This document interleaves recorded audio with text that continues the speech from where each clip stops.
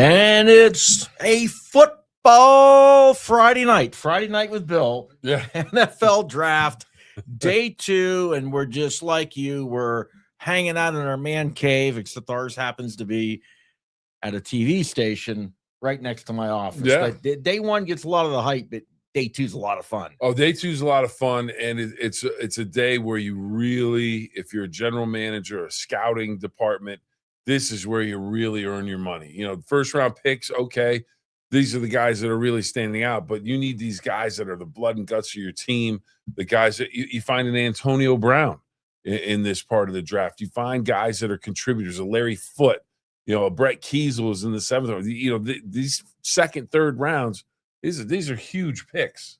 Now, as far as the Steelers and Browns, they're going to have a lot of fun tonight because the Steelers, a lot of picks. The Steelers have a second-round pick, the 53rd pick overall, then 3 third-round picks. The Browns have a second-round pick, and then they've got 2 in the third round. The Bengals also have their first pick. The Bengals, one of 8 teams, the 49ers, Bills, Bengals, Colts, Falcons, Packers, Jacksonville, and Denver, that have yet to make a pick in the draft. So a fan of those teams, you can't wait because you get to find out about your first pick. Steelers made their first pick last night, and we'll hear from him in a little bit later in the show because our Jack Hillgrove is at Steeler headquarters, and we'll hear from him to talk about the Steelers' first pick. So we're ready to rock and roll and be talking draft. And the 49ers with the first pick here in day 2, the Cardinals with the second one, and then the Bills the third one. I think talking right off the bat, Carson Beck, the Miami quarterback, will probably go to the Cardinals, and the Bills will finally get a wide receiver. So there is Jack Hillgrove, and you got to meet the Steelers' number 1 pick. What did you think? You guys hear me okay? Loud and clear. Yep. So it was interesting because Maxi Honachor is a guy that hasn't started playing organized football since 2021, and his story is actually pretty remarkable. He moved to Compton, LA, obviously California, when he was 13 years old, from Nigeria. He is a guy, again, that was a soccer player growing up. He played basketball. He's a really good basketball player, and then he gets to a JUCO school in LA and starts playing football. And his story, like I said, is really remarkable in that he is got a ton of upside. The physical specimen, as soon as he walked into the room, you could tell right away, okay, this guy is going to be, he could potentially be a really good offensive lineman. He's got the build for it, but he is incredibly raw. And one of the things that I think is really upsetting with fans is like, okay, the thought process is here we go again with another project offensive tackle because the way it's shaken out with Broderick Jones, it hasn't really worked out all too well. But he, has the tools and has the ability, I think, to be a tackle in the NFL for a really long time. And he was asked today about position flexibility because yesterday it was emphasized by Mike McCarthy in the post-pick press conference that they had with the media last night. Coach McCarthy said he's going to start out at tackle. And then the question then pivots to, okay, well, what about Troy Faltanu? And then Mike McCarthy says, well, those are conversations that we're going to need to have. So it sounds like that Maxi Honachor is going to be the everyday right tackle to start. And then, Faltanu might slide over to the left side. He was potentially going to be a guard coming out of the draft a couple of years ago. So could he play left guard? It's all very interesting. But Maxi Honachor is going to be a tackle to start. I would venture to guess on the right side because he hasn't played left tackle since the JUCO days before Arizona State. But, he impressed right away and seems ready to roll. I was going to say, Jack, did anything change your mind today on seeing him in person and getting a look at him in terms of, okay, I feel a little more confident that this guy might be able to get this done? Or is it still just a big question mark because he hasn't played that much football? And, everybody's saying it's a ceiling that is sky high, but the floor is pretty close to where he's at. Yeah, we're going to find out how good of an offensive line coach James Campen is off the get go. Obviously, he's been in the NFL for a really long time. Was with Mike McCarthy in Green Bay, as were a lot of the coaches that Mike McCarthy hired for year one. But we're going to find out right away how good of an offensive line coach he is because they have to plug him in somewhere.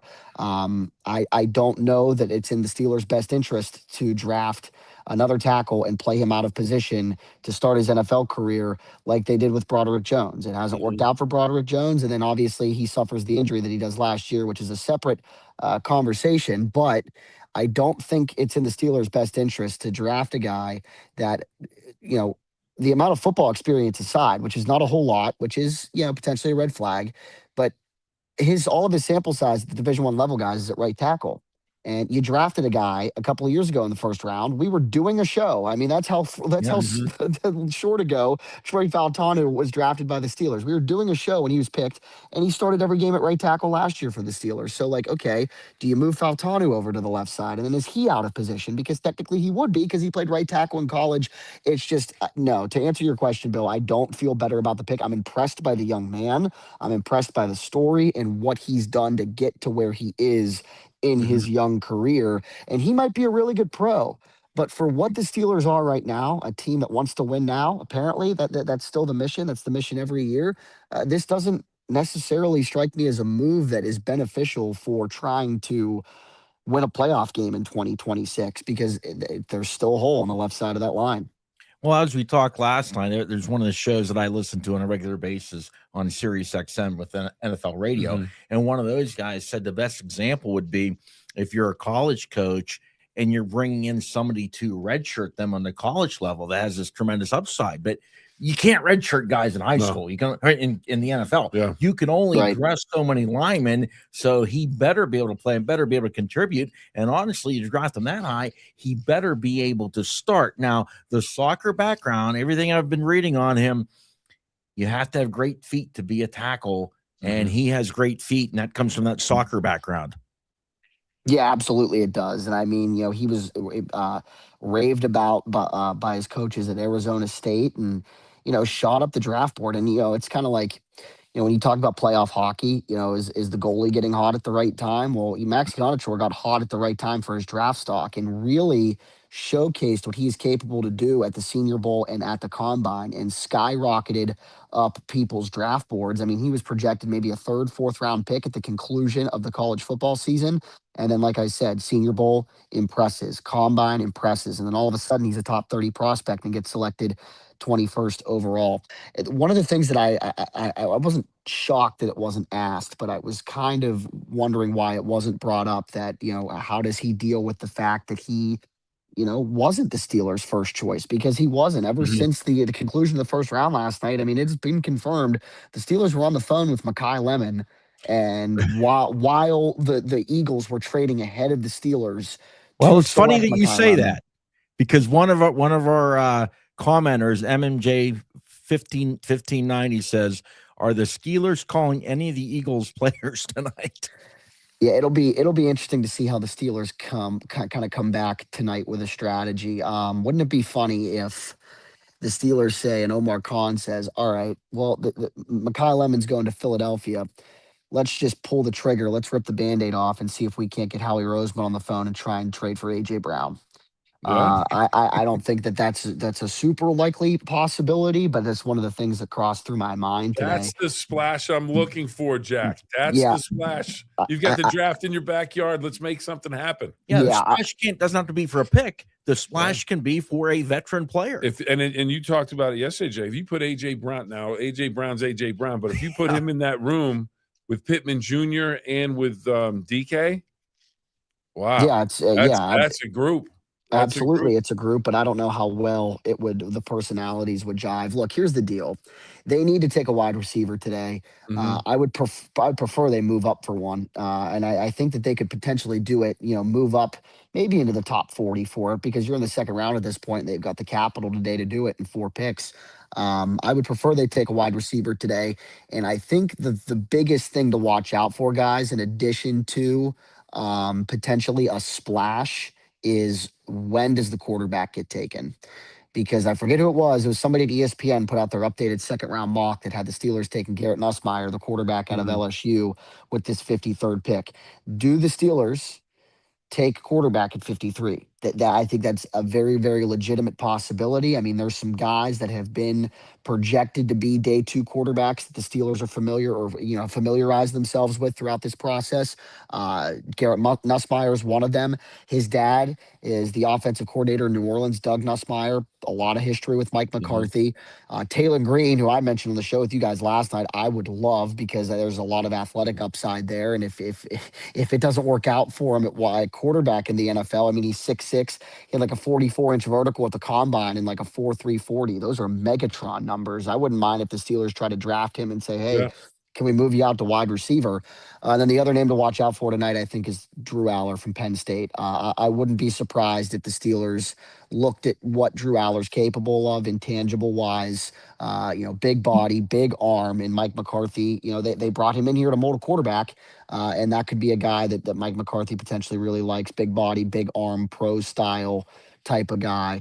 A name to keep an eye out for tonight. If I had to make a prediction, I don't think 53 will be a quarterback, but they've got 3 picks tonight in the third round, and I would venture to guess one of them will be for a QB. Jack, real quick, getting back to the to Max. Did any of the coaches, how did they describe him? You'll hear coaches talk about Yeah. he's got great feet, great hands. He's got a good punch. Tunchil can always just talk about, the punch with an offensive lineman or a mean streak. How did they describe him? Because I know he's a project, but there's got to be some qualities there that they see that, okay, we can work with this. Yeah, angry, kind of thrives on, building on momentum, right? Like if he wins a couple of pass block reps in a row and kind of asserts his dominance a little bit, talk a little smack, that's a kind of a situation I think he thrives on. But more than that, I think Mike McCarthy said it last night after the pick, like our offensive line coaches were jumping up and down in the draft room. They're excited to get their hands on this kid.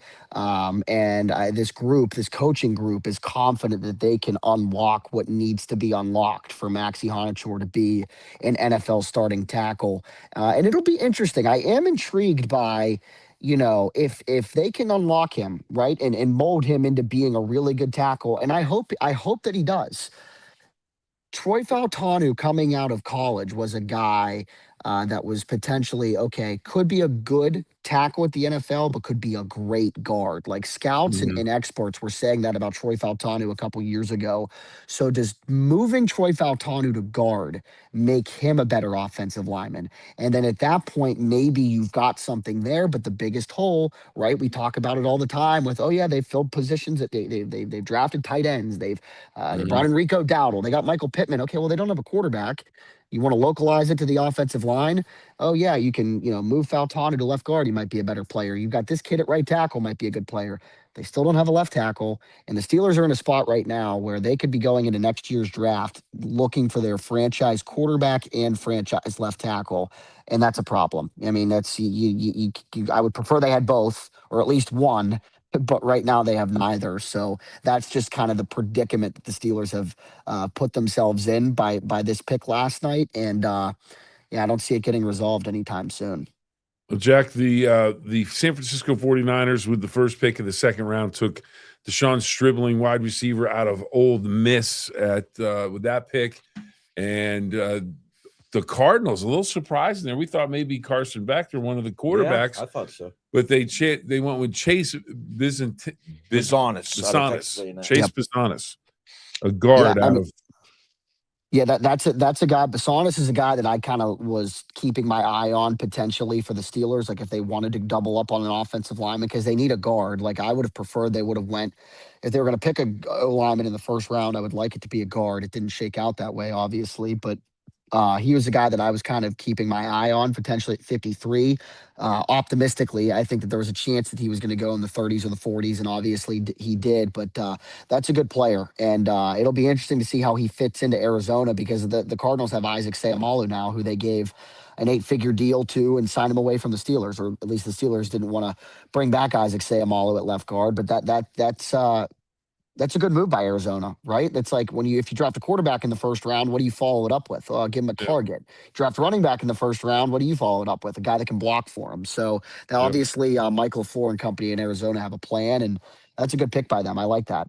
Well, the Bills will finally get the pick after I lost track. 3-4 trades. They kept trading down last night. So this would have to be Denzel Boston out of Washington, I would think, because they want another receiver. They really need receivers. You've got Josh Allen, and you just don't have any weapons to surround him. Yeah, and that's what's held them back, right? I mean, if we and you guys are more in this age range than I am, I just kind of go back and reflect early on 40s, it. yeah. Yes, absolutely. Like you go back and look at how much of a crime was it that Dan Marino was the pro that he was in the NFL and never won a Super Bowl? Like, how much of a crime would it be if Josh Allen completes an NFL career without even getting to a Super Bowl? And one of the things that's held them back from achieving that is the fact that he has had just nobody to throw the ball to, albeit with Stephon Diggs. And obviously that ended up being a kind of a gnarly breakup. But he needs somebody. And Denzel Boston was a guy that a lot of people had their eye on in the first round for the Steelers. It didn't work out that way. Obviously, they went a different direction. But if Buffalo is able to trade down a couple of times and get more capital and still get a receiver, one with a first round grade, that's a W for the folks and for Joe Brady and the folks up in Buffalo. Well, we can't ignore the elephant in the room, or shall we say the blocking dummies in the room. Tell us about the surroundings that you're in. Yeah, I can take you on a little bit of a journey. So we are in the indoor complex at the UPMC Southside facility that Pitt and the Steelers both share. So there's the sign behind me, and then you've got the ACC championship banner from 2021 for Pat Narduzzi. Yeah. And then you've got the Pitt legends over there, and then you've got on the other end there the Steelers Hall of Honor. And there are I was sitting in the indoor facility. There were blocking dummies behind me, so they were back there. But I mean, the rules that we've got to follow. Bill, you know the rules. There's a lot of them, and there sure are. any stand-ups, any live, anything, right? Any live hits in the news or anything like this, you got to either come into the indoor facility or leave the property, go across the street. So luckily, I've got my camera light here, my phone camera light. I can clip it onto my phone, and I've got my AirPods, and I think I look pretty darn good. Not physically, but like the picture looks good. And your hair looks great. I've got to meet your hairdresser, but the Big Bruiser is with you too. And you got to love Big Bruiser behind you. Here's the interesting thing: T.J. Parker, an edge rusher. Oh, you got to be kidding me! Josh Allen's like throwing stuff. He's eating spaghetti dinner and throwing a plate at the wall right now. Come on. I'll tell you what. That's a surprise. Huh? The number 9, Mel Kiper's number 9 edge rusher on the board. You moved down 3 times to do that? What's as crazy as did I miss it? Did Zion Young get picked? No, he's still available. He's a top-rated edge rusher. He's still available. The other one that I'm kind of keeping my eye on too, guys, a guy that took a top 30 visit, and I mentioned him last night on the show. If he slips to 53, the safety from Toledo, Emmanuel McNeil-Warren, is still there. And, it's like people might think, oh, Toledo, what the heck? But they've got a pretty good cornerback in the NFL that the Eagles took a chance on, and Quinyon Mitchell, and he's had a pretty darn good career. So if he's anything like, the other defensive back that came out of Toledo a couple years ago, that's going to be a good pro. And he can do a lot of things too. I think that's one of the things that the Steelers prioritize a lot is position flexibility, something Mike Tomlin emphasized, and I think Mike McCarthy does as well, right? This is the same way with Maxi Honachor. Right tackle, left tackle. He says he can play both. I think the Steelers are kind of floating that opportunity around there. I think he's a right tackle, but there's a possibility that Honachor is a left tackle. Safety. McNeil-Warren can play free safety, can play strong safety, can get down in the box and run stuff. Wide receivers, can you play inside? Can you play outside? Can you play the Z? Can you play in the slot? A lot of that is, I think, something that the Steelers are going to emphasize throughout this weekend. So Emmanuel McNeil-Warren, a name that I'm going to keep my eye on. I just wonder at this point, does he slip to that point at 53? And we've got to trade. Well, we've got to trade. Yeah, the Raiders and the Texans with the trade. So the Texans move up, and their defense last year was outstanding. So you got to think this might be offensive line possibly.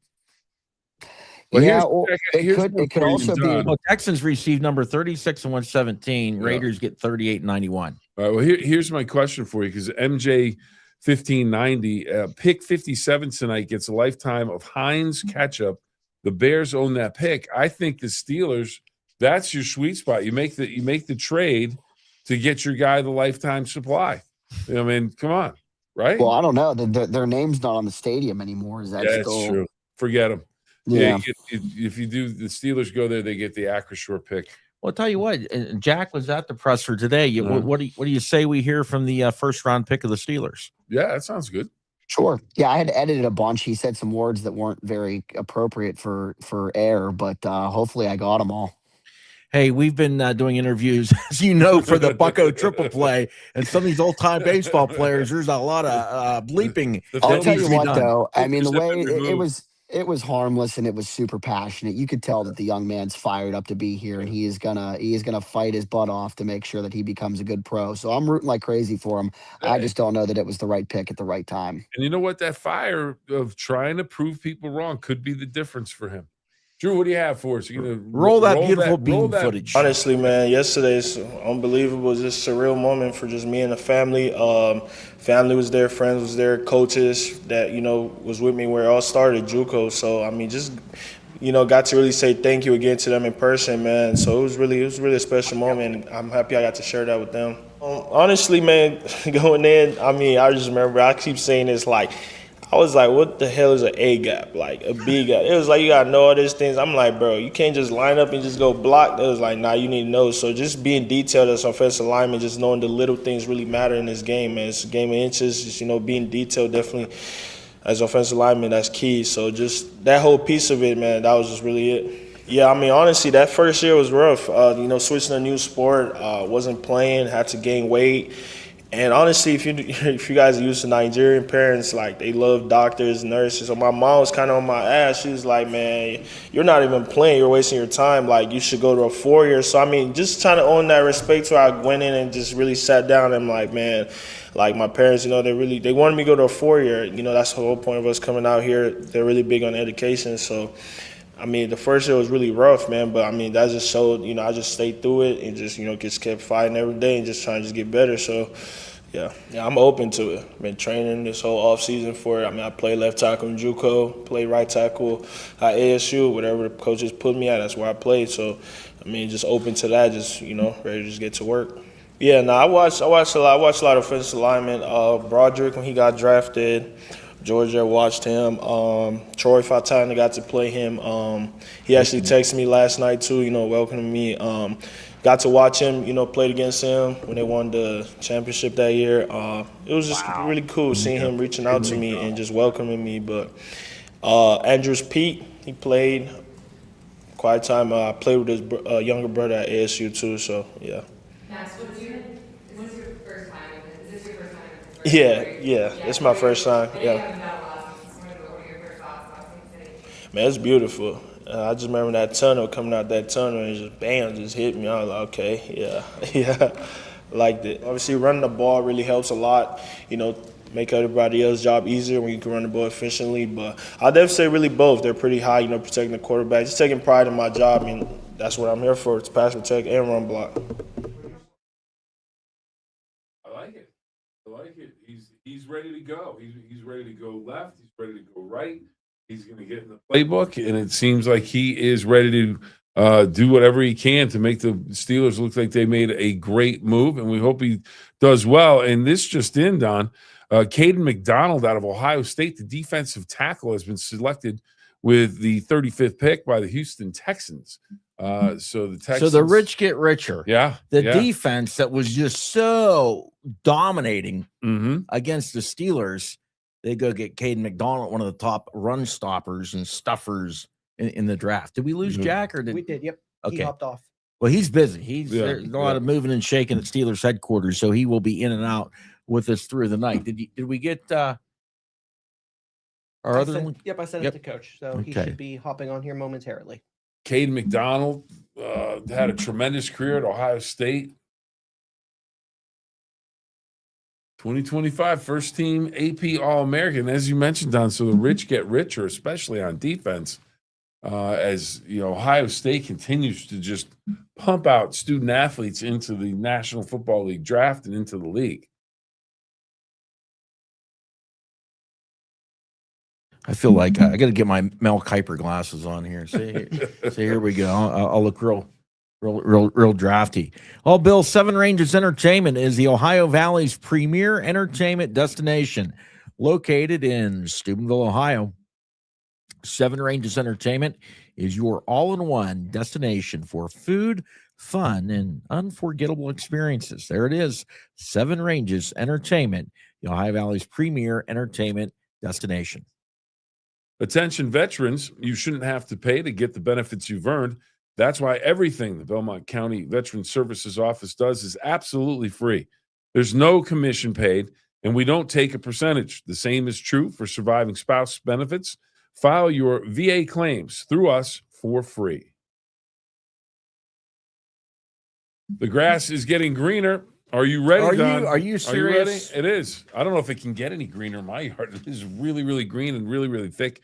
Needs another cut already. The grass is getting greener. Are you ready? Check out D&J Sales and Service 8 miles west of Caddis on State Route 22 for all of your farm equipment needs. Craving something seriously delicious? Grab a slice of DeFelice Brothers Pizza, home of handcrafted pies loaded with fresh toppings and bold flavor. Whether it's game night or dinner on the go, DeFelice Brothers Pizza DeFelice Brothers delivers every time. Order now and taste the difference. Switch and save with First Choice America. Receive $250 in cash when you refinance your auto loan with First Choice. Switch and save with First Choice America. Protect what matters most with Lotteman's Communications and Security. From homes to businesses, their managed security systems are monitored 24/7 and built with cutting-edge technology, giving you control, confidence, and even instant lockdown when it matters most. Lotteman's Communications and Security, always connected, always protected. And first impressions matter. Make yours shine with Ms. Dawn's first-class commercial cleaning. From offices to industrial spaces, they deliver dependable, top-quality cleaning tailored to your needs. Call today or visit MsDawnsCleaning.com for a free estimate. And the Pike 40, a gathering place to enjoy the Ohio Valley's best cuisine. The menu represents some of the area's favorite Americana and comfort dishes, along with offerings that reflect the rich immigrant history specific to the region. It's in Morristown, the Pike 40 Restaurant and Bar. This is day 2 of our NFL draft coverage on Newsline Sports on the Go. We just heard Jack Kilgrove check in from Steelers headquarters as he's there getting ready for their multiple picks tonight. And we always like to check in with former coaches. And we've got a coach, Mike McKenzie, and he is there at the draft. And he's trying to check in with us. Mike, can you hear us? I can hear you, Don. What's going on, buddy? I can't see you. You want to turn your camera on? Yeah. Well, there you go. Hold on. So We can hear you. there he is. There we go. Live on the scene. Turn it sideways, not straight up and down. You look better. You look thinner. If it's there you go. It's hard to hear you guys. Okay, well, you talk to us. What is it like? You're there in the mosh pit. You're right in front of the big stage. What's it like? Cutting in and out. We'll see. Poor cell service might be what it's like. Or cell service for 300,000 people at one time. We lost him. He'll be back. All right. Well, we'll Colton go back and get him. But there you kind of trying to give you a little taste of what it's like. All right. So when he comes back, we'll bring him up. So Mike McKenzie, we've known for a long time. Coached at Edison, coached at Indian Valley and Weir High, and is up at Beaver Local, and he's up at the NFL draft. So the pick is in, and apparently it looks like Colton Hood, cornerback out of Tennessee, will be a New York Giant. I'll tell you what, I like what the Giants did yesterday. Good And there you go. The edge rusher and Reese. You get the offensive lineman out of Miami. You get Hood out of Tennessee. Oh, Hood's an outstanding Yeah. corner. He's battled some injuries though. Yep. If he can stay healthy, but that's a solid first 3 picks in your draft. The Giants doing a good job, and that's a possibly draft. Yeah. Possibly the top offensive tackle. One of the best defensive guys in Reed. All right, Mike McKenzie, what's it like, Coach, down in the mosh pit at the draft? Can you guys hear me now? I can hear you. All right. Yeah, it's hard. It's pretty loud down here, but it's crazy. It's Just tell us what you're experiencing.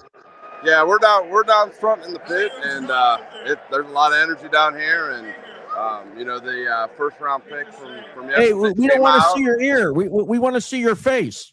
You dropped out again. Okay. All right, we'll try that again. Raider Nation is on the clock. Of course, they just made that trade with who did they make that trade with? With Houston. With Houston. Oh, here we go. The linebacker for the Raiders. Oh, is that Villapiano? No, I think it's Millen, isn't it? Oh, that's Matt Millen. Okay, man. All right. He looks anyway. like he still come out and hit somebody. Yeah, he does. Yeah, he does. Malik Neighbors was not happy. He's back. All right, we're going to give it a shot now. Fire away. What's the atmosphere like? Yeah, guys. Can you guys hear me now? Yep. All right. Yeah, it's you guys were asking. It's a lot of fun, as you guys can see.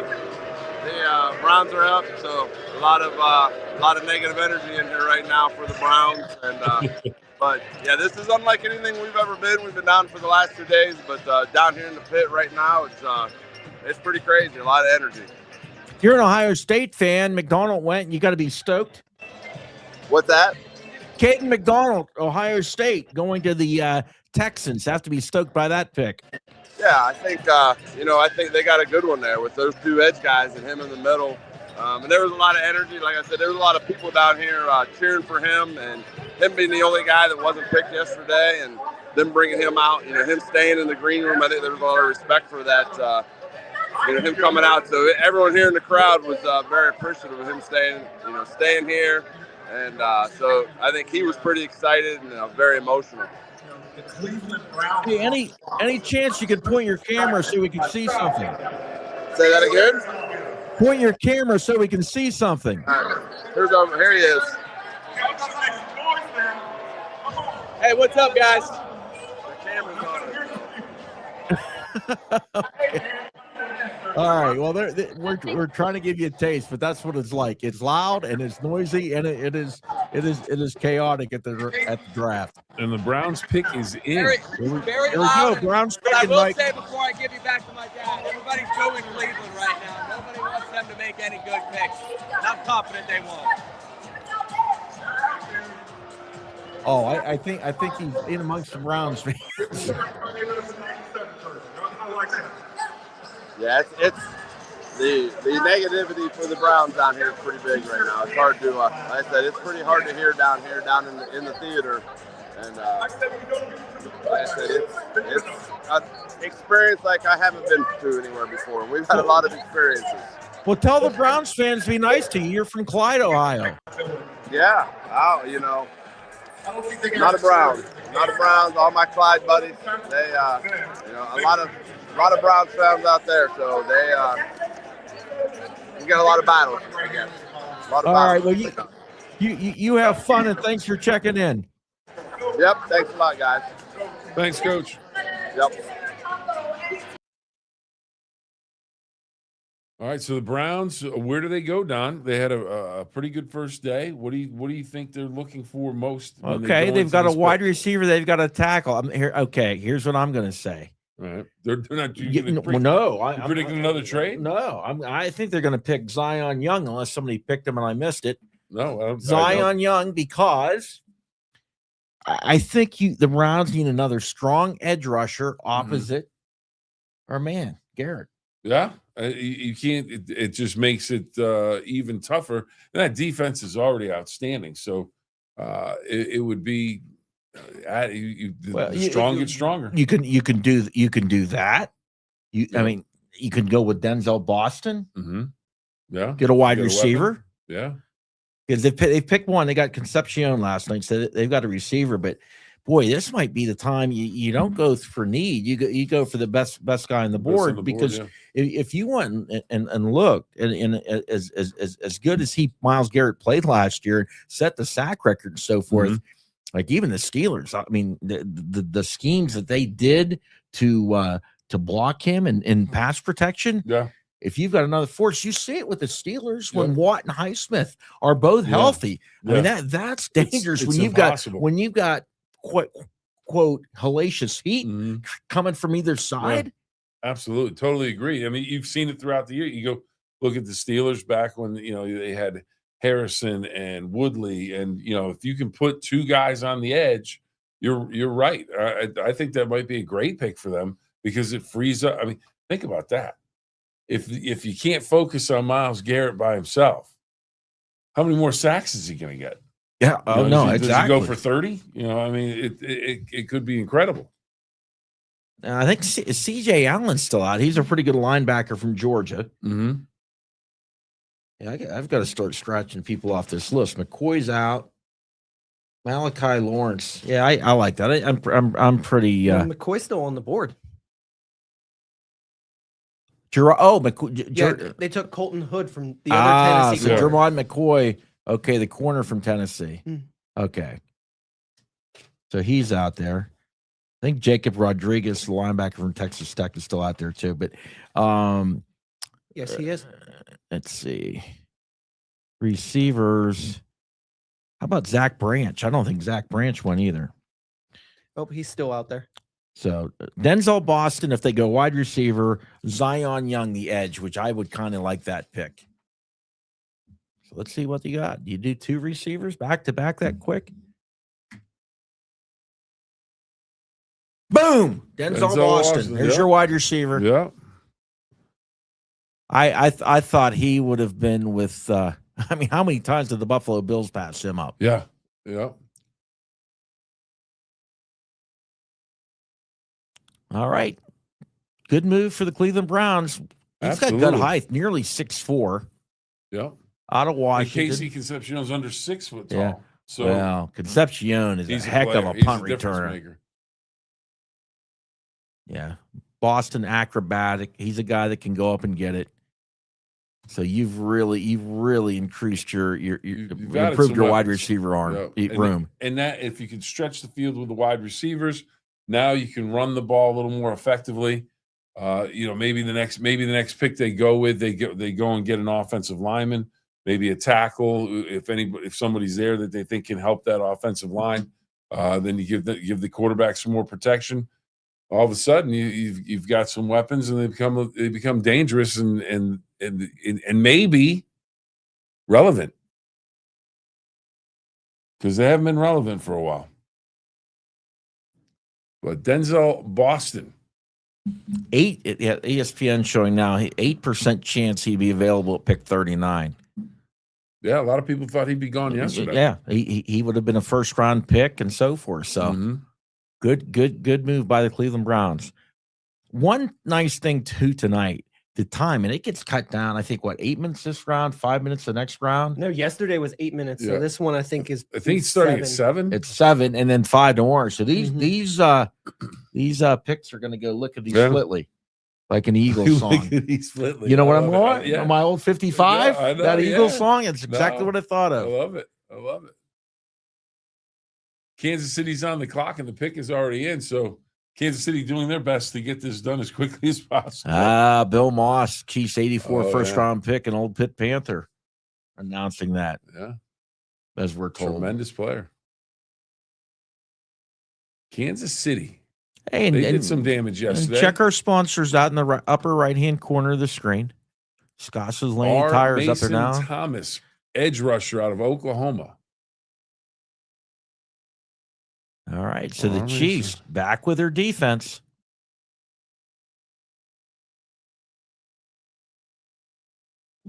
I mean, I will say this for the organization, and I know some people have gotten tired of Kansas City. Patrick Mahomes. Everybody Kelsey, gets tired. yeah. Whoever wins When you all win, the time, you get everybody tired of gets it. tired of it. But I'll tell you what, Andy Reid and that crew there, they go into the plan. They stick to the plan, and more often than not, they come up with the goods. And our Mason Thomas, off the edge for Oklahoma was a problem for a lot of teams, and now they're hoping he'll be a problem in the AFC West.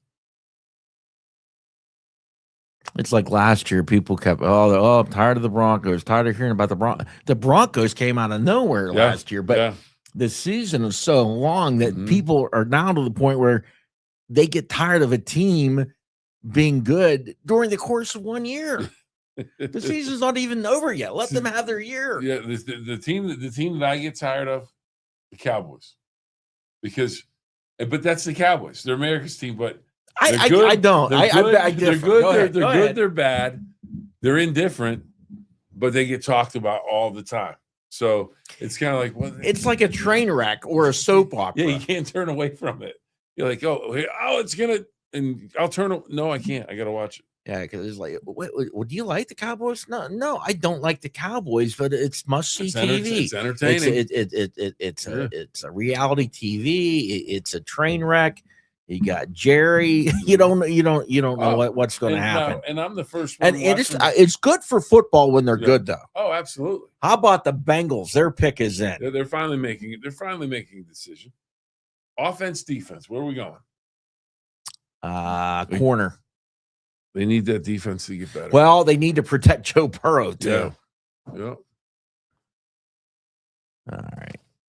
So the corner, who they gonna beat them? The corner from Tennessee. I had Bengals season tickets one year. I had a blast. That was the year they went to the Super Bowl. Edge rusher. Cassius Howell, edge rusher, Texas A&M. Now his nickname's got to be Cash because their big rusher went to the Ravens. Mm-hmm. Yeah.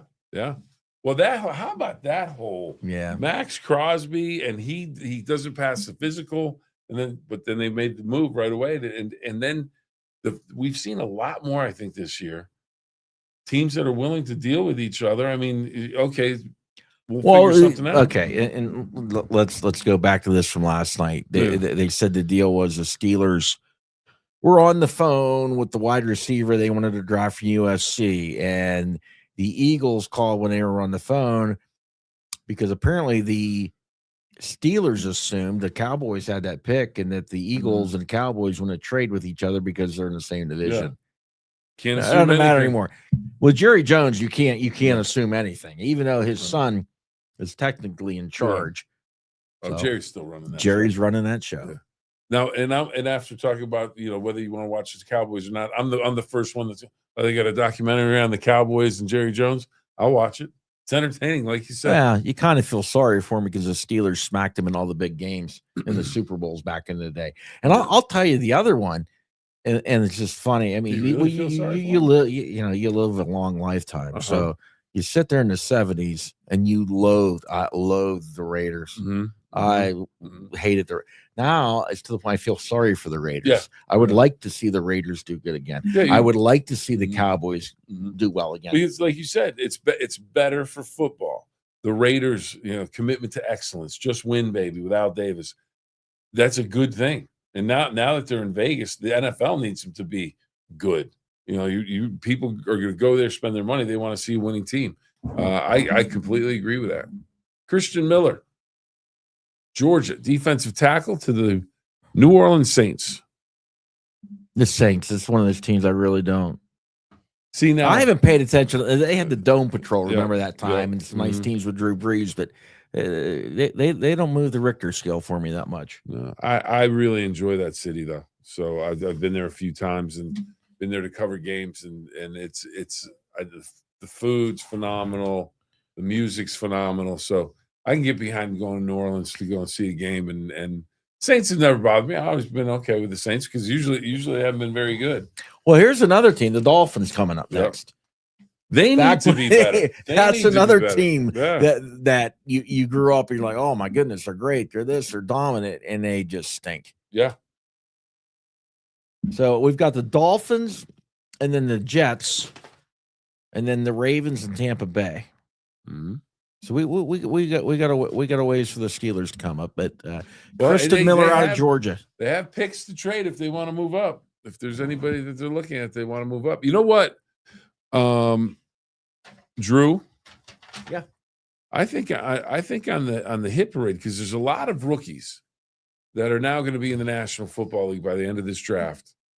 And you see the parties, you see how many people are at the, and it's kind of a cautionary tale. Make sure you don't make mistakes with your money. You're not, so let's hear from Heath Miller, who was drafted, was it 21 years ago, 2005, 30th pick, first round overall by the Steelers. He has some advice. I talked to him and asked him about that advice for the rookies. I would think just stay humble, come in with a hard work, your hard hat mentality, learn the playbook, just dive into the playbook, work as hard as you can in practice, be authentic with the media, be yourself. People in Pittsburgh appreciate that. If you're not yourself, then people are going to see right through you. So just be yourself, work hard, and play the game with the physicality that I'm sure you wouldn't be here if you weren't a Steelers type guy. So just be yourself, work hard, learn the plays, and the rest will take care of itself. And that's exactly what Heath Miller did. He came into town and got down to business. No, nothing extra. No fluff. No sensationalism. It was just, here, I'm Heath Miller, come from a small town. I'm going to work hard. I'm going to catch passes and do my work. And he did for 11 seasons and just. Well, we've got more from him. Did we have him sure talking did, yeah. about the Heath chants and all that? We got him reflecting on the moment of being drafted. Well, let's reflect on that moment of being drafted. For me, I got the phone call first, and it was a 412 area code, and having did the pre-draft visit and everything, I knew that was Pittsburgh, PA, and I forget who was on the line first, and they asked this if I was available, if I'm healthy. I said, sure, yeah, of course. And they're like, well, hold on a second. And then I'm waiting. And then they get on the phone and say, Coach Cowher would like to talk to you. And then he kind of tells me, and I think I actually walked out of the room so I could hear Coach Cowher speaking on the phone when my name actually went across the screen. But it's just kind of like, as you said, it's a combination of all those feelings. It's relief.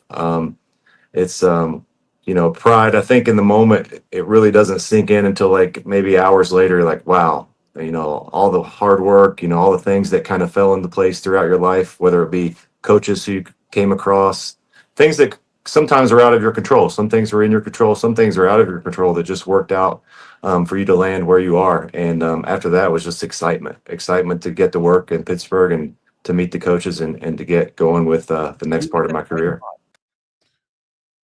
Well, Heath Miller, I did ask him about the chant, and I don't know if we have that cut up, but I can tell you this, Don. He said it was the first preseason game that he played in, and he wondered what they were saying, and he couldn't really understand what he was like. What are they saying? What are they chanting? And I don't know if someone on the sideline told him. And he said, I thought they were booing.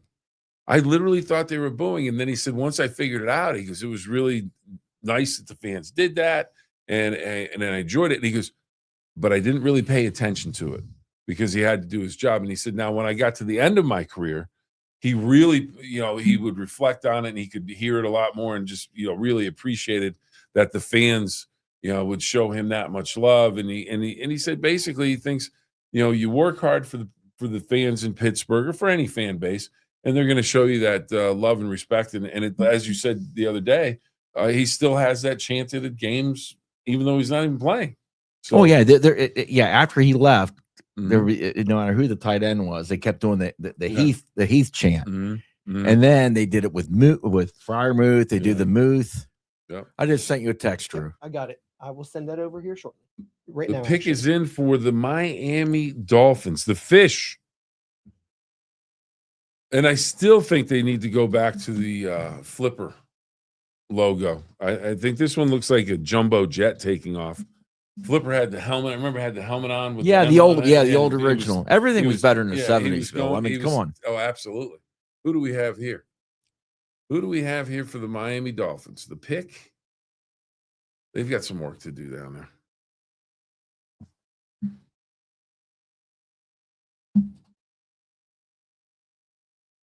Jacob Rodriguez, linebacker, out of Texas Tech. Yeah. He's a player. He was one of the guys they were talking about, the Heisman, and so much that he did for Texas Tech. Yeah, I watched him in the a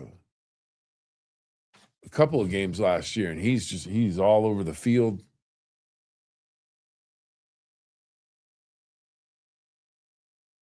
And if I recall correctly, his wife is in the military. She flies Apache helicopters, I think. Yeah, I want to keep an eye out too. I think Kyle Lewis out of Pitt, who was phenomenal, a linebacker for them. He'll transition to being a safety in the NFL. I think he can be a steal for somebody as well. He can really run, and that's that you can make that switch to safety. But Jacob Rodriguez off the board at 43 with the Miami Dolphins, and again, getting to see him last year when Texas Tech had an absolutely sensational season. He is the real deal at linebacker. He's going to be critical for Miami, and it'll be interesting to see how they continue to build down there. So that puts the Jets on the clock. Another trade. No. Yes, trade. Jets, Ravens, the Buccaneers. Could this be the Steelers making a trade? Could it? No. It's Detroit. New York trades pick to Detroit. Well, they've got a relationship there. Coach Campbell and Coach Glenn. Coach Glenn There was you the go. defensive coordinator for Coach Campbell, and now so that makes sense. You see that little, hey, we're going to try and scratch each other's back, make a trade. See how this goes. So the Lions will pick here at number 44. Detroit. The Detroit football. The Motor City Kitties is like. I don't remember who the Lions go with in the first. No, they got I the don't think tackle. They needed a tackle, and they got one in the first round. Oh, they took Blake Miller from Clemson. Yeah. The guys, the Jets are going to get 50 and 128 from Detroit. Stocking up on those picks. The Lions take Derek Moore, edge rusher out of Michigan. Well, they're loading up on Michigan Wolverines on the corners on defense. They don't have to worry about selling tickets anymore because they've got a good team. So yeah, absolutely.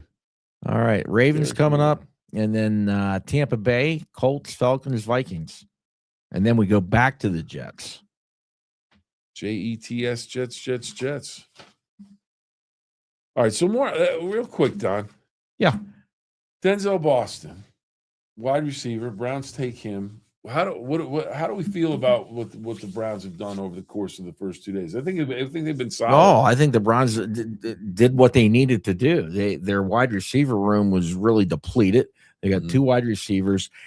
They did a nice job pre-agency with offensive linemen, but they needed a tackle, and they got that tackle. So they're drafting good players, but filling needs at the same time. Yeah, I like what they've done. I think, is this a year where the Browns step up and make that move? I think a lot of it's going to come. Well, they came on strong, very strong at the end of last year.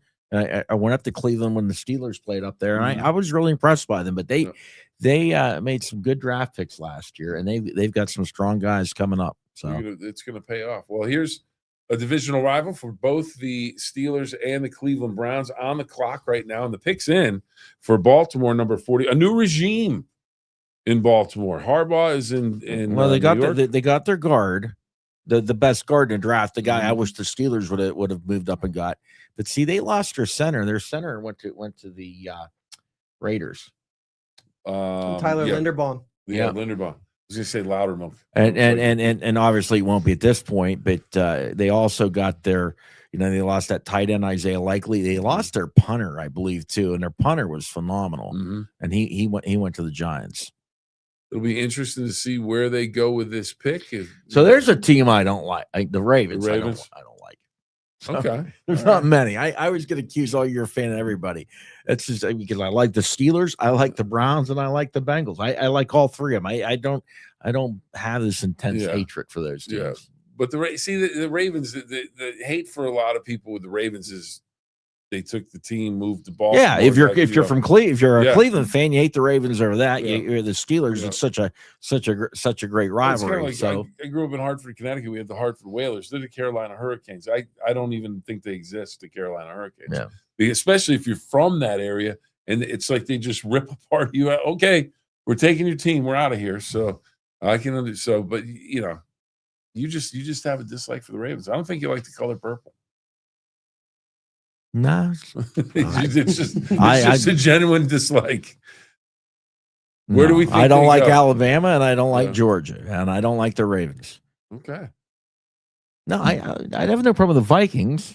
But once Yeah, again, I have sure, yeah. empathy for the Vikings Yeah. because the Steelers beat them in the Super Yeah. Bowl, Yeah. and the Steelers. Remember the one Gary Anderson missed a field goal Yeah, against the yeah, Falcons that would have yeah. put them in the Super Bowl. Yeah, and it was after he had kicked for the Steelers. Yeah. Oh yeah. Oh, and he hadn't missed anything that year. No, it was no, he money had in the bank. Yep. no. So the Minnesota Vikings, I feel sorry for them, but like them. I've always liked the Vikings. I was I do like the Packers. Packers Okay. are my okay. if there's an off the wall team that Yeah. what I mean, you like I like the Packers. I was a Viking as a youth football player. I don't think I can use the term that they would use for the league for back Well, in the if you day. get some extensions, you could be a Viking for Halloween. I could. Well, and they even had it was great because it was the first Do they time- have hair extensions for 62-year-old gray-haired men? I don't know. I don't know anyone that's 62 in this room. So let's not get carried away with that. What? No? No, not 62. No. Oh, 60. Yeah, you got Okay. yeah, Well, okay. you're acting like I'm in the wrong stratosphere. I have no problem with my age, but Well, wait a minute, but not Vikings. What's the Vikings? Like Vikings Valhalla and all that Oh, stuff. yeah. That's the end But the thing. neat thing was that was the first year that they had the helmets that looked like the pro helmets. Yeah. So we had the horns on the side, the purple, the whole Oh, I like Coach Drown.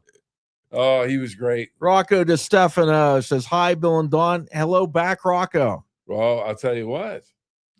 There you go. It's about half an hour. Is it 8:30 for Steve's Fish and Chips tonight? I'm checking because about the a old half hour. old stomach's starting to growl there, William. Well, Yeah. All right, Rocco. There we go. All right. So we're gonna Rocco, who are you a fan of? What's your team? all right, the pick is in. All right. The Baltimore Ravens. The Edgar Allan Poes of the National Football League. Do they go back with more offensive line help? See, that's the thing. Emmanuel Pregnon, the guard from Oregon, something to keep an eye on.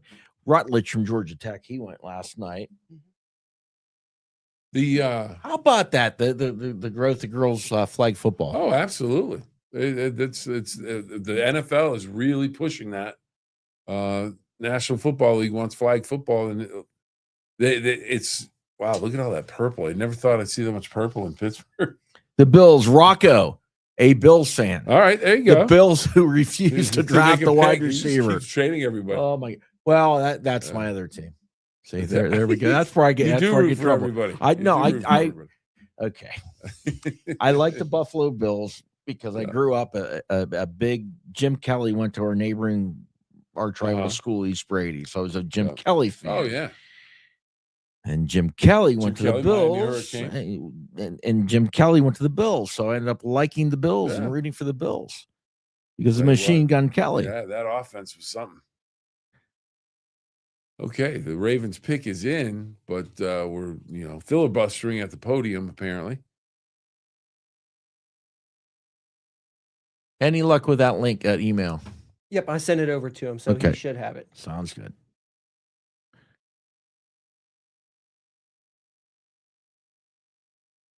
I'm just throwing my hands up because they're just Zion Young, Edge, Missouri, edge rusher. That's the from guy. Missouri. That's the guy I've been saying Yeah. that somebody needed to grab. He's a dandy.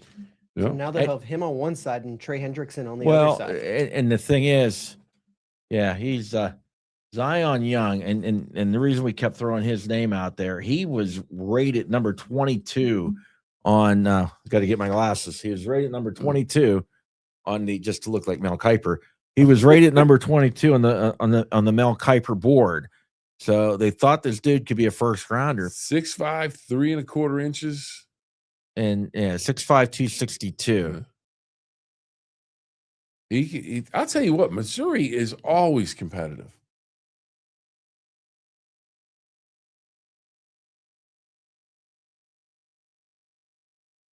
Zion Young. But yeah, definitely a speed rusher. Well, it just Mad Max, the Steelers' first round pick. He's gonna have his hands full with some rushers in the AFC Central. Mad Max AFC needed to be redshirted. Yeah.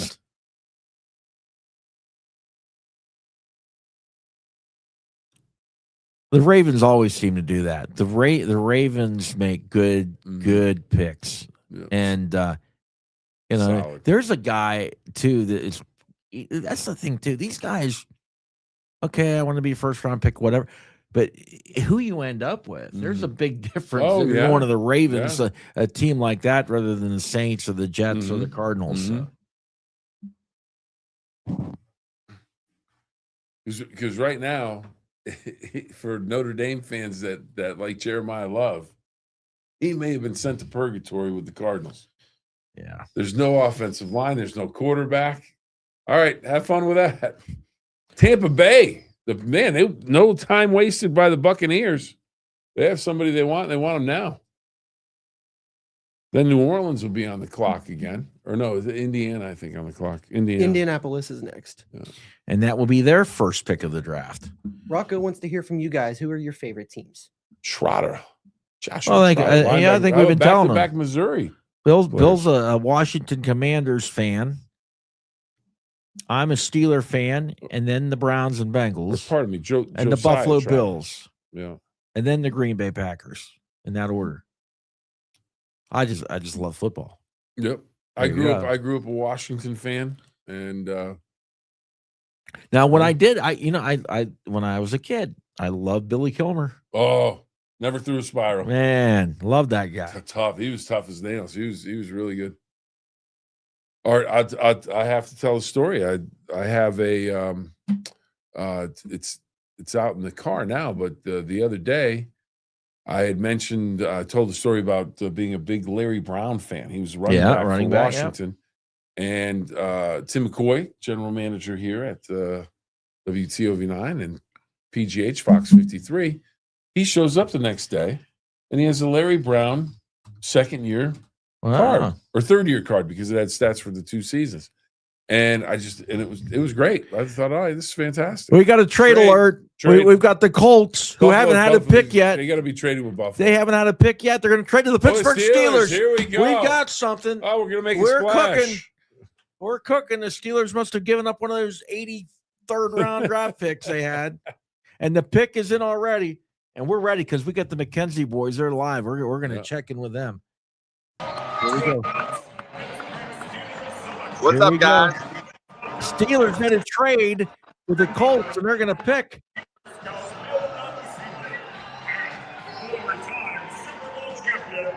We think it's McCoy here. Looks great. Is it McCoy? I think that's what Coach said he thinks it's going to be. Yeah. The corner. That would be a huge pick. 2026 NFL draft, Pittsburgh Steelers select Who? Ooh, I didn't hear. Wow. Very surprising. Well, who is it? They went The with people here seem to Jeremy like Bernard, it. Alabama wide receiver. Oh, okay. Okay. Well, what's the reaction there? Were the fans glad, sad, or mad? They are glad. They're super excited that I think we got a receiver. I don't know that anyone had this guy on their list, but everyone here, as you can see, pretty excited about the pick. I think obviously everyone wanted a receiver here, so I think any receiver was going to get a pretty good reaction, but these guys seem to really like it here. So the Steelers received number 47 and 249 for the Colts for 53, 135, and 237. All right, I don't know. I don't know algebra. I don't know. We gave them some picks. They gave us picks. We moved up. He's got good size. What is he? Oh, okay. That's the guy. He was at Washington and came with DeBoer to Alabama. He does have good size. Catches the ball nice with his hands. So that was our coach on the scene, Mike McKenzie. And see, he had his son, Michael. See, you got to go with the youth movement. Yeah. All of a sudden, you got Michael involved, and then you had a signal, and you had a good phone call. Mhm. And you could see and said, I think he thought we were on radio for a minute. Is that right?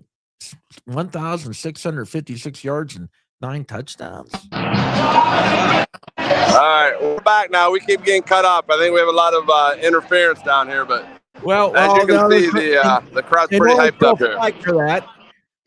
So tell us, set the scene. What's that? The mood. Set the scene. Tell us how was the mood? Yeah, it's pretty exciting down here.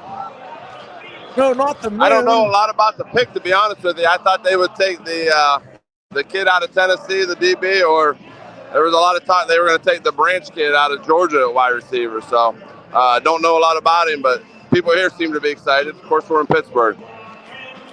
Well, it's a Friday night, and I think alcohol's allowed, so I imagine they're going to be excited no matter what. Yeah, I agree. I think there was a lot of negativity yesterday, but when their first-round pick came out here into the crowd here earlier here before the draft started, there was a lot of excitement. So, yeah, I think people are a little looped up, and I think it doesn't take a lot to get them excited right now. Yeah. How is the crowd? Were you there last night? Yeah, I was here last night. I will tell you this, that they did a phenomenal job managing traffic. When we came in yesterday, we came down Green Tree Hill probably as fast as I've ever come down. I think I tapped the brakes once. So the NFL and the city did a really good job with the transit. We stayed on the south side, and we got from the south side to the casino at like 13 minutes, and then we walked around. And they've done a really good job with the crowd. With the, they said they had 320,000 down here. It's not nearly the traffic gridlock that you experience at a big Steelers game. Well, heck, I experienced traffic gridlock on Paul Steen's pitches. So yeah, I think we both experienced that, right? I'll be honest with you, it was it was better than a Pirates game than a lot of times. So.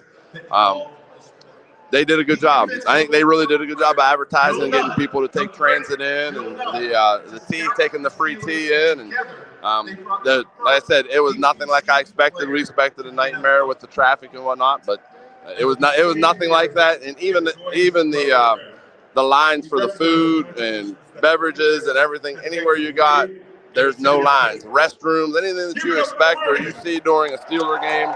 There are none of those lines. But once again, they've built so many, and it's crazy the amount of buildings that they've built down here that I guess are temporary, but they almost look permanent. Let's go. Well, the Steelers don't have cheerleaders. Who are those cheerleaders in front of you? Yeah, I don't know. Here, these guys in front of us, I don't know. They must have brought them in. Well, what's the crowd like tonight compared to last night? I mean, either that or you guys got in a really good spot somehow. Yeah, we're down in the pit because we're season ticket holders. The crowd tonight isn't as big, but it's still big.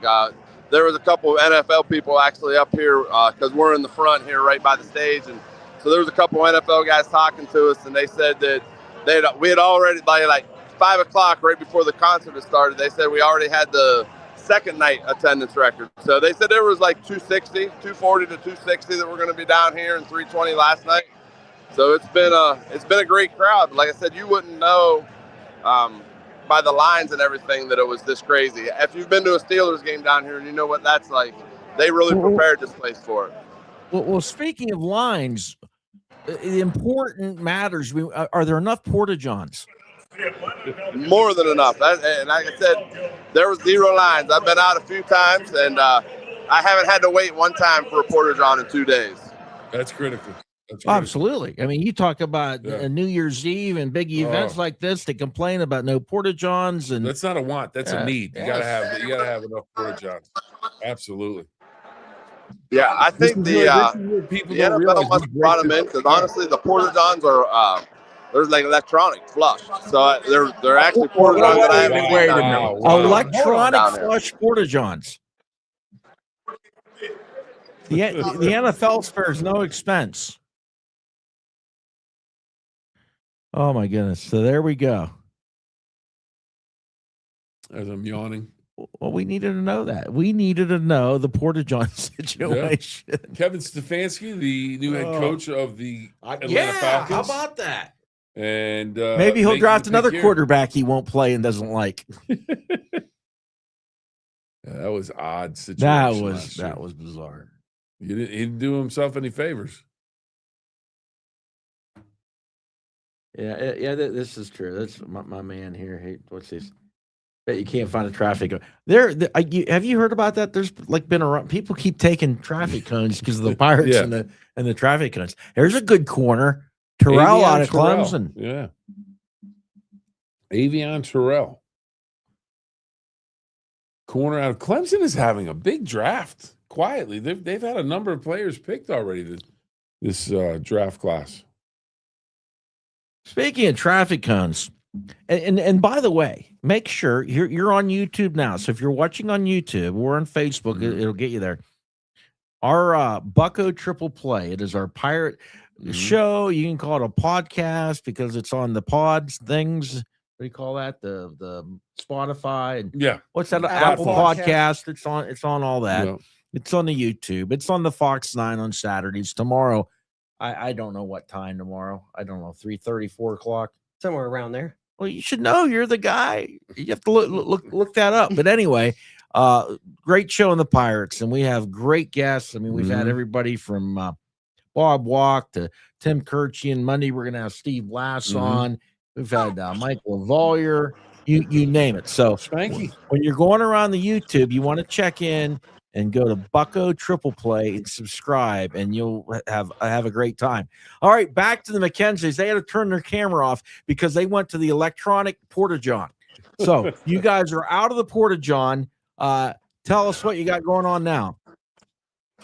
We're just waiting for the next pick. I don't know if our camera, like I said, we keep losing connection here. I think it's just the cell service and everything's overwhelmed with the number of people down here. But, we're just waiting for the next pick. I think that's one of the things that's a little frustrating. There'll be 2 picks in, and they still haven't called anyone. So it's a little bit slow as far as them announcing, but right now the pick's in, and we're just waiting for them to call. Do you want some breaking news? Do you want some breaking news? Yes. Connor Griffin just hit his first major league home run, my friend. Wow. And nice. We were trying to stream the game down here, and we couldn't stream it. So he missed hitting a teenager by 1 day. We don't want to illegal stream with anybody. Minnesota with a trade to Carolina. But you can always remember where you were. You were talking to Bill and I on News 9 Sports and the Go draft special when Connor Griffin hit his first major league home run.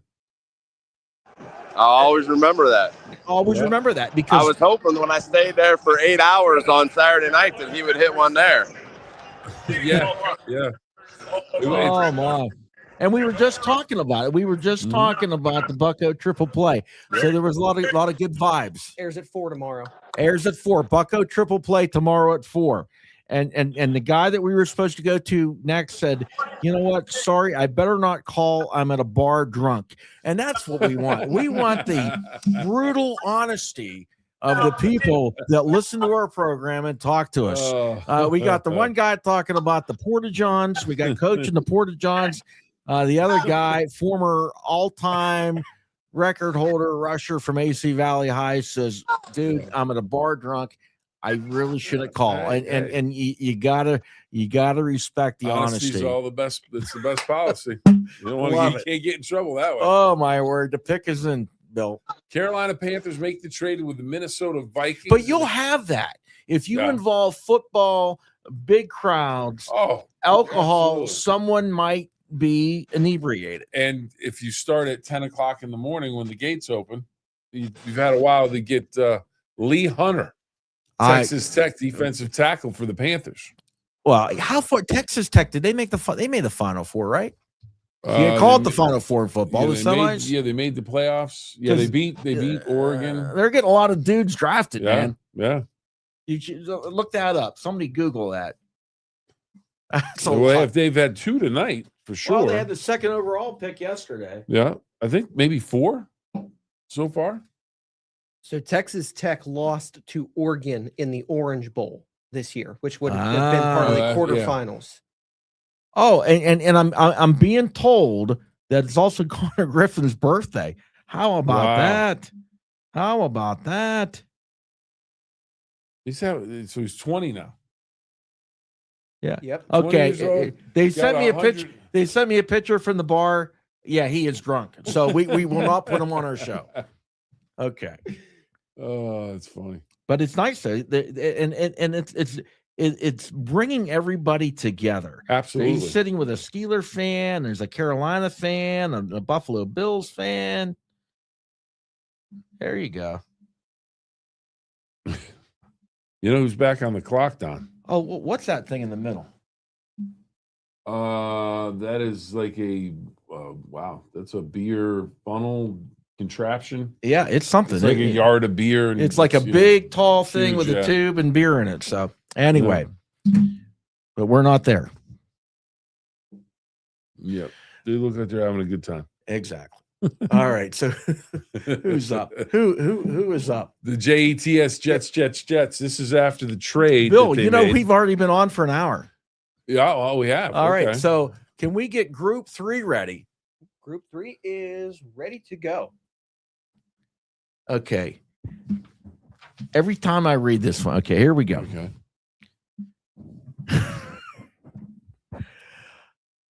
All right. Go ahead. No, I keep thinking every time I read this, like there's this country song goes, "Don't take it away." Conway Twitty. That was it. Mm-hmm. Conway Twitty. Because good love don't come easy, don't take away. I finally, it's been driving me batty that I couldn't remember that. Anyway, so don't throw it away. Cash it in. Santoro Metals in Weirton pays you for scrap metal and old electronics with fast, fair pricing and same-day payment. Family owned and trusted. Visit Santoro Metals in Weirton today. Like Conway would say, don't throw it away. There you go. Conway was, man, the voice. Oh, yeah. Oh, Absolutely. my Conway Twitty. Anyway, Scott's Laney Tire. Whether it's new tires or full-service auto repair, Scott's Laney Tire in Steubenville and East Springfield is your one-stop shop. Honest service, quality work, and prices you can trust. Stop in today and drive with confidence at Scott's Laney Tire. Since Bill's not going to read, I'll read. I was Gear sure up at Sportsman's Trading Post, your go-to for hunting, fishing, and outdoor essentials. Stop in today and get ready for your next adventure, William. So I know you're a hunter. Are you a fisher as well? I'm not as much of a fisher as a hunter because I've got this love affair with baseball. It kind of messes up. Yeah. It's hard to. But anyway, so you've got that. And then I also cut a lot of grass in the summer, cuts into your fishing. But I do like to trout fish. And when I do trout fish, I go down to the Cranberry and the Williams in Pocahontas County, West Virginia. And it's absolutely wonderful. Stunning. Or if I'm up home, I go to Mill Creek. Okay. Anyway, in PA. Anyway. Oh, we've got one more in Group 3. Well, keep going and go on to Group 4, William. Electrical Labor, IBEW 246. Trained to electrify. Committed to excellence in electrical construction. Steve's Fish and Chips. Steve's Fish and Chips, since 1954, has served up more than just fish, a local tradition of 4 generations, open Monday through Saturday, 10:30 in the morning until 10 in the evening, delivery from 11 a.m. to 9 p.m., where they have something for everyone. We found that out last night. They have wings, they have burgers, they have fish sandwiches, anything and everything you want. It's excellent. Steve's Fish and Chips. WVU Black Lung. The WVU Black Lung Clinic at Reynolds Memorial Hospital offers a one-stop clinic for evaluation of black lung disease and other occupational lung diseases. Our providers are with you every step of the way. Call us today to learn more about our services. You're doing wonderful. Well, Just thank you so much. and a electric job, William. All right. WVU Medicine Wheeling. WVU Wheeling Hospital has served Wheeling and surrounding areas of the Ohio Valley since 1850. The hospital has played a vital role in delivering high-quality care close to home for more than 175 years. And I found out last night from Don's extra information about the Shaheen Law Group, big Dallas Cowboy fans. Huge Dallas Cowboy fan, Mike Shaheen. All right. For decades, Shaheen Law Group has represented individuals, families, and businesses with the belief that every client deserves personal attention, clear communication, and strong advocacy. Shaheen Law Group, experience, wisdom, compassion, and trust. We really should say Shaheen Law Group every time there is a Cowboys pick. This is a good pick. D'Angelo Pons. Oh, okay. Yeah. From Indiana. Well, they had Going no to the interceptions Jets, last year. the J-E-S-T, Jest. No, J-E-T-S, Jets. Yeah. No interceptions for the Jets last year. So D'Angelo Pons, they're hoping that he is going to be a guy that can help them turn the football over, so to speak. Because their defense was they would play well early and then fade, and they didn't get any turnovers. The Jets fans in Pittsburgh very excited. Jets fans everywhere, I would imagine, very excited. Cornerback, Indiana.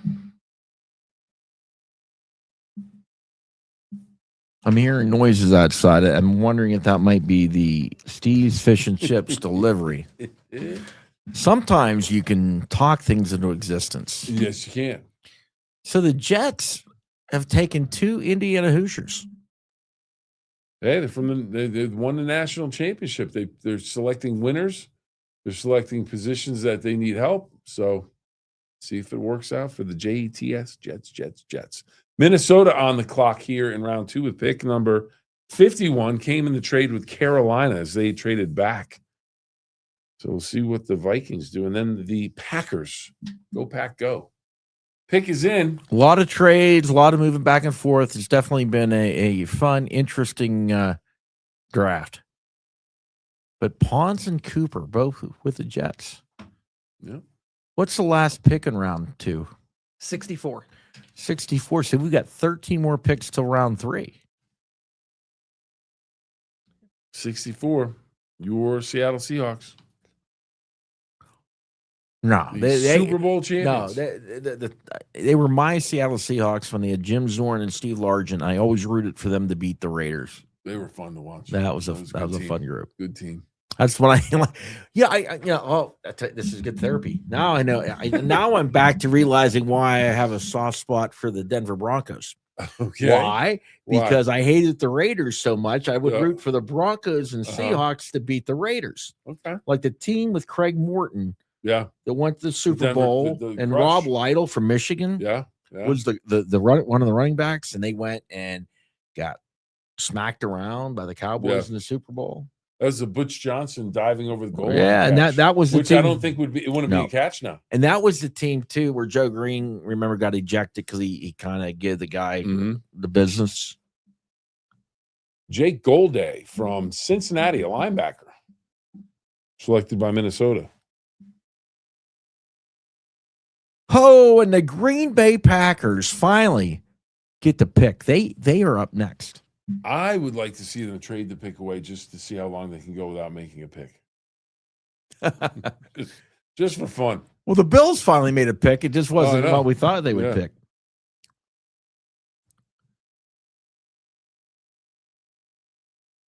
And then after Green Bay, of course, Indianapolis made the trade with the Steelers.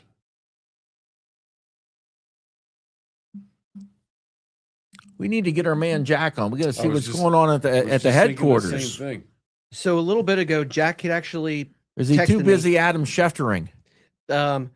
When the pick was announced shortly before that, he said that they were going to get him on the phone for a press conference, and then he'll be able to flip some sound to us from Jeremy Bernard. Okay. There we go. Nice. The pick is in from the Packers. My guess would be is that he's in the press conference right now. Okay. Mhm.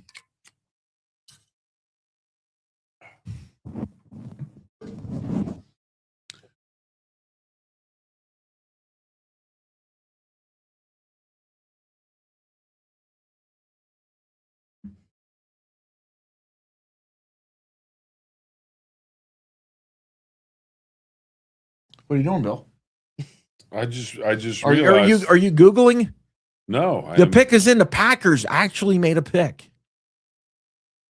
There was a time I liked the Packers too, when Lynn Dickey was the quarterback. Yeah, And yeah. they had John Jefferson, Mm-hmm. and they had, I think, James Lofton Yeah. for the wideouts.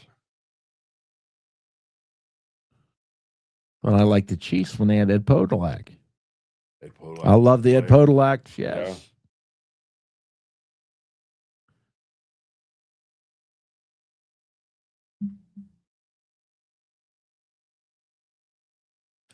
All right, Ed we Podolak. are at 8:26, so that means it is time for Seven Ranges Entertainment. That is your Ohio Valley's premier entertainment destination, located in Steubenville, Ohio. Seven Ranges Entertainment is your all-in-one destination for food, fun, and unforgettable experiences. That's Seven Ranges Entertainment in Steubenville. Attention, veterans. You should not have to pay to get the benefits you've earned. That's why everything the Belmont County Veterans Service Office does is absolutely free. There's no commission paid, and we don't take a percentage. The same is true for surviving spouses benefits. File your VA claims through us for free. That is the Belmont County Veterans Office. D&J Sales and Service. The grass is getting green. Are you ready? Check out D&J Sales and Service, 8 miles west of Canis on State Route 22 for all your farm equipment needs. Craving something seriously delicious? Grab a slice of DeFelice Brothers Pizza, home of handcrafted pies loaded with fresh toppings and bold flavor. Whether it's game night or dinner on the go, DeFelice Brothers delivers every time. Order now and taste the difference. All right, so Keep going. You're on a roll. All right, let's go. First Choice America. Switch and save with First Choice America. Receive $250 in cash when you refinance your auto loan with First Choice. Laudamus. Protect what matters most with Laudamus Communications and Security. From homes to businesses, their managed security systems are monitored 24/7 and built with cutting-edge technology, giving you control, confidence, and even instant lockdown when it matters most. Laudamus Communications and Security, always connected, always protected. First impressions matter. Make yours shine with Ms. Dawn's first-class commercial cleaning. From offices to individual spaces, they deliver dependable, top-quality cleaning tailored to your needs. Call today or visit MsDawnsCleaning.com for a free estimate. You know what they say about DeFelice Pizza? No, I don't. You don't? You don't know what they know about Italy's too far away. Well, it's a pizza worth going after, Yeah, Bill. there you go. It is good Bill, pizza. it's a pizza worth going after. DeFelice Pizza. Mm-hmm. All right, Packers pick is in. Of course, if you did go after that, I'd be by myself. I'd have no one to talk to. So maybe I won't drop the hit. We have fish and chips coming. Okay, sounds good. All right, here's the Patriots or the Packers. Their first pick begins with a P. Somebody with a P. Make a oh, there's the cheeseheads. I still love though. Do you Last like year the the Graders. No, I mean I just thought it was good. Not that I like the Bears, but the Bears fans had the cheese graters. Where did you wrap up? You wrapped up at Miss Dawn's. Pick Pike 40. Let's see. Hey, the Buccos. Nick Battling Gonzalez Bucks. scores. Drives in a run. There we go. Cornerback out of South Carolina, Brandon Sice. Sis. Either way. Sice, yeah. Sissy. No, Sicey. Sissy. Brandon Cisse. Cisse. She sells seashells, Cisse by the seashore. Drew, what was the pronunciation again? Cisse. Cisse. The Connor Griffin home run was Oppo. It was in a right center gap against the Brewers. That's the way to do it. Brandon Woodruff at that. You do it against a stud pitcher on the road of your rival. That's good. There you go. And what has Schemes been doing? Well, it's 2-0, so we're gonna have to dope that out here. 3 innings, 4 strikeouts, nobody on base against him. If you believe in jinxes, you know where I'm going with that. Oh yeah, I know where you're going. Mm-hmm. I feel I got what do the young folks say about that? I feel what you're putting out. I'm picking up what you're putting down. I'm picking up what you're putting down. Yeah. Well, that's normally what my wife says to me all the time when I leave stuff laying around. I'm picking up what you're putting down. Picking up your underwear, your socks. That's a whole nother meaning, whole nother story. But I am picking up what you're putting down. All right, Indianapolis on the clock. The pick is in. This 53rd pick is they flipped with the Steelers.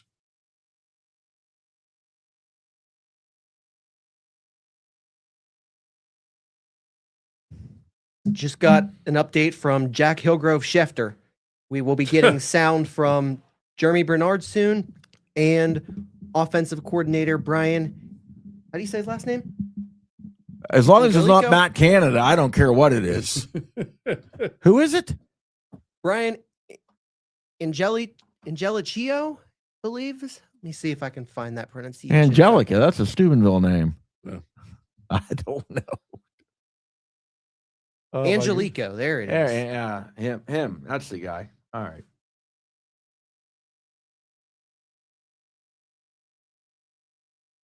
That's good. They got Pat McAfee introducing the Colts pick.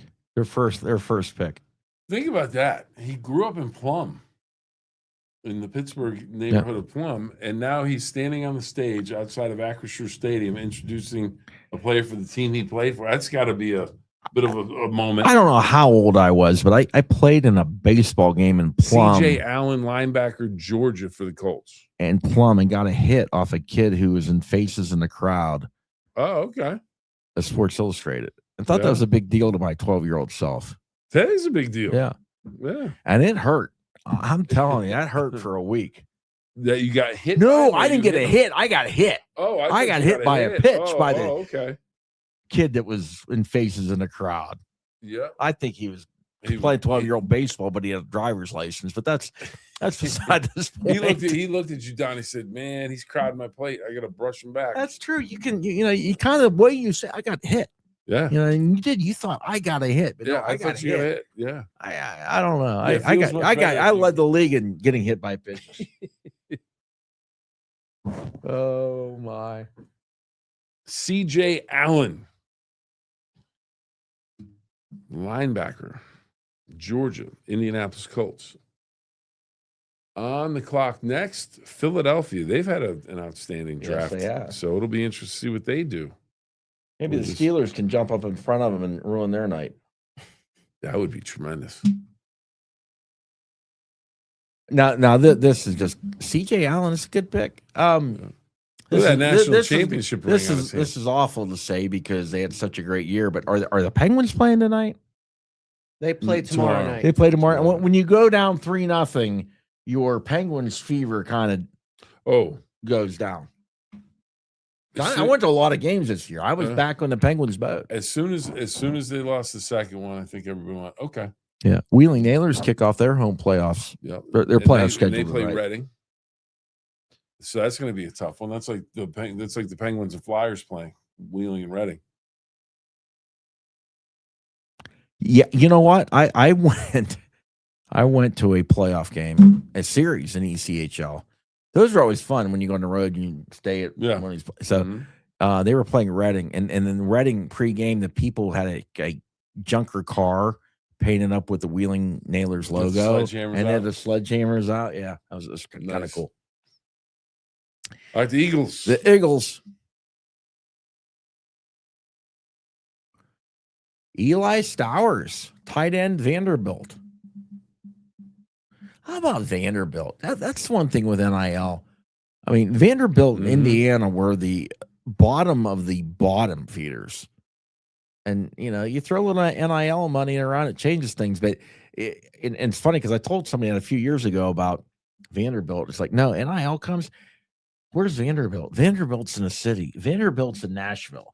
They are going to get money. Oh, yeah. Because the money people in Nashville, they want to see a good product, a good football team. And they've done that. And Pavia, what a great job he did for them as quarterback. Bill, you have not talked about my prognosticating ability yet today. I thought, because people might not have been with us last night. That's true. That's true. I got lost here in a little bit about, and I had the receipts to prove it. Eli Stowers, because he won the John Mackey Award, and I reflected back on Heath Miller, 21 years ago. Steelers picked with the 30th. He was a John Mackey Award winner. So you win the John Mackey. Do we have him talking about that? We don't have him talking about. Do we have any more Heath? Let's hear some more. We can run it. We love Heath Miller. We are Heath Miller fans. Yeah, his advice to the hold rookies. on, we got Jack with us. We're gonna Jack Hillgrove trumps Heath Miller. Absolutely. Jack, live from Steelers HQ. What's up, brother? Hold on. Jack, you're muted. Like you're on a Teams call. You are muted. Hit the mute button. We lost him. He'll be back. And he will be back because he's at Steelers headquarters. Better cell service there. Well, while we have time, do we have time? Let's talk about Don's procrastination. Yeah, not procrastination. If it was procrastination, we'd be talking about Bill. That's true. That is true. But it's prognostication. So we're talking about me. I like to take it right to the end. And I don't want to talk about myself, so you go ahead. All right. So Don, yesterday, if you were with us, you know this already. If not, it was pretty amazing. Don came in, sat down. He said, "This is what's going to happen. This is what's going to happen. I've got it." And we've got Jack back. Here we go. We'll go back to that story. Sorry, gentlemen. I was connecting my headphones, and it's a lot darker in the indoor facility now, so I had to make sure that I didn't trip. It's a little spooky in there, isn't it? It is a little spooky in there, but good thing I had this light, or you guys wouldn't be able to see me. So that's why we. Jack has all the newfangled. Oh, he's got all the. I'm picking gear. up what he's putting down. He's got great technology. All right, we're gonna have to hear Schefter. What do you got, babe? Wait, Jack, we're gonna have to hear that the rest of the night, picking up what you're putting down. Don figured out a new slogan to go with. You got to know what's hip with the young kids. The buzzwords. That slogan. He has a little bit of time. He's on a clock. Go, Jack. Kill his mic. You can see nothing's changed, doesn't it? Well, no, I want to know what you guys think. Jeremy Bernard, they trade up. What was your initial reaction? We were excited. We were excited that they had traded up. They decided take the bull by the horns, go make a decision, do a definitive move, and they did. I just wish they'd done that last night, but I thought it was good. But also, we were live with Mike McKenzie down in the mosh pit, so it happened. Like we were live right when that happened. So we heard the crowd, we heard the fans. Great, good pick. Love it. Yeah, good pick. It didn't take a whole lot for them to move up, and we just got a chance to talk to him on the phone and Steelers offensive coordinator Brian Angelico about, what drew them to him. And he was one of those guys that came in for a top 30 visit, and it was one of those things where, when we asked Jeremy about, did you get a sense that when you walked away from your top 30 visit that the Steelers were a realistic possibility, or was it just one of those, traditional visits? And he's told us that he got the sense that the Steelers were going to potentially be a real landing spot for him. He feels like he fits in well, and I feel like he fits in well.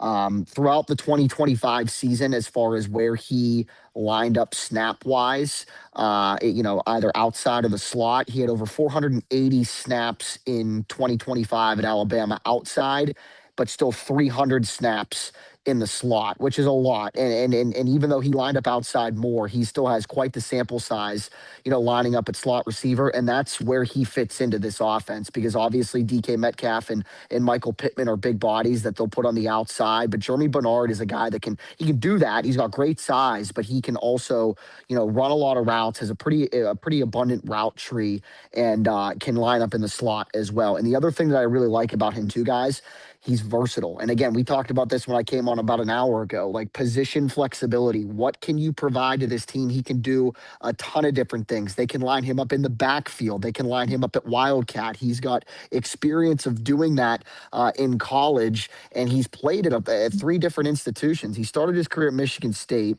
and then transferred to Washington. He and Troy Faltanu were actually high school teammates and then teammates at Washington when they were on the national runner-up team in 2023. And he then transferred to Alabama, a second transfer. But if you think about it, I mean, Kalen DeBoer gets the Alabama job, so he just followed his coach, and his production went up every year. Over 800 yards last year, was Alabama's leading receiver on a college football playoff team, and he can do a lot. Like I said, outside slot, can do a bunch of different things with the football in his hands, and he has experience returning kicks too, which I think now the Steelers have a need with, because obviously it didn't go well with Caleb Johnson last year. That leash was very short, and Calvin Austin's a New York Giant now, so they need a guy back there that can return kicks and return punts, and he can do that as well. So I'm sitting here, I'm listening to talk about him. I want to see the Steelers take another wide receiver at some point. They need one. I would like to see him add another one. Because right now the wide receiver room is DK Metcalf, Michael Pittman, Jeremy Bernard, and Roman Wilson, who knows what the future looks like for him in a Steelers uniform, number one. And number two, other than that, there's not a whole lot of guys in that room that can provide at the position. Yes, Ben Skoranek will get snaps on offense, but he's a Pro Bowl special teamer. That's why he's a Steeler.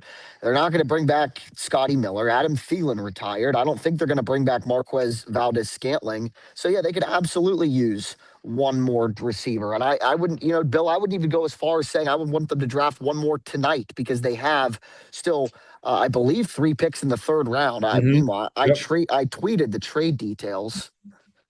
Let me look at it real quick. It's the Colts are getting 153 or 53, 35, and 237, which I believe is one of the 4ths and a 7th. And the Steelers pick up an additional 7. So I believe the Steelers are keeping all 3 of the 3rd round picks tonight because of this deal. And that's a big time big time deal. And they're all top 100 picks. So I would go as far, Bill, as even saying that they should draft another receiver tonight. Yeah, absolutely. They need that. What was the mood like in the room when you had an opportunity to just the sense from the media that covers the Steelers every day, and just the vibe down there after the pick? I think, for what our word is worth, and it's not a whole lot in the grand scheme of, putting a team on the field, but I think everybody was pretty intrigued at the pick. I mean, he's a guy that, not one of the upper echelon receivers in this draft, but versatile, and he is no slouch when it comes to, the dirty work that receivers need to do, blocking and being physical inside as well. And he prides himself on that, and he told us on the phone tonight. And as soon as we're done here, I'm going to get a chance to flip that back for you guys so you guys can play it on the show, our conversation with Jeremy Bernard on the phone. But he said, from a young age, ever since I started playing receiver, that's what I was taught. It's more than just being able to run routes and catch passes. It's a whole lot in addition to that, and he embraces that, which in a Mike McCarthy offense and in a Steelers organization, you've got to. Absolutely. Did you hear about Connor Griffin? No, what'd he do? It's his birthday. He hit a home run. Did he hit a home run? Good for him. Yep. So it's his birthday, and he still can't walk into an establishment and order a beer yet. There you go. So, ladies and gentlemen. So it's 2-0, and then Paul Skeens is pitching very well too. By the way, is that your evening anchor delivering food? Yes, it is. Yes, it is. Dylan, what happened to Ian? He must have taken the night off, I guess. Oh, well, no, but there's a difference. There's delivery, but it's not a pickup. They brought it here. Yeah, absolutely. Yeah. And Alex brought it. And you have to have special credentials to get where we're at. Okay. So, there you go. Yeah. I don't know. We got a lot of good stuff in here. Jack's like, I could use one of them diesel burgers. Oh, no. Bill, you know all too well, Chef Kevin in the cafeteria here at the Southside facility. We had pasta bowls. So it was you grab a surf or a turf. I can't do the surf, so I opted for a chicken, and then they throw vegetables and a bunch of other stuff in a skillet, fry it for you, cook it up, get it hot, and then you pick your pasta. So I went with chicken, spinach, peppers, onions, a little garlic, and some cheese, and then a little half and half with Alfredo sauce and marinara sauce with tortellini. That's what I ate this evening. Thank you, sir. Not bad. Sounds good. It sounds healthy. great. And well, and the great thing is, Nate Jack, Borkircher, a tight end, just went. Whenever I would go in media lunch or whatever they had, where they were serving, they would ask for and I would just whatever you recommend, I'm happy to take it because I know it's going to be really good.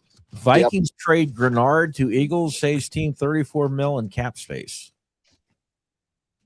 Oh, this is pick 57. Who's going to get the Heinz 57? There we go. I thought that was a joke when you guys said that earlier, and then I went back and saw it on one of the accounts, tweeted it, and that's actually a thing that they're doing. So good for Heinz. Yeah. All right, Dylan. I was gonna pass you. I was gonna give you a little tour. Some. Yeah. No, the jalapeno poppers. Ooh, jalapeno poppers. All right, here we go. Mm-hmm. Yeah, well, you keep these over here. So hush puppies. Ooh, hush puppies. When's the next pick for the Steelers now, Jack? 3rd round, I believe, 76th. Oh, okay. 12th overall, or 12th in the 3rd round. Okay, so it won't be that much longer because I think aren't we at the first pick of the 2nd round, 3rd round now? Not quite. We still have about 7 in the 2nd round. Oh, we got 7 more in the 2nd round. Kyle. Oh, I think we lost him. No, I'm here. You just lost my video. Kyle Lewis. Where do you think Kyle Lewis will go, or how soon? He's an interesting one. You guys can still hear me, right? Even though my webcam's off. He's an interesting one because is he a linebacker at the next level, or is he a safety at the next level? I know Mel Kiper had him as one of the top-rated safeties, but it's with one of those situations where with him being like a tweener prospect, does that scare teams off? I'll tell you what. Not just because I'm a Pitt guy, but I would absolutely love for the Steelers to draft Kyle Lewis. I think he's a guy, again, position flexibility. He apparently has the athleticism enough, or at least the experts think he's athletic enough to play safety at the next level. And I think he can, but also too, he can come down and play linebacker and do a bunch of different things, in the box, inside, outside, stuff like that. So Kyle Lewis would be a guy that I would like. I could see him potentially going early though, in the 3rd round, like a team that I feel like could use a safety. If I'm looking at the board here, like potentially, Buffalo at 66. They're no stranger to drafting Pitt, defensive backs as well. Dane Jackson, DeMar Hamlin, potentially, Washington as well. They need defensive help. They're picking at 71. But the Steelers come around at 76. And again, that could be a spot. The Steelers are picking 3 times in the 3rd round. I expect quarterback. I'm going to predict quarterback, and then maybe somebody as far as a safety or a corner, defensive back. And you know what? I'll be bold. I'll say that they double up and pick another wide receiver tonight. So if they do make these 3 selections in the 3rd round, and they could even move back in and try and make something happen there. But if they do make 3 picks in the 3rd round, safety or defensive back, receiver, and quarterback is where I expect them to go. All right, Jack, thank you very much. We've got Dylan Cleveland in here, and we are curious to find out what Dylan thinks of what the Steelers have done last night, as they continue to move through the ranks of this draft. I was a little disappointed last night. I weren't we all? Right. I mean, I think if you're going into it and you know who you want, do what you got to do to get them. Especially with all of the picks that they had at their disposal. So I was a fan of moving up tonight and making sure they got the wide receiver that they liked. Obviously Alabama speaks for itself. So I think Great band. I believe that not music. They sing for themselves. Oh yeah, the band. It's a whole nother world in here. Here's your Heinz 57 pick, Mr. 57, by the way. They're doing a whole video prior to the pick. But no, I was happy with the move up tonight. I am interested to see now, I think everyone is too, what do they do with quarterback? I don't think, has there been a quarterback taken tonight? No. So maybe you're able to I don't hold like off. Drew Aller. I watched a lot of No, Penn I don't like State, him. and then he got hurt. And when they were at the beginning of the year, when they were to be the team, he did not play very well. I'm not blown away by Nussmeier. So yeah, I mean, maybe, and if they're not going, then maybe that's not what you need to do right now. Think Maybe the question wait. is, if you're looking at one of these guys, are they better than Will Howard? Jimbo Covert making the I don't, and I, Bears. yeah, from Pitt, but Yeah. I don't think those guys are better than Will Howard. But if Rodgers doesn't come back, you need a third quarterback. You do, and so I think they have to address it at some point. But again, if they're not going quickly tonight, is this Fish? I believe that is Fish. We'll find out. Yeah. Okay. Good. Yeah, there's some shrimp, some hush puppies, jalapeno poppers. Yeah. Oh, it's tremendous. We haven't even a couple of salads. A couple of salads. That's something that gets your that's a hint. attention. Logan Jones, center from Iowa, will have Heinz 57 for the rest of his life. Wow. Yeah, Iowa got the black and gold already there. And Yeah. he'll have to switch to orange and blue for the Yeah. Bears, but still. But no, but that would be my take. I think don't rush the quarterback at this point if you don't have to, because I agree, Don. I don't think there's anyone that really jumps off the page at this point. I mean, if you have to, I think you give. I mean, well, that's what their plan is, at least for minicamp. It sounds like, but give Will Howard a shot, see what he can do. So, You know what jumps off the table? Who's the Ravens center now?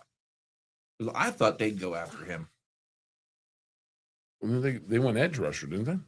Well, Mm. with them losing Yeah. the center to the Yeah. Raiders, they needed one. So I'm kind of happy that the Bears did this.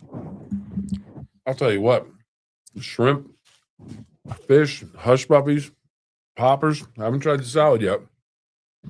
Steve's fish and chips. I think the odds that you may not are pretty high. And Oh no, I like You the think? salad. You think Definitely we get will? some salad. Yeah, absolutely. You gotta Yeah, try everything. chicken and steak salad. Yeah, you know, a little bit of little everything. smorgasbord. Hey, the Browns Yeah. pick is in. We want Drew needs to get over here and get a little of this action. Yeah, you just bring in the whole newsroom at this point. We could We take got enough turns. to fill an army. Yeah. Feed an army. Absolutely. Yeah. Make sure you get somebody in here from, So here we go. come in. All right. The Browns. Joe Hayden's back. Oh, so this was a trade. They got I think this the pick. edge rushers are gone now. Browns have done a nice job in this draft. Yes.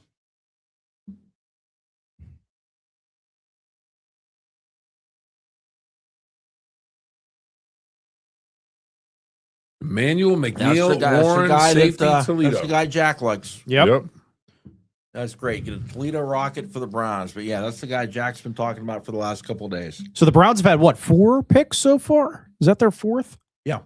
So they had 2 wide the Tackle, two, wide receiver, and safety. yeah. I mean, I think the Browns are working through this very well at Yeah, this point. I mean, it absolutely. seems like they're addressing what they need, and again, there's But it doesn't feel as if they're reaching for anything. no. They're getting solid This players is a with great each pick pick. that's far down. I Yeah. think.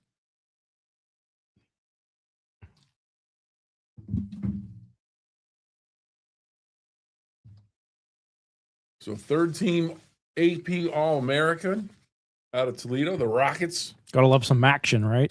Oh yeah, gotta love some action. Gotta love some action, especially the Ohio Bobcats, since I'm now a So Bobcat. Browns got 58, 152 for 70 and 107.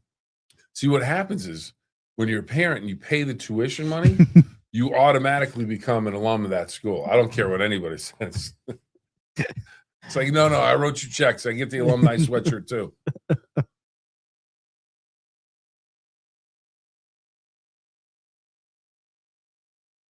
A lot of hugs, a lot of excitement. Drew, speaking of that, let's hear about the emotions of the family of Brett Kiesel when he was selected back in 2002 in the 7th round as we walked. I That's never Emmanuel thought you'd ask. Emmanuel McNeil Warren selected, and the family's excited. There's lots of tears. So let's hear about that now. It's great to be able to share that with your family. I think that's one of the things I really look forward to watching the draft is just seeing dreams come true.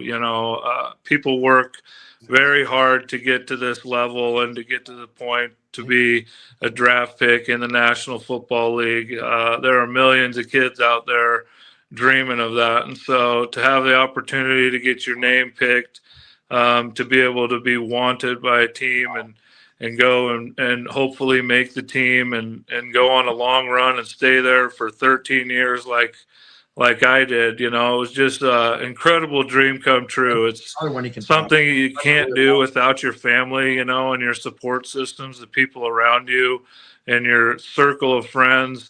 All of those are so important to keeping you on the right path, and to be able to share those moments with them, and to cry and laugh and just be excited about the future, and the possibility of going and hoisting a Lombardi one day is just an amazing, amazing feeling, and hard really to, describe kind of what it does and how it makes you feel. Brett Kiesel sharing his thoughts. And how about Kendall Simmons on the draft changing your life? And this is me. God knew exactly where he was putting me and what path I was getting ready to go down. I really, truly believe that. It opened so many doors for me and my family. I'm grateful, eternally grateful for it, because especially the fact that I developed diabetes 2 years after that. The Rooney family has children that live with diabetes. They had a player before me, Jonathan Hayes, who dealt with diabetes. And then the support that they showed me years after that, even to this day, and then opportunities afterwards, the platform that I had as a former professional athlete to be able to speak on that disease and actually get the help and the treatment that I needed to be able to sit here in front of you and be able to speak and talk. And it also provided, like I said, an avenue for my children and family members to be able to see a different world and see what it's like, and actually understand that there's more to it than what you see on TV. There's a lot more that goes on than people realize in your lives, and the shakeup and the changes that can happen just like that. Yep. And changing teams or losing a teammate or whatever it may be, they got to see that. And so, that's something that I'm really, really grateful and have an opportunity also too, now being out of it and being a coach, it gives me an opportunity to speak on what these young men who are aspiring to get to the NFL, what they need to look for and be ready for, because it's more than just playing. It's the lifestyle, handling that lifestyle, not letting it overwhelm you, what comes along with it, family members coming out of woodworks, different things like that can derail your career. I had things kind of happen to me, and even some of it self-inflicted, some of it I couldn't control. So that's the part that I really am grateful for, because it's given me an opportunity to continue doing those things and talking to people about it. Had an opportunity to talk to Kendall Simmons earlier this week about his memories and thoughts on being drafted by the Steelers. You hear him talk about that time where he says, God put him in the place where he needed to be, and a number of things that went on in his career. Diabetes was a factor, and he said the Rooney family has children that have dealt with that, so that was a huge help for him. So Kendall Simmons reflecting, and Emmanuel McNeil Warren of the Browns selected, and you saw his, we saw the family hugging on him, and Kendall saying you want all that, but at the same time you have to be careful that the family and friends don't derail you, because they're pulling at you in every which direction. Well, So and one thing too I want to add is we all these guys that did the interviews, Mike Logan, Heath Miller, Brett Kiesel, Kendall Simmons. I mean, these guys were all phenomenal for the interviews. Oh, absolutely. They're sensational guys. They were great to work with back in the day. And and if they come down, we'll take them to the Pike 40 to eat. Yeah, absolutely. And why wouldn't you want to go to the Pike 40? The Pike 40 is a gathering place to enjoy the Ohio Valley's best cuisine. The menu represents some of the area's favorite Americana and comfort dishes, along with offerings that reflect the rich immigrant history specific to the region. Santoro Metals. Don't throw it away. Cash it in. Santoro Metals in Weirton pays you for scrap metal and old electronics with fast, fair pricing and same-day payment. Family owned and trusted. Visit Santoro Metals in Weirton today. I have some scrap metal in the garage I need to get rid of, so maybe I'm going to make a trip tomorrow. Scott's Laney Tire, whether it's new tires or full-service auto repair, Scott's Laney Tire in Steubenville and East Springfield is your one-stop shop.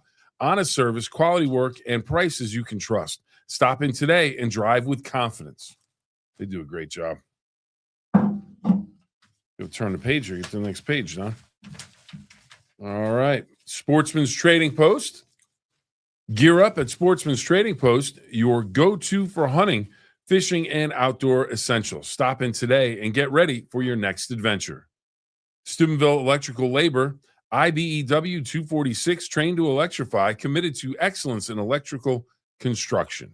Steve's Fish and Chips, we can't thank him enough. Well, we're in the process of fishing and chipping with Steve right now. Absolutely. Some great food. The salads are outstanding. Fish, shrimp, sandwich. Oh, just that sensational. Yesterday was great. We can't thank Steve's Fish and Chips enough. And please go by and tell them we said hello and that we sent you down there because they do a great job. Steve's Fish and Chips since 1954 has been serving up more than just fish, a local tradition of 4 generations. Open Monday through Saturday, 10:30 to 10, and delivery from 11 to 9, where they have something for everyone. WVU Black Lung, the Black Lung Clinic at Reynolds Memorial Hospital offers a one-stop clinic for evaluation of black lung disease and other occupational lung diseases. Our providers are with you every step of the way. Call us today to learn more about our services. WVU Medicine Wheeling, WVU Wheeling Hospital has served Wheeling and surrounding areas of the Ohio Valley since 1850. The hospital has played a vital role in delivering high-quality care close to home for more than 175 years. I was going to say 57 because I had the Heinz 57 in my head, but it's 175 years. The Dallas Cowboys Shaheen Law Group, big fans of the Cowboys Shaheen Law Group. For decades, Shaheen Law Group has represented individuals, families, and businesses with the belief that every client deserves personal attention, clear communication, and strong advocacy. Shaheen Law Group, experience, wisdom, compassion, and trust. All right, there we go. And stop at Steve's Fish and Chips and tell them Don and Bill sent you. Yeah, and Don and Bill says, fantastic. And the Buckeyes, we've got a Buckeye, Max Clare, tight end, going to the Rams. Great size, 6'4", 245, big target, good run blocker.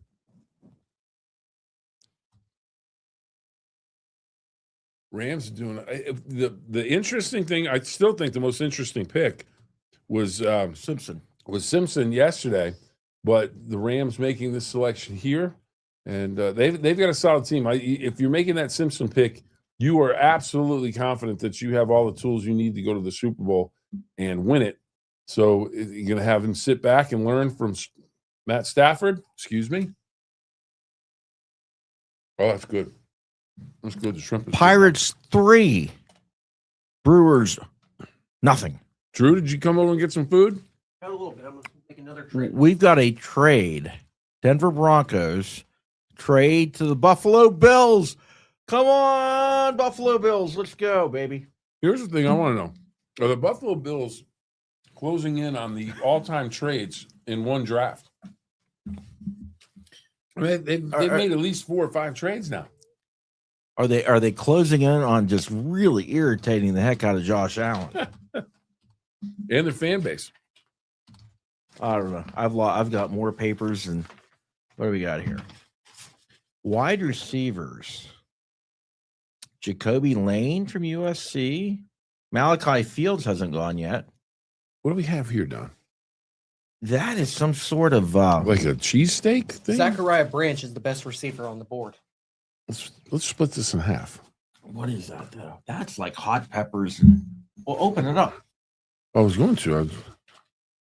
It's got peppers, chicken. Looks like. Oh yeah, we'll give that. We'll give that a shot. Yep. Juice backside for everybody in the Ohio Valley.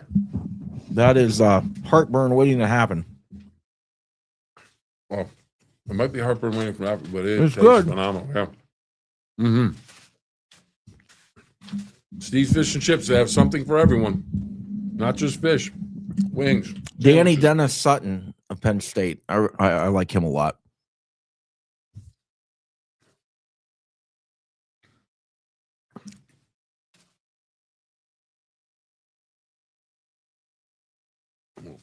McCoy, outstanding corner. He's still out there. I mean, the Bills need secondary help, so I definitely could see them going after Kyle Lewis because Kyle Lewis has a great ball skills, Mm-hmm. good hitter. Was a linebacker at Pitt. He'll go over and be a safety, maybe like a Carnell Lake type. Yep. For the Bills. Bills has You think that happens here? 7 picks remaining. No, they got to get a wide receiver. Be interesting to see what happens.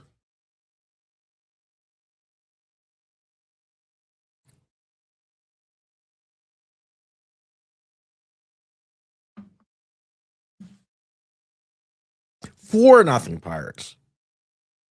Skiing's still going. Yeah, quite nicely too, by the way. And we'll leave it at that. We talked about that on the Bucko Triple Play. Yeah. Of course, you can get the Bucko Triple Play on the WTOV9 YouTube channel. What time tomorrow on Fox 9? Bucko Triple Play, Don, Bill, and Rich Donnelly. 4 o'clock. 4 o'clock tomorrow. Pirate Talk. Right here on YouTube and Facebook and Fox 9. It's already on YouTube and Facebook, but it's on Fox 9 tomorrow. Little broadcast excellence. Absolutely. You know, they have to do a better job of keeping the table a little cleaner. My daughter was watching the draft special last night, and she goes, "Just seemed like you guys would. You just kind of had all that food hanging out on the table." Well, we were picking at it. The thing we are used to is in the business, it's a commercial break. Mm-hmm. So if you're in radio, you play the longest song you got, and here you put a couple commercial breaks together. Mm-hmm. We don't have. We're in the new realm of what they call live reads. Mm-hmm. So there's no downtime, man. This No. is we're you're looking at 2 Iron Men. We are Iron Men. Well, I'll tell you Iron what. Man. Who was that song? Who did Iron Man? Oh, Come on. it escapes me. Google it, Drew. Robert Downey Jr. No, Iron Man, the song. Like No, I Jethro know, I Tull know. or somebody? Black Sabbath. Black Sabbath. There we go. So here we are. Not everywhere do you talk NFL and Black Sabbath. No, I think this is the only place. This is the only place. And Conway Twitty. All right, the Buffalo Bills. The pick is in. Apparently, they are not going to trade this pick. Let's go, Buffalo. The Bills Mafia probably called up and said, "Hey, you're making a pick this time." All right, what wide receiver will the Bills take? Chris Bell out of Louisville? Oh, we're on 6. I missed a couple picks. No, I think there's guys better than him. What do we got? Is this the last pick of the? I have second no round? idea. Nope, we got 2 more after this. 2 more. Come on. Oh. Don't rush the fun. Okay. Oh, Davison. The guy from Ohio State that I can't Igbino's pronounce son. his last Igbino- name, the Igbino's corner. son. Maybe they think their offense is just so good that they don't need another wide receiver. Defensive back. The Buckeyes. We keep cranking out the Buckeyes. First team all Big Ten.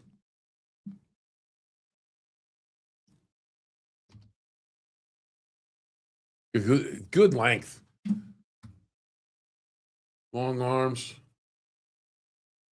If he's a boxer, they'd call it reach. Yeah, yeah. And that's critical in the National Football League. You want to be able to reach around the wide receiver, defend, and that is something we're seeing quite a bit of with his highlights. So T.J. Parker, edge rusher for Buffalo in round 2, and then later in round 2, Davison out of Igbino's son. I think I might be saying that correctly. Ohio State cornerback. So 2 picks, both defense in the second round.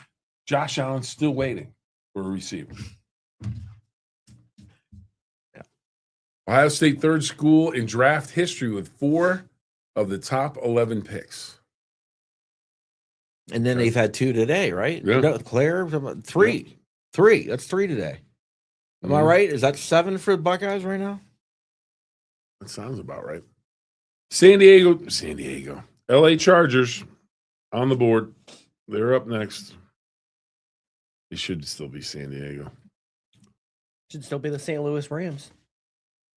Nah, they were the LA Rams before the St. Louis Rams. Weren't they? Wait a minute. Weren't they the? I think Who? they might, What? The Rams. I think didn't they start in Cleveland or Chicago before they moved? Went to LA? No, They started in St. Louis, went to LA, no, back to back to St. St. Louis. Louis. they and were in back to LA, and then they went to St. Louis. Then they went back to LA, but they were in Cleveland, guys. Yeah, they started in Cleveland. So that's where the Rams started. Google it, look it up. I thought it was, I don't know. Did I miss? I know they got DJ Moore, but when you get on the Google thing here, Bills draft needs, they don't even say wide receiver. they need more than just DJ Moore. Draft needs nose tackle, edge rusher, inside linebacker, cornerback, interior offensive line. I don't know. I digress. Huh. All right, the pick is in. Here we go. For the Chargers. Jim Harbaugh. Is there any shrimp left? No, it looks like it went. The shrimp is what I saw. They took some stuff out. I didn't know what all they got. Yeah, they took some shrimp. What's in the other brown bag? Forks and sauces, and then that's a chicken salad, I think. Ah. Chicken on top of the salad. Yeah, that's me. I eat healthy. I like it. What do we have here? Oh my, no. All right. What? Oh my. Yeah, jalapeno popper. Yeah. You're not big on spicy. I don't are you? like hot things. I don't like peppers, and this is hot. All right. Jake Slaughter, Florida, center. You take all those jalapeno poppers. Bill, you want any more? I'm gonna take one more of the hush puppies. Yeah. All right. Good. Well, what I got was not a hush puppy. It No. was a let's put a popper. let's put a light of fire in your mouth. Which some people like that. I just don't. Then I gotta be honest with you, they're not that hot. My hot threshold isn't very Very high. low. Oh. Well, Justin Herbert needs some protection. Jake along the Slaughter, offensive- another center going. Yeah. So that I think that's a good pick for them. They got Mesidor out of Miami in the first round with the 22nd pick, strengthening the offensive and defensive lines. And I mean, every time you watch Herbert go back to pass, he was running for his life or taking a big shot. So good pick. Seattle, final pick. The Super Bowl champs. Pick is in. They're still enjoying the adrenaline rush of winning the Super Bowl. The Seattle Seahawks. Where do you think they go? They don't have a lot of weaknesses. Well, they got their running back yesterday. Yeah. Depth. I think they go. Can never defense. go wrong with the depth on the line. Yep.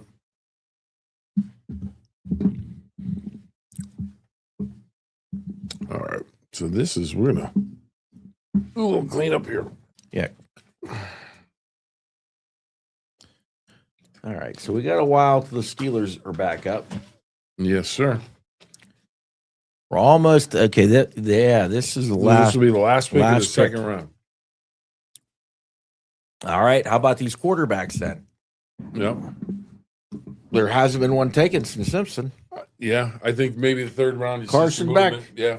Carson Beck, calling it right now. Solid player. Not for the Seahawks, but for the No. Cardinals. Somebody's got to play quarterback for the Cardinals. Maybe Aaron Rodgers is going to play quarterback for the Cardinals. Google that. Who's the Cardinals They got quarterback? Jacoby Brissett right now if they can sort out his contract situation. Jacoby Brissett, who's played like for every team. He's Yeah. played for 12 teams, seems like. But how good do you have to be able to stick around the league that long? That to play long. for all And, those and he teams? always does a nice job. Yep. That's There's the a thing. good cornerback. McCoy out of Tennessee still out there. Mhm. Kyle Lewis. Yep. Marlon Klein, if you're a Michigan fan, he went the tight end. I think he went to the Texans, maybe.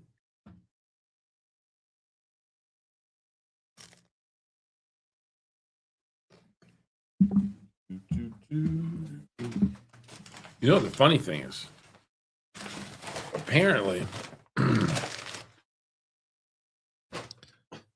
he's been sponsored by Coca-Cola tonight, Well, there we have. and no one's drinking it. So we'll put that down here.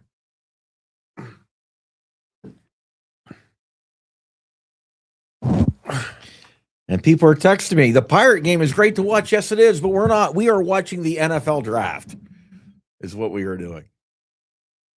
Yes, sir.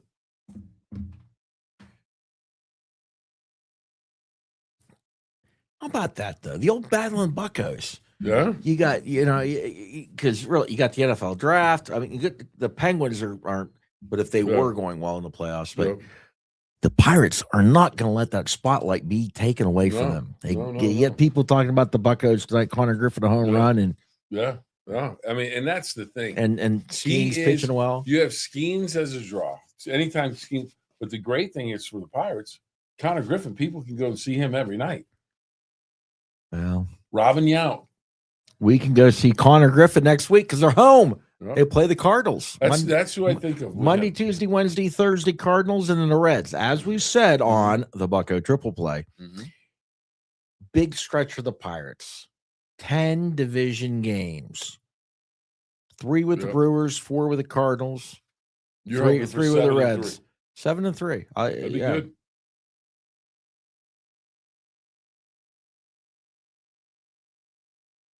But that's who I think of with Connor Griffin. The youth is Robin Yount, Hall of Famer out of Milwaukee.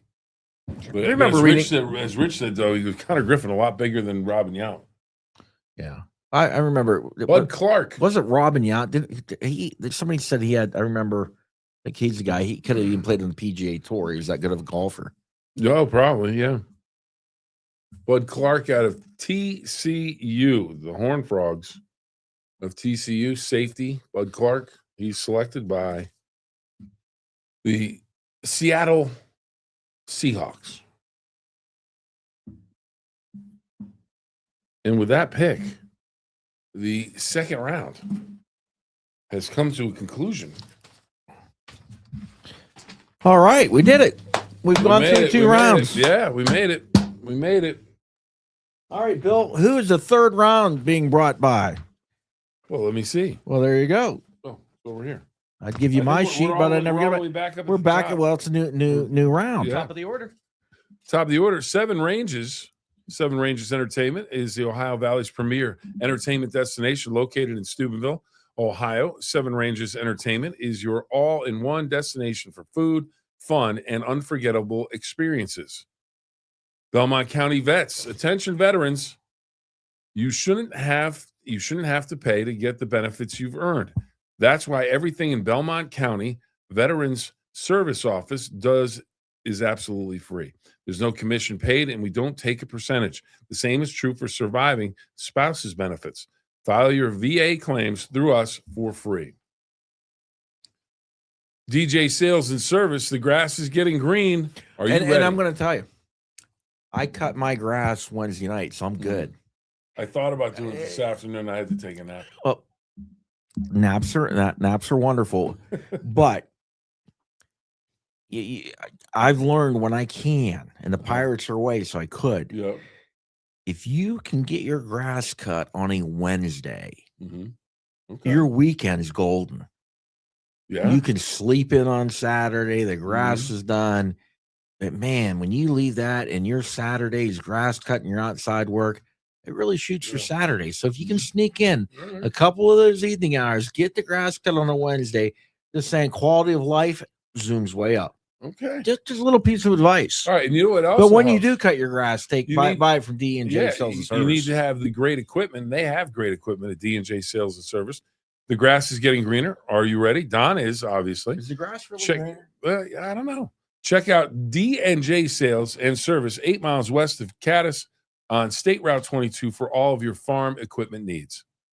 DeFelice Brothers Pizza. Craving something seriously delicious? Grab a slice from DeFelice Brothers Pizza, home of handcrafted pies loaded with fresh toppings and bold flavor. Whether it's game night or dinner on the go, DeFelice Brothers delivers every time. Order now and taste the difference.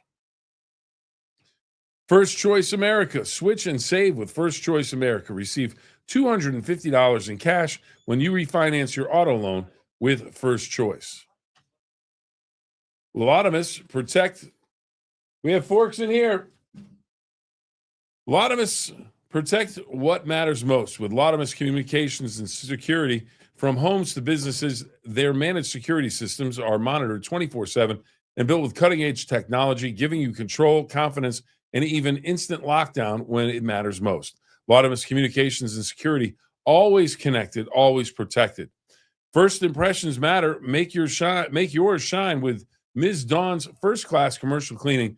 From offices to industrial spaces, they deliver dependable, top-quality cleaning tailored to your needs. Call today or visit MsDawnsCleaning.com for a free estimate. Forks, over here, Forks. Forks. We're good. Okay.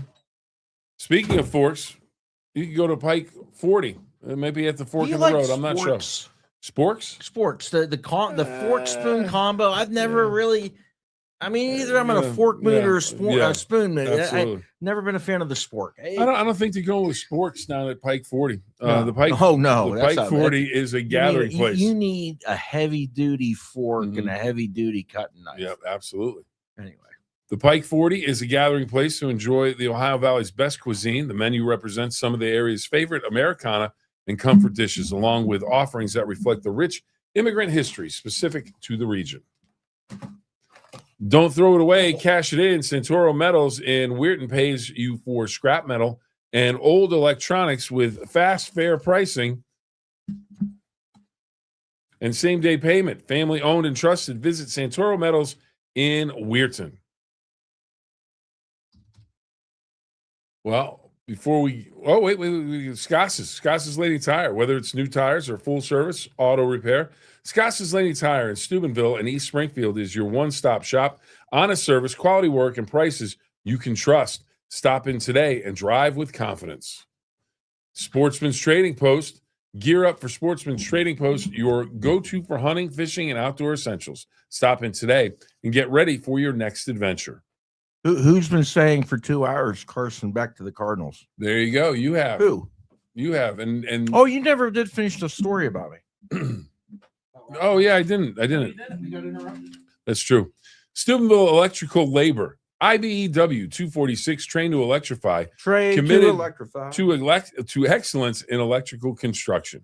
And Steve's Fish and Chips, we've enjoyed it for the past 2 nights. We can't thank Steve's enough. Steve's Fish and Chips since 1954 has been serving up more than just fish, a local tradition of 4 generations, open Monday through Saturday, 10:30 to 10, and delivery from 11 to 9, where they have something for everyone. They sure do. It's absolutely, and it's been outstanding. We can't thank you enough, and we can't recommend them enough either. West Virginia Black Lung. The Black Lung Clinic at Reynolds Memorial Hospital offers a one-stop clinic for evaluation of black lung disease and other occupational lung diseases. Our providers are with you every step of the way. Call us today and learn more about our services. West Virginia Medical Wheeling. WVU Wheeling Hospital has served Wheeling and the surrounding areas of the Ohio Valley since 1850. The hospital has played a vital role in delivering high-quality care close to home for more than 175 years. And Shaheen Law Group.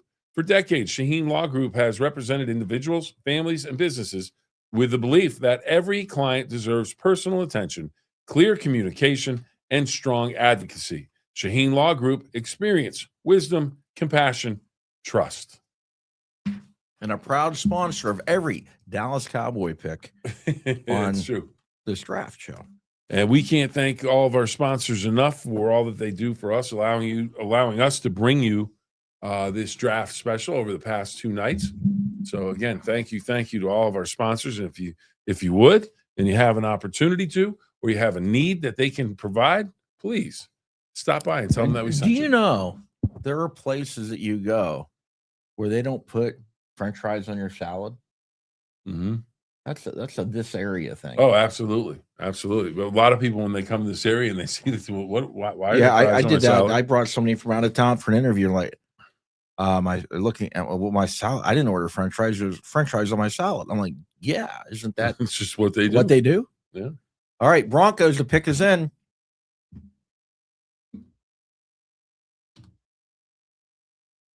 It feels like the Broncos haven't had very many picks.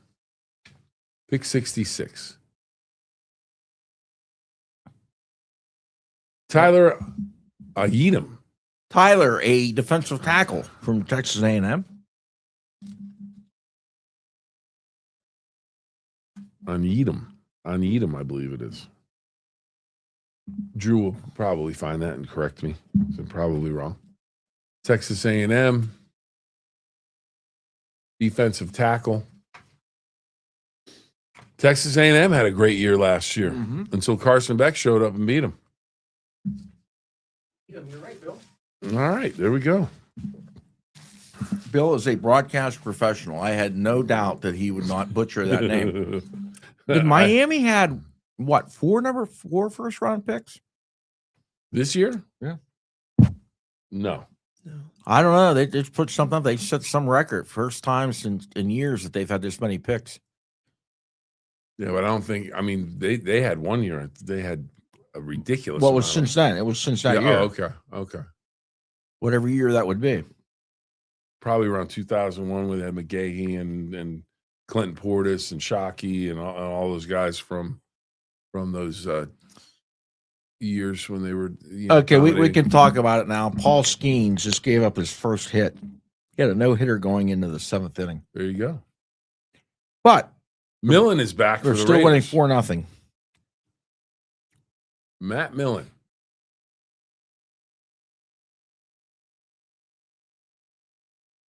Kieron Crawford, edge 93 rusher pitches. out of Auburn for the Raiders.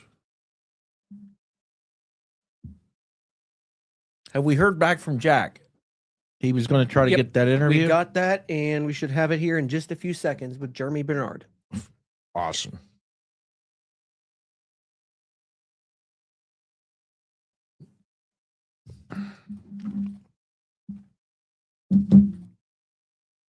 Yeah, they haven't had a pick since then, right? No. The Steelers, nope.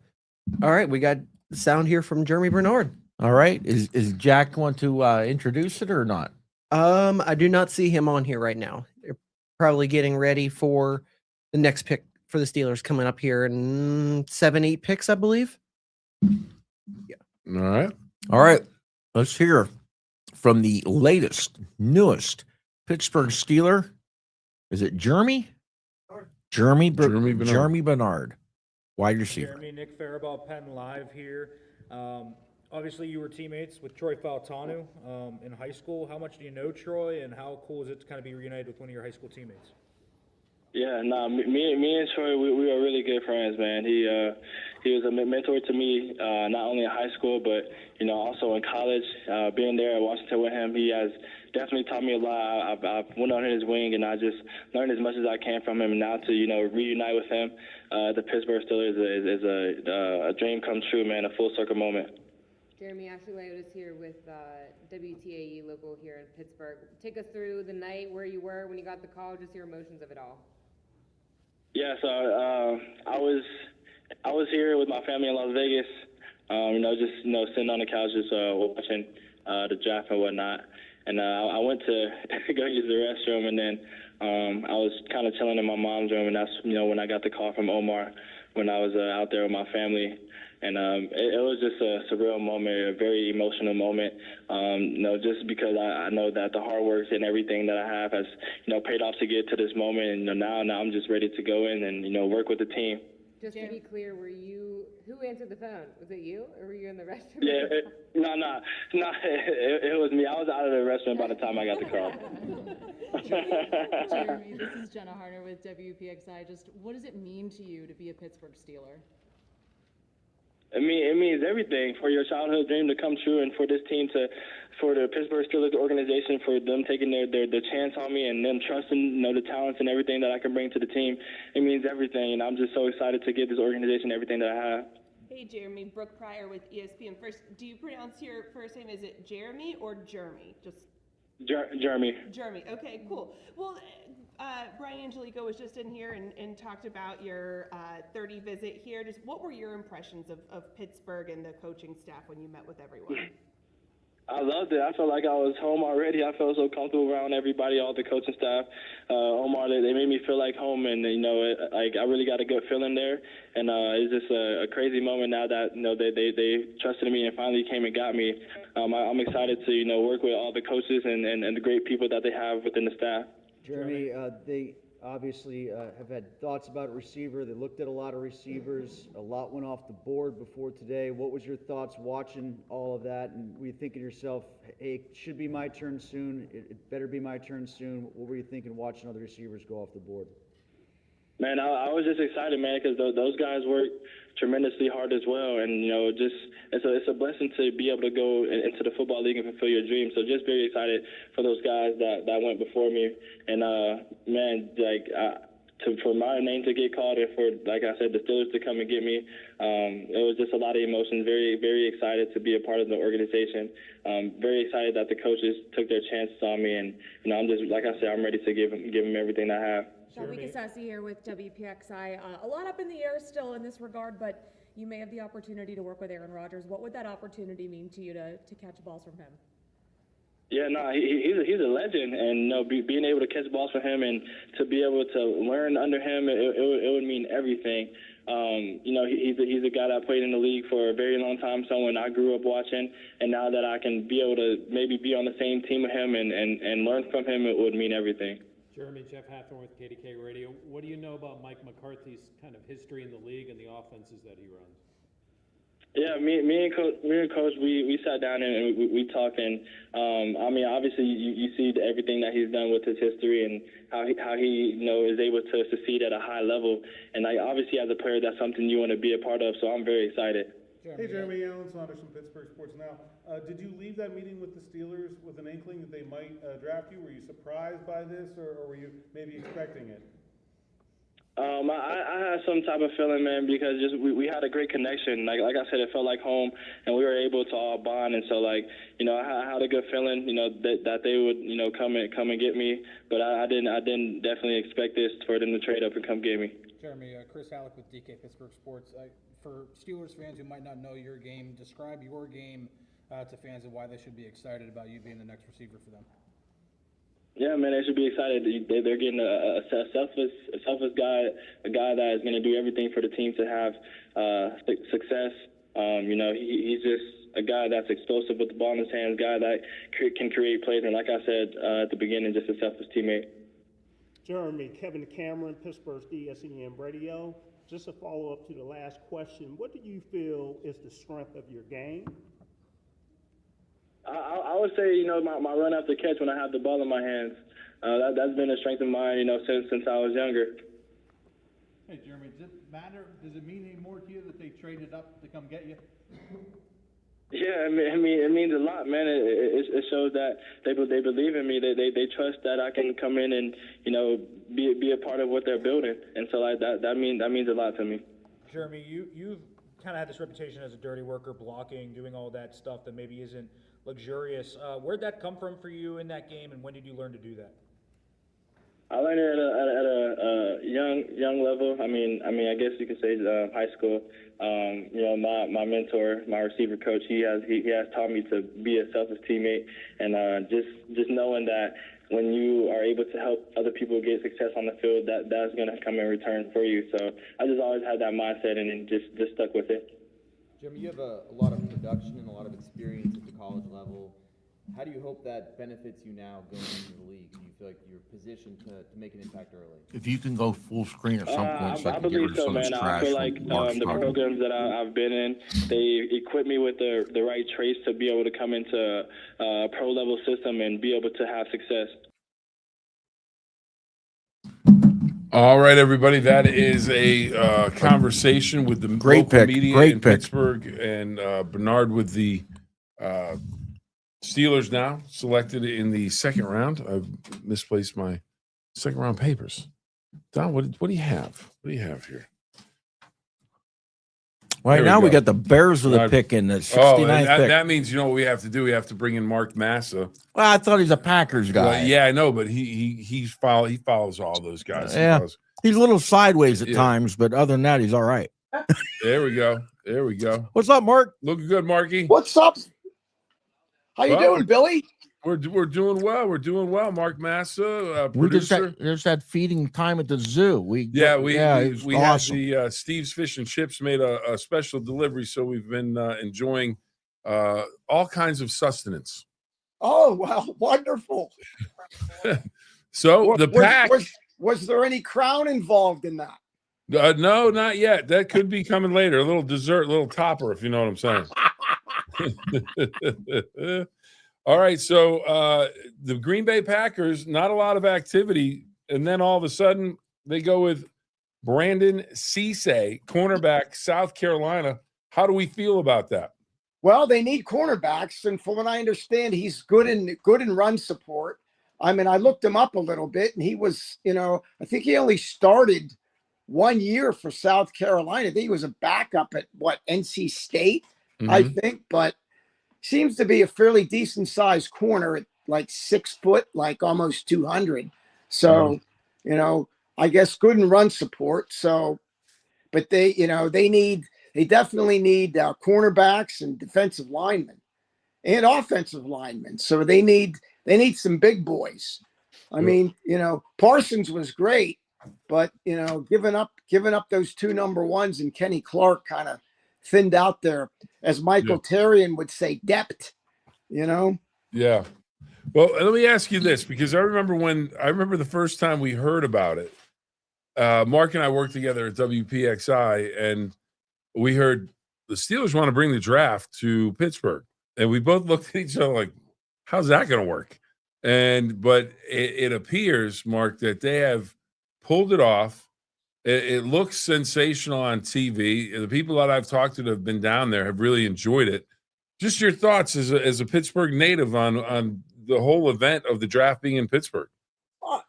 Yeah, I think it's great, but I think they scared a lot of people away, saying you can't drive down there, and parking's going to be $500 at the casino for the weekend, and then from what I understand, all the prices were dropped. Yep. I was thinking about renting out my house because they said there weren't going to be any rooms available, but from what I understand, there are. And then they said there were 320,000 people there yesterday. Yeah. What were they doing? I don't know who calculates that, but yeah, I don't know where they got that number from. I mean, the video I was seeing, I didn't go anywhere near it because being retired now, I'm thinking, well, I don't need to put, myself through that if I don't have to. But it seemed like, some of the newscasts I watched, that there was no traffic. Yeah. There was no lines. I was watching with my father, and he said 700,000 people. Looks like they might have had 700 people. But that was video of Market Square and the other side of the river. So I don't know, but what it actually looked like at the draft area well, we were told today that they set a day 2 record over 260,000. So I'm not sure who calculates these things. I know there's number crunchers, and they probably have someone that may or may not be close, but it seems like they pulled it off. Everybody that you mentioned the traffic, there really hasn't been traffic from what I understand. And then people that were concerned about getting home from work told me that, oh, no problem. I actually got home quicker because all the roads were cleared out. Because like you said, I think they frightened everyone into, if you weren't going to go down, stay home. Yeah, or I get, maybe a lot of people took the free public transit. I don't know. Yeah. I don't know, but all the gloom and doom that our lovely newscasts were reporting, none of it happened. Well, what do you think? Is the Super Bowl next? We're going to bring the Super Bowl to Pittsburgh? Well,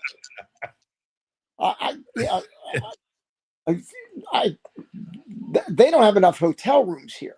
No. That's or a dome. They're not. You never know what you're going to get, right? We had what, 0 degrees. Yeah. Or you could have then in that time in February, you could have 0 degrees, or you could have 60 degrees. You could have 60 degrees. Yeah. People are probably coming to town thinking, oh, Pittsburgh's awesome in April. It's 80 degrees here every day. At least for these 3 days. Yeah. All right, Marky, let's get to the real hardcore sports event that I know you are most interested in. The Flyers of Philadelphia. Oh, wow. They have been putting it on the Penguins, and Yeah, you I know, talked to you. I talked to you. It was the Penguins and Flyers, and it was when I was out with my knee replacement, and I remember calling you and I said, "Hey, going to overtime. This should be exciting." You said, "Oh, they just need to lose so we can get a better draft pick. They're not going anywhere." I bet you guys wish you were there still covering it. The Flyers and the Penguins? Yeah. Oh, you know what? Marky would love that. I'd be really agitated right now because nobody went. They had Yeah. to stay home for the draft. I'd have been a little hacked. Yeah. You know. Well, what do you that think? That would have been tremendous to be in that building. You know. Yeah. Do the Flyers close them out tomorrow? No, Vladar is questionable. I don't know. Uh-huh. You know, I'm a little concerned about that because if Airson has to play, you know. It was just kind of an awkward one. What was it? I think it was Rust who maybe fell on his arm. Yeah. Yeah. And when are the Penguins going to learn? The Flyers feed off of that stuff. Mm-hmm. Mm-hmm. They just love that. I'm thinking, why would you get involved in that kind of thing with them? You know, especially when you're up 1-0. Yeah. I mean, I was laughing. That was quite comical. When we were there every game, Biles must said it. Right. Sullivan taught him said how it. to do it. Just skate do not away. get involved in it. Just skate away. But you know, can't do it.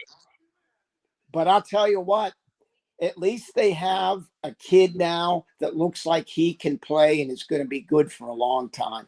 Yeah, the kid out of Michigan State. This Porter Martone, and he's big and he's mean. I mean, I heard our main man, Tyler Kennedy, really? He's on TV. Remember? when he would score 2 goals, we would look at each other and go, nah, no, we don't need a 2-word answer, right? Yeah. And now he's on TV all the time. Oh, I guess he's on the fan too. He doesn't shut up. When did this happen? When did he learn how to speak?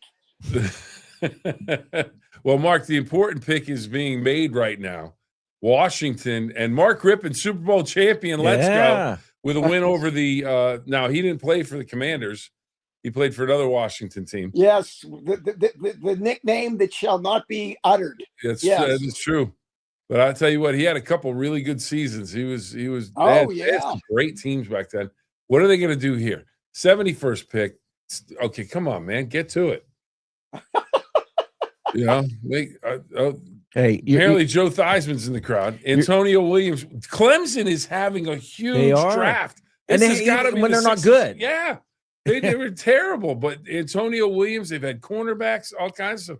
All right, they needed a wide receiver. I think that's a good pick. Connor Griffin now with 3 hits. He just had a 2-run single. Kid can in play. addition to the home run. Kid can play. 6-0 Buccos. Mark, they just broke up the perfect game. Yeah. Mark, I have to ask you, the Steelers, the way we looked at it yesterday after the first round pick, and we hope the guy has tremendous success. You know, these guys are having their dreams come true. But I underwhelming the Steelers' performance on day one in the draft. If what is being said actually happened, that is just, I mean, to do it in any draft, but then to do it in your home city, you know, you allegedly have this kid on the phone and you don't have enough. I mean, you have to have enough foresight to know that, you know, what the Eagles are going to trade, AJ Brown? Yeah. They're projected to trade in the Patriots, so they need a receiver. Yeah, so you have to figure, and the Steelers are figuring, Dallas is going to go defense. And I wonder if they're thinking, well, Dallas isn't going to trade within the division to make the Eagles better. But I guess if you can get 2/4 and only move down through 3 spots for the guy you want, how can you let that bite you like that? I'm just. And the other thing with the Steelers was you have 12 picks. You have 3 in the 3rd round alone. Right. Give up a third in this, you know, if they gave up 2/4, give up a third and a fifth, or I don't know. You know, Yeah. if you want to be, if you really love the guy, I mean, Yeah. you know, and then I guess Khan tipped his hat in his news conference saying how much they loved Lemon. You know. Well, you knew that you know the rule. But you were in the room. Kevin Colbert, Coach Cower, Coach Tomlin. The only time Coach Tomlin, I asked him, it was his rookie year as the head coach. They were getting ready for the draft. I said, Coach, he's got a guy across the hallway in the building here in the complex, pretty good. Darrell Revis. What do you think of Darrell? And Coach Tomlin started to he just opened up, and it was flowers for Darrell Revis, and he was just praising him. And all of a sudden, you look at Kevin Colbert looking at Coach Tomlin like, what in the world are you doing? We don't talk about anything in here. We tell them nothing. They get nothing. We're going to start Sergeant Schultz them. Speaking of which, Tomlin's going to be on NBC. Yeah, how about that? The man that just loved us. He just loved the media so much. You know, and then we have the other Ryan Clark. You know, he loved us when he wanted to.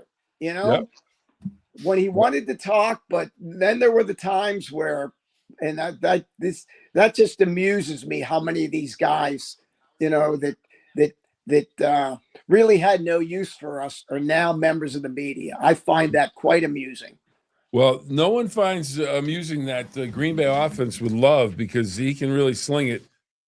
Your thoughts? You get the draft pick tonight. What are your thoughts moving forward? Of course, you know the linebacker has to get that knee healthy. That's going to be huge, especially giving up the 2 picks. But where do you project the Packers for next year? Let's put Marky up full for this one. Everybody needs to see it. Hello, you still got me? Yep, still got you. No, I think Mark you hit up. somebody else. Okay. All right. I think the Browns just made a trade. Go ahead. You know, last year they were, and then, like I said, the injuries, which are not an excuse, killed them. They had no depth. I mean, you lose the guys they lost, though, right? Like Tucker Kraft, that tight end, he's a beast, you know. And then you lose Parsons, and their defense totally changed because their cornerbacks were weak, but nobody had time to throw. They were getting rid of the ball. They were getting rid of the ball within 3 seconds because of the guy. So, and from what I understand, Parsons may be ready for, you know, like in week 1 or week 2. From what I understand, the Packers will hold them out until at least week 4 because that's how they operate. So, what's that? You got to be cautious. You can't afford him to get hurt again. Right, and I still watching that Denver game. They were up 9, and then they threw that bomb, and it got picked, and the whole game just changed on a dime. Basically, the whole season went to hell on a dime right there. Yeah. So, you know, I was so optimistic last year, and having your heart broken so many years in a row. So, you know, I guess I'm cautiously optimistic if they can, you know, kind of hold on until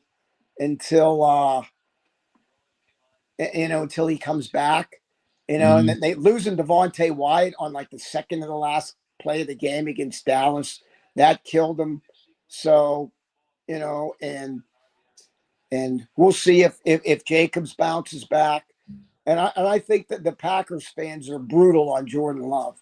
I think the dude can play. Oh, absolutely can play. I think the dude can play. And even but the way that they just the 2 games they blew to the Bears. Yeah. I remember that it was the night before, and I saw you the next day, and you know, and I said, remember I told you I couldn't sleep all night thinking about it, a game. I'm thinking, what is wrong with you? You know? It's what we love. It's what we love. Love sports. See, and at least with football, it's only once a week. Stanley Cup playoffs are every other night. Yeah. Jeez. I one of my favorite things is to following the Cup winner for the whole thing every other night. I mean, it's a marathon, but it's sensational. Hey, Marky, we're gonna let you get going. One last question for you. The Steelers, do they need to bring back Aaron Rodgers? They don't have anybody else, but do you think he can still get it done for them if they bring him back? They're going to have to. What else do they have? Don, I mean, what do you think? Oh, I want him back. You want him Absolutely. back? Okay. Absolutely. You know, I think the man's taking too many hits to the head or something. You know, I don't know. But you got to think him and McCarthy knows. I mean, I think McCarthy coming back and Rodgers. Yeah. I think everybody's, they're just gonna let him chill. I mean, I agree. They did the same with him last year. You know, I think if they know something, he just doesn't want to come to any mini camps, and then all of a sudden he'll show up and everything will be great. And well, doesn't he go into a cave at some point and cleanse himself? God, I don't know. Hey, as long as he can throw the football and get some touchdowns, but if you watch Penn State this year, you don't want Drew Aller. No, I don't want him at all. I'm not blown away by Nussmeier. So it's not like there's a quarterback that you want. Aren't you saving the picks up for next year? Isn't next year the great quarterbacks year? Apparently, but what the latest Manning hasn't really turned out to be what they thought he'd be. Oh, I think he's going to though. You I think think he turned a corner last year, second half of the season, where he all of a sudden get that confidence and he's like, okay, I get this now. I'm settling in. I think. Yeah, but then you better go 3-14, which ain't gonna happen. Yeah, that's true. That's true. But they could trade up. No, they don't do that in the first round. They did for Troy. But I mean, this year, if you really wanted a guy that badly and you thought, well, all we do is, but maybe no one was. I don't know. Maybe no one was willing, but that's true. That's true. All right, Mark. Greatly appreciate it. How's it? Family's all good? All good on this end. How about you? Everybody's good here. Don, you good? I'm good? Wonderful. Drew, wonderful. Family good? All good. All right, we got it all covered. Mark, you can't thank you enough. It's a love fest tonight. How about that? That's absolutely. Anytime you're around, it's a love fest. Oh, yeah. That's what I hear, especially in a locker room. Absolutely. Sharpen those elbows, Marky. Sharpen those elbows. Well, I had the best lead blocker in the history of the world. Oh, there you go. There you go. All right. And if they look at me, I just point to Bill and go, yeah, okay. Well, there you go. We got it done. We got it done. Yeah. All right, brother. Well, all right, Billy. Always a pleasure. Thanks. Always. Love you, brother. We'll talk to you. Love you too. See ya. All right. Bye-bye. Bye. All right. Let's check in with the McKenzies live on the scene. You guys got me? We got you. What's happening there, Michael? So the Dolphins are about to pick. The Steelers are next, but I believe their selection's already in, so it's basically waiting for announcements at this point. Well, good. That's why you're our man on the scene. Is everybody playing nice? Yes, everybody's playing nice. Pat McAfee's made a big deal about 0 arrests have been made so far, so that's a good sign. Now, are the fans? They seem like you're all grouped by teams. Are you with Steeler fans, or everybody just kind of mishmashed together? I'd say it's about 50% Steelers fans, and the other 50% is just kind of sprinkled in. I don't think I've seen any other fan base here, like in a big group, other than Pittsburgh, obviously, considering that's where we're at. Yeah. And are they giving the Browns fans a lot of grief or not? I actually haven't seen many Cleveland fans to begin with to give any of them grief. I think the most fans I've seen from AFC North teams is probably Baltimore. And trust me, there's been a lot of trash talk when the Baltimore fans get around Pittsburgh. Hey, do you know who did Iron Man, the song? Say that again? Iron Man, the song. What group sang it? Yeah. Go ahead. I think he's going to ask if he's heard of it. Oh, no. Who sang it? Oh, they're playing Renegade. No, I know that. Anyway, a while back we were talking about Black Sabbath and the song Iron Man. Okay. I think I misunderstood. You want to know if I know By the who's way, talking. Okay. I think I misunderstood you. Look at the Kentucky Derby. We're gonna give you a little hint, courtesy of our friend Dan Plesac with the MLB Network. There's a horse called Renegade running the Kentucky Derby. Tell your pops All to right. take a good close look If at I'm him. cutting you off, I'm sorry, but it is super loud here. The Steelers This are is what about we to want to pick, hear. and here Let it comes go. the selection. They're bringing everybody on stage. Here we go. Steelers pick is in. Pick number 76 in the second round. The 12th pick of the, or not the second round, pardon me, the third round. All right. For the Steelers' third pick. Yep.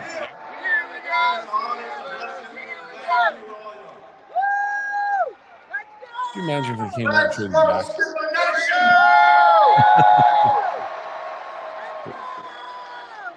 With the 76th pick in the 2026 NFL Draft, the Pittsburgh Steelers select Drew Allen. Wow. Alrighty then. We've got making the announcement for the picks, Joey Porter and his son. Well, Joey Porter Jr. is a Penn State guy, so Yep. I'm sure Drew Aller excites him. Wow. I'll tell you what, just Nick, the first reaction, I thought if they would take Aller tonight, not many people would be happy, but it seems about 80% of the Steelers crowd is pumped about that. Myself and my dad are not, but it seems the majority of Steelers fans love the pick.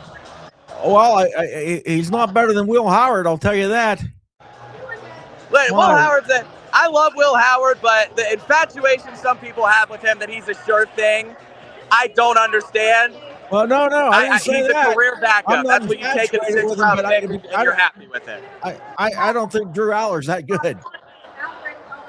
I don't think Drew Aller's that good either, but I wonder what that says about what they believe with Aaron Rodgers, because now they got 3 quarterbacks on the roster without him. Yeah. Well, unless they've, McCarthy comes in, maybe he wants 4 guys there. Take a look at them. Well, I mean, they always want 4 guys at for training camp. camp. Yeah. Remember the one year they drafted the guy in the 7th round and had him in camp, and then basically drafted him to cut him. Yep. Drew Aller, I mean, you're a 3rd round pick. You should be around for a while. Well, he's got he's got the big body. He's got the arm strength. Can he get it done when it has to? We'll find out. I don't see any of these highlights against Oregon, against Ohio State, against Michigan. I saw a little Georgia State, some Boise State. Anyway, he's an Ohio guy, so we'll pull for him. Yeah, I mean, college is out of the door now. Even though he's a Penn State guy, you got to root for him now that he's in the black and gold. There you go. Change that laundry, and all of a sudden you're like, okay, yeah, this guy's great. Let's go. But a lot of Penn State fans up there too, so I'm sure that helps contribute to the 80%.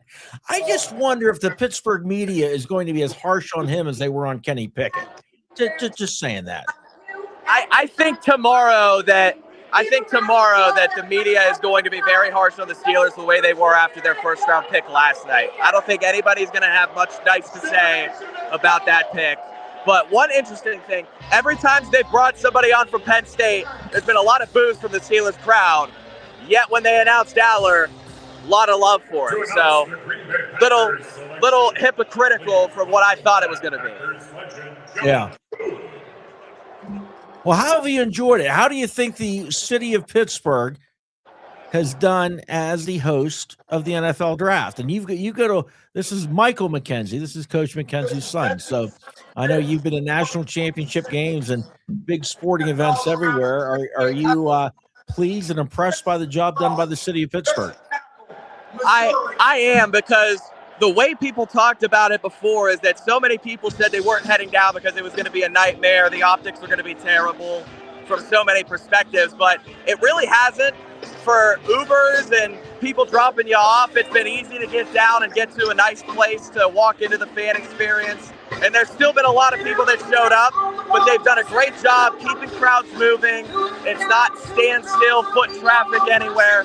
I really think that the city has done much better than everybody expected handling the draft and the big crowds here. Yeah, I kind of think it's almost as if they scared people away to a point. I mean, it got to the point where they didn't really.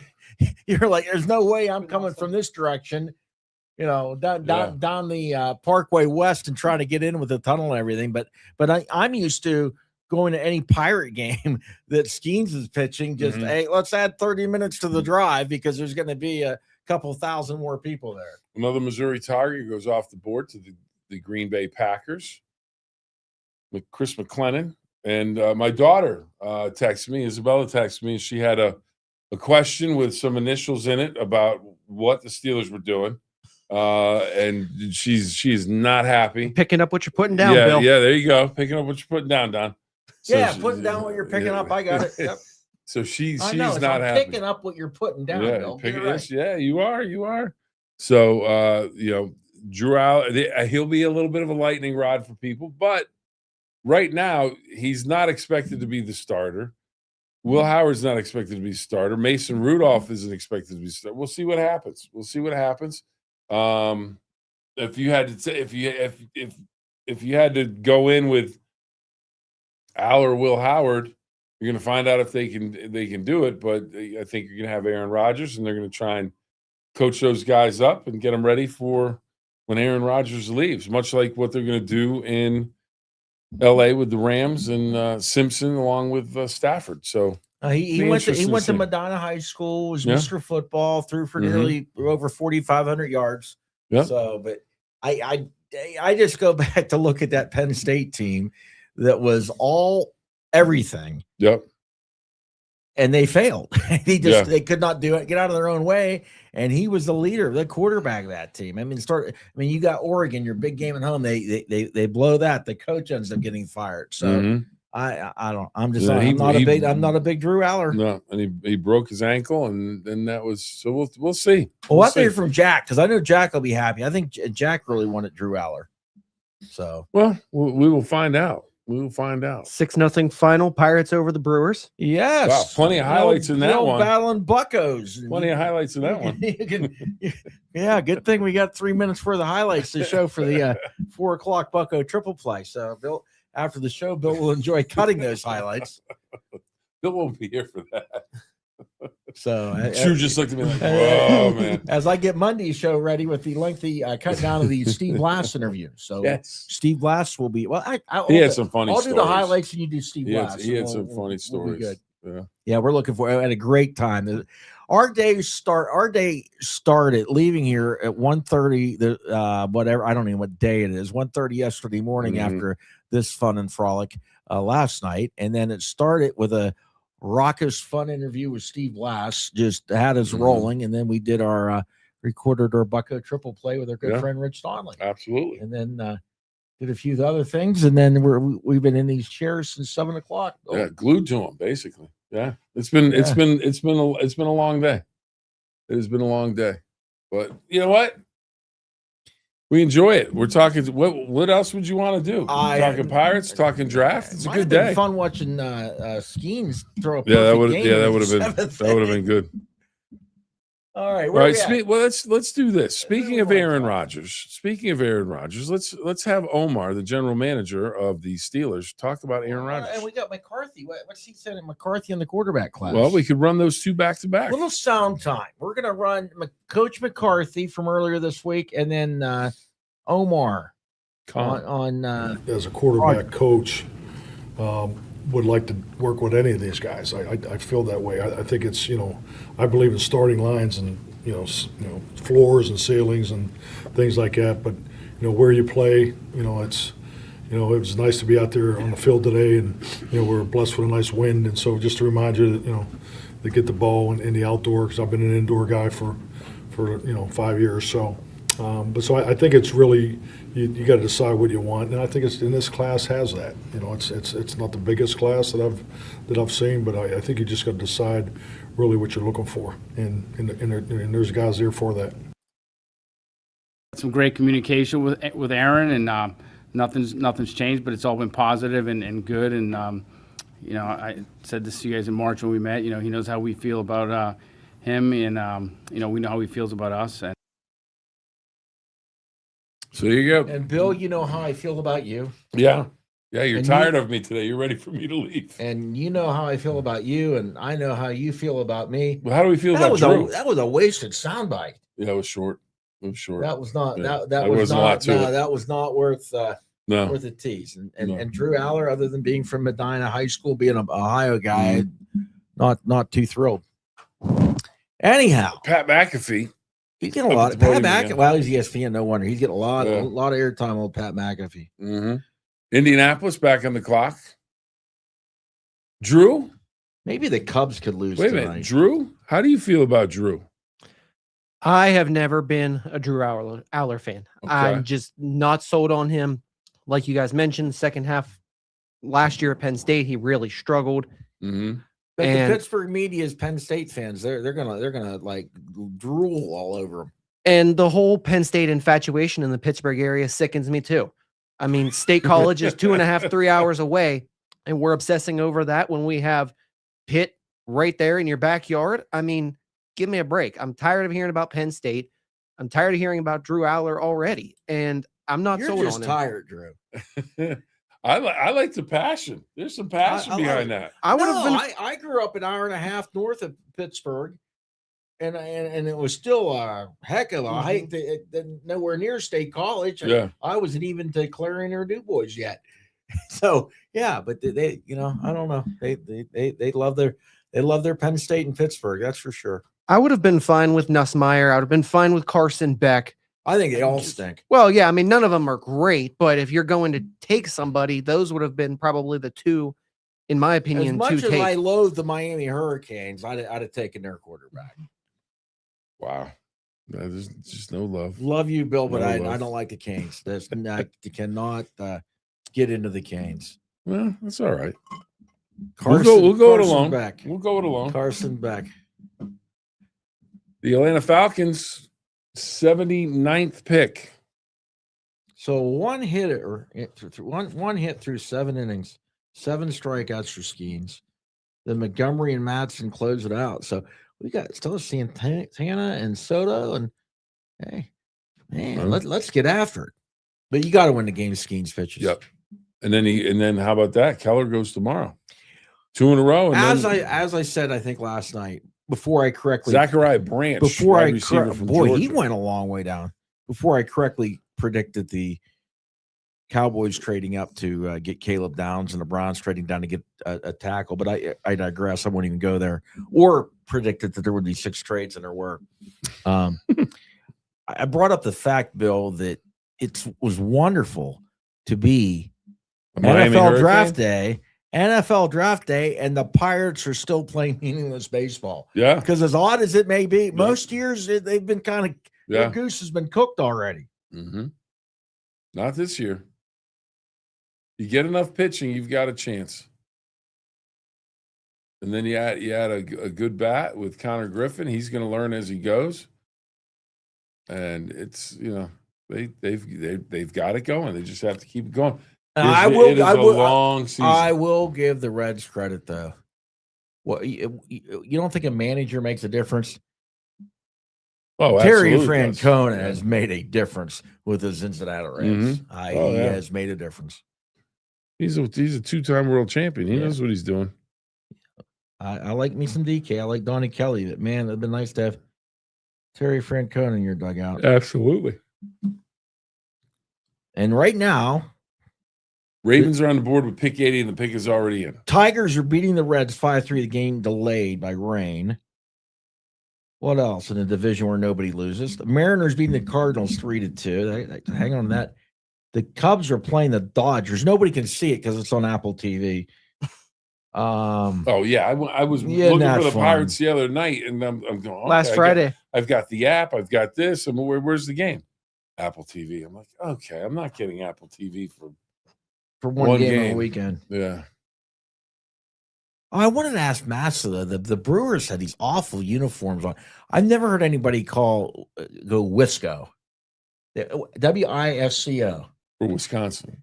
Yeah, but Yeah, I've never heard it. But whiskey, whatever, but Yeah, not you don't li- Wisco. You don't live in Wisconsin. I know, but I got one of my dearest friends is from Wisconsin. I've never heard him say that. Well, did you ask him? Well, he's too busy making duck and goose calls for me to. Duck and goose calls. Jacoby Lane. That's another. There's some decent Yeah. receivers still out there. All right. So this means that's good though. Oh, they haven't updated this. Just keep push the Brewers down because that would make the Pirates 15-11, right? I believe so. Make it happen. Reds lose, Cubs lose. We'll be within a game.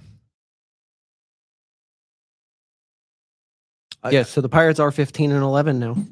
I part of me thinks, even though I won it, a great run to chase the division title for the old Buccos, I don't know if I can handle it.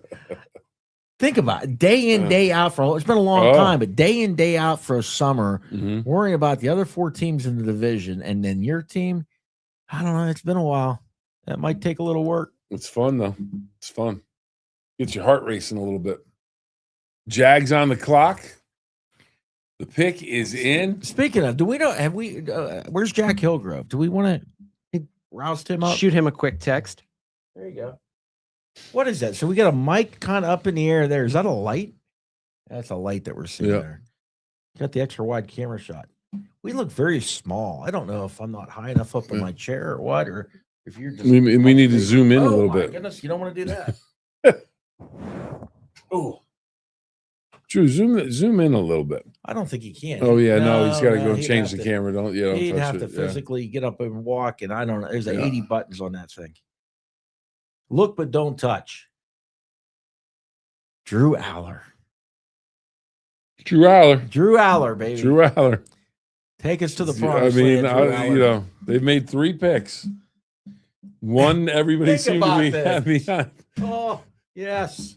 And the first and the third one, a lot of people scratching their heads. There you go. And it's not like and the other thing, it's not like Alabama's been like some offensive juggernaut lately. Mm-mm.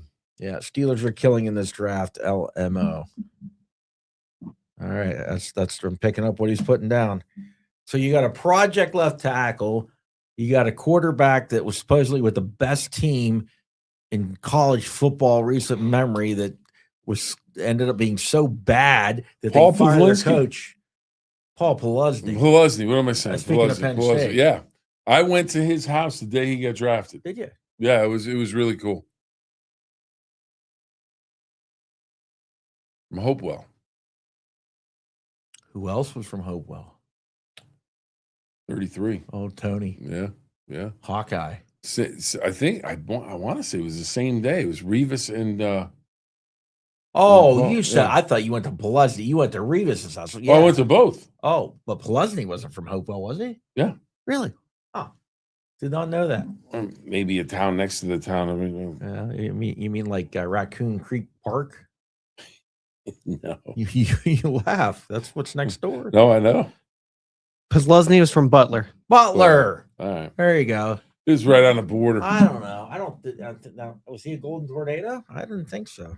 Golden Tornado. Butler. Oh no. We got nicknames up home, man. We got Yeah. the Mars planets. Yeah. Okay, so Bill, I will give you credit. He went to Hopewell High School. Yeah. Paul There you go. Peluzny. Yeah. Yeah. There you go. I knew he didn't go to Butler.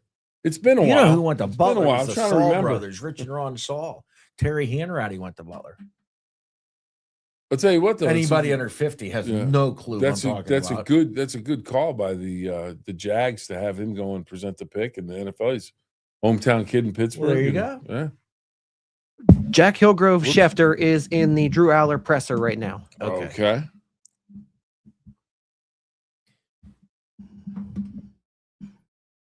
Vikings pick is in. 82nd selection.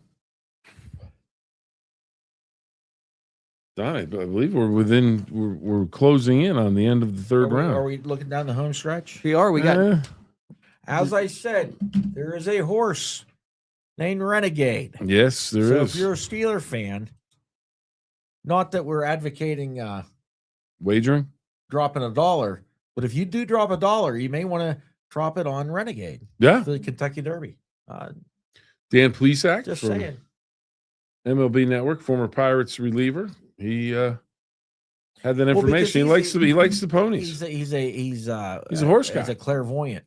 He's clairvoyant, yeah. Well, because from the the World Series, yeah. I don't know, game 5. I don't know what game it was, and he was playing the fiddle on the pregame show tonight. MLB Network is hilarious. They're so good. They have great people. Eduardo Perez in the morning, so forth. But they're doing this show and before as the pregame before the World Series, and they do there's Homer hunches and he picked the man he picked and for the Blue Jays and basically said Addison Barger and he said he's not in the lineup. His coach said, "What are you doing? He's not even in the lineup." He goes, "I know he's going to come in." So, man, he was looking sharp in BP. 7th or 8th inning, he's going to pinch hit a home run, and he did. Yep.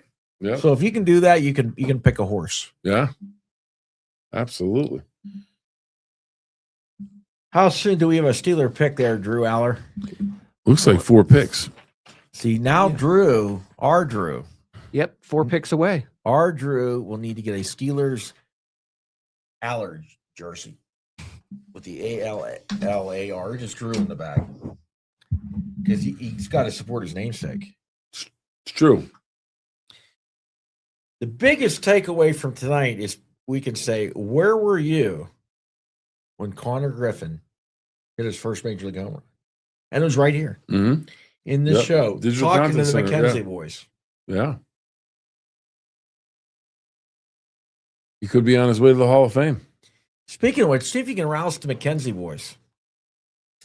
All right. How far away are we from the Steelers' next pick? 4 picks, so they should be coming back time soon. So we've now picked a project tackle that should be redshirted, a quarterback that's hurt, that stunk for the best team in history that turned out to fire their coach, and a wide receiver from Alabama. But you know what? I don't want to bust. Alabama has had some nice wideouts. Yeah. Oh, absolutely. Yeah. Absolutely, they have. So we'll take that. Dominic Orange. And I can bet you, I wonder if it's actually pronounced orange.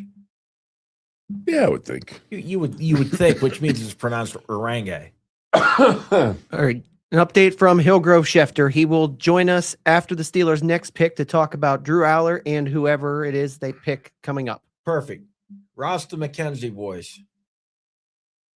Roger that. All right. Iowa State defensive tackle goes to the Vikings. Ooh, boom. Not that we're watching the draft or anything, but what a stick.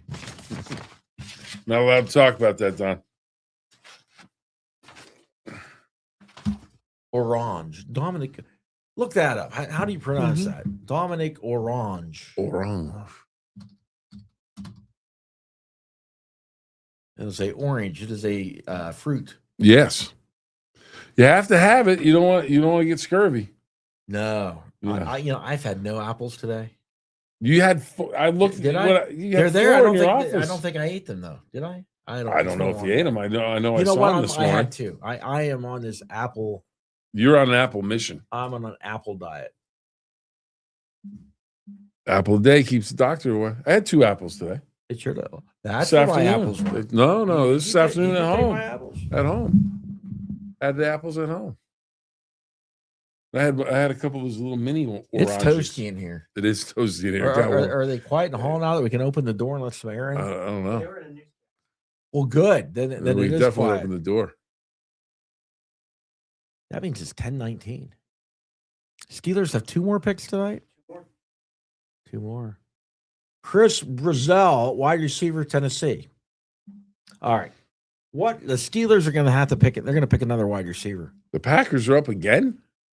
Yeah, for like their second pick. Yeah. Need to get Mark back. Talk about hockey. Go Pack, go. Oh, Well,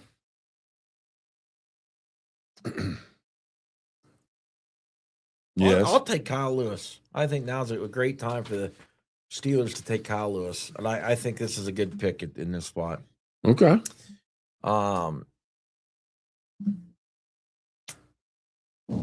I do like Danny Dennis Sutton out of Penn State.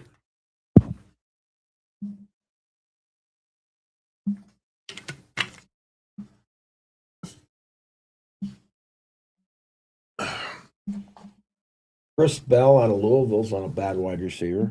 Mm-mm. Malachi Fields is already gone. Mm-hmm. Jacoby Lane's already gone. Yep. Don, you were correct about the defensive tackle because his name is pronounced Orange and his nickname Big Citrus. There you Big go. Citrus. Well, no. So what was Don right about? Don was right about nothing. The pronunciation. No, he it's said it was spelled gonna be orange. but I said it's probably not pronounced orange. Oh, because it's But too it is. simple. But I do like you saying I'm right. I like the fact that the nickname's Big Citrus. I like the fact like that I was so wrong that I got credit for being right. That's what I love. Oh man, that's funny.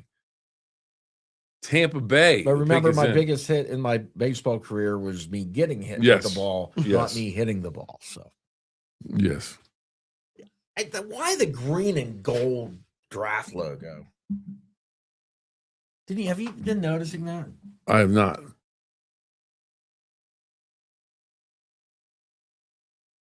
Well, next time, look.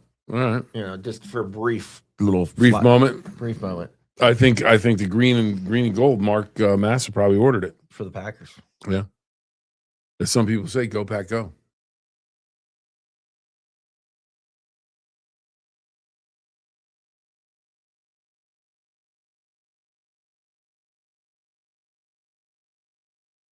Oh man, I apologize for yawning.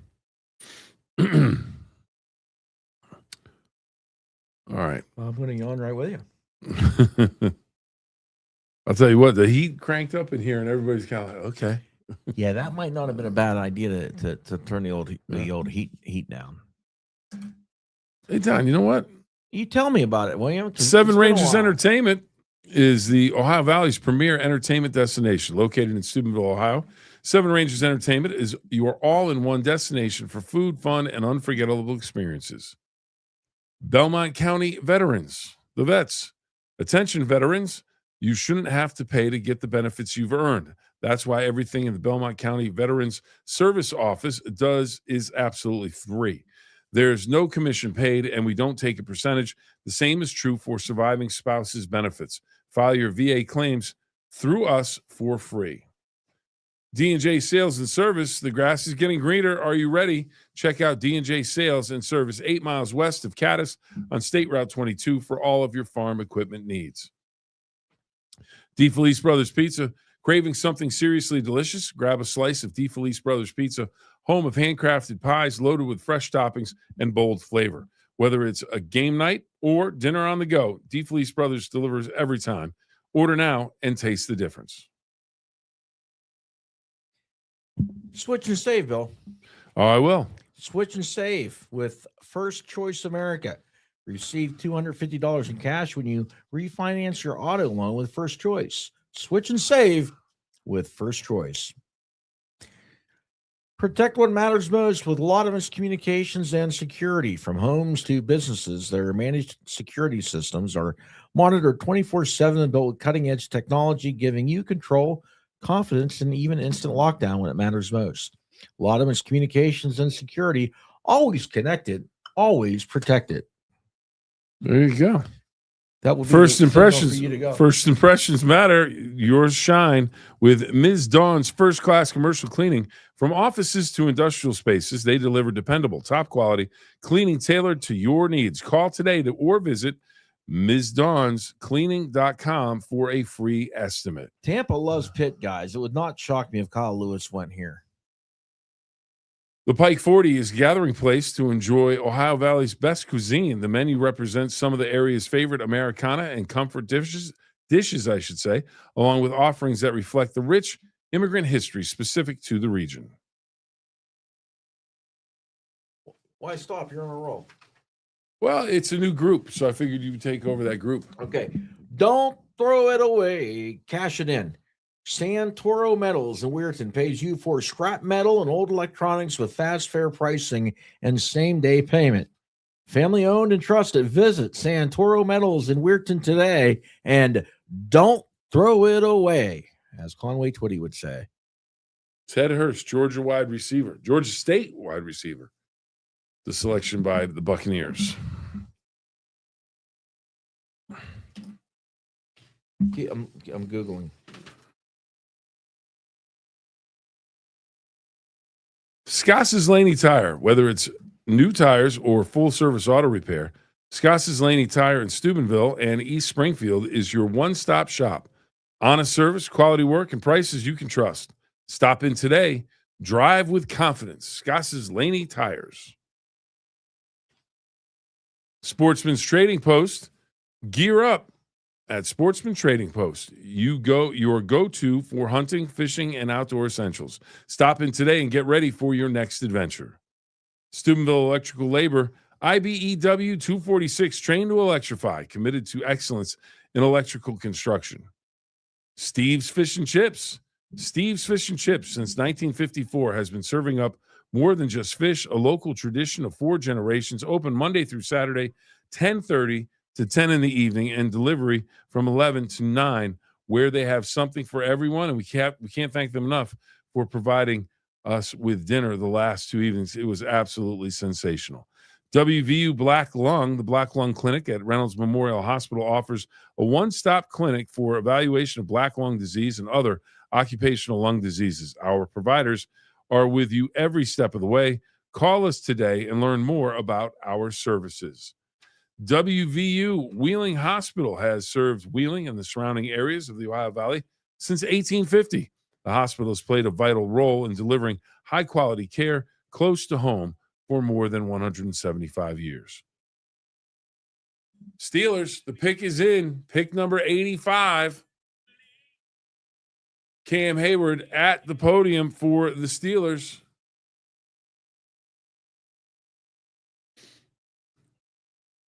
Where do the Steelers go, Don?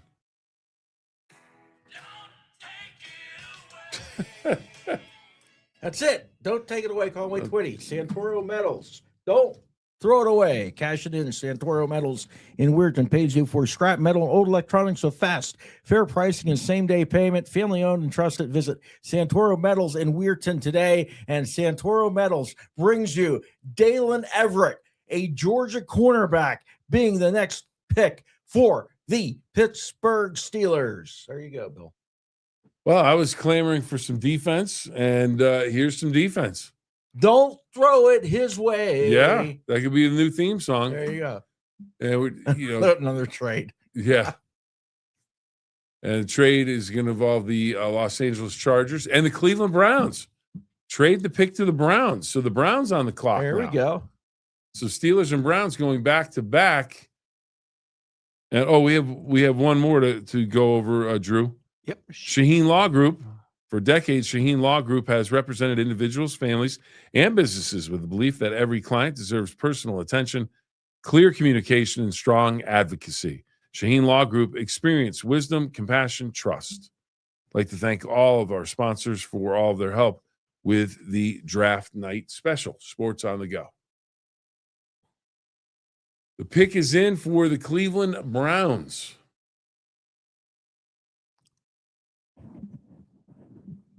Dalen Everett. Another wide receiver? It's a good question. I'm feeling offensive line. All right. Let's see what we got.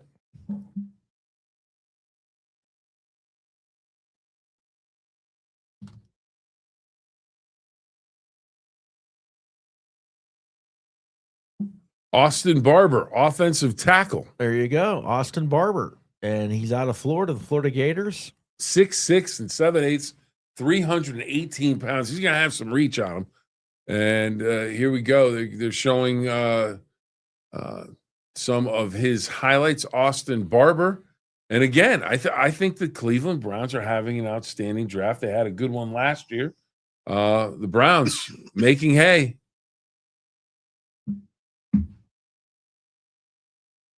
You got to have somebody to protect the quarterback, somebody to block for the running back. So big SEC tackle.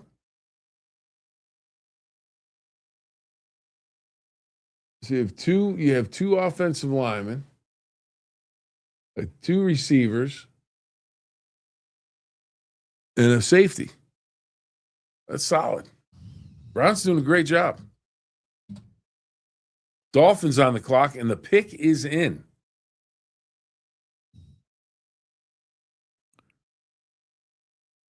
Maybe next year. All right. Think about it. If you went and bought jerseys every year for the Cleveland Browns quarterback, yeah, you'd have a lot of extra jerseys laying around. Sure would. Dolphins on the clock. The pick is heading to the podium.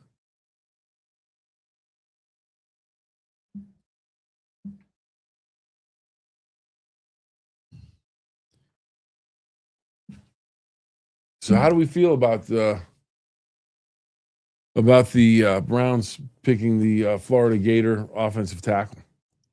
Depth. Oh, there's another Buckeye. Will Kasmerick, tight end.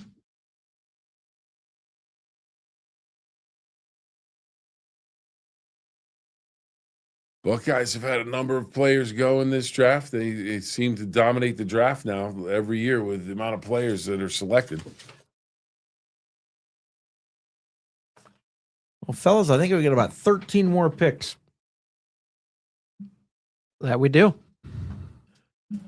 That math, Bill, you got to try it, man. It's a wonderful situation. It helps when you're balancing the checkbook. The unfortunate thing, there's never enough money in there to make it feel good. Like the song said, it's too much month at the end of the money. Yeah, amen.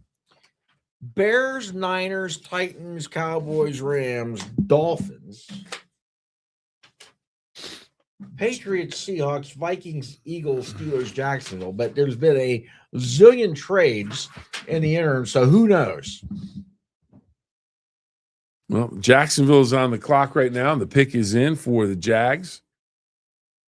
So we will wait for that. So if you had to rate the first 3 rounds for the Browns, what do you think? What would you give them? A, B, C, D, if you had to give them a letter grade? A? Strong. A. Yeah? Solid A. Solid A. What do you like best about what they did? Well, I think they got their tackle right off the bat, which was good. I think Concepcion, I don't know if he's related to Davey or not, but Omar Concepcion is a good receiver, a good punt returner, a game breaker. Mm-hmm. Then where did they go? Wideout? They went another wideout, didn't they? Yeah, they Boston. Oh, Boston. That was huge. That was tremendous value where they got him. Because some had him at the end of the first round. Yep. Then what? You've been writing these down. I have been, and then I've missed some. So I didn't get them all. Who was the next one for the Browns? Let's see here. After it was Fano first, Concepcion, Boston, then they got Emmanuel McNeil Warren from Toledo. Oh, that's another clutch pick. Yep, that's why the A comes in. I mean, this dude's from Toledo. He's a legit safety. He's a guy that I know Hillgrove absolutely is enamored by. Speaking of which, Jack ought to be about ready, right? Yep, he is getting ready to send us over the Drew Aller sound at this moment in time. So fantastic. And we're excited about that. We like Drew Aller. He's our new favorite. Excuse me. Well, you know what? You had to pick somebody. You had to pick one quarterback. Because even if Rodgers comes back, you need 4 arms in camp. Yep. And if you're going to bother with it, you might as well get as good an arm as you can. Yeah. But I think Jack will be excited because I know Jack liked him. He's ours now. He's the Steelers now. So that's it.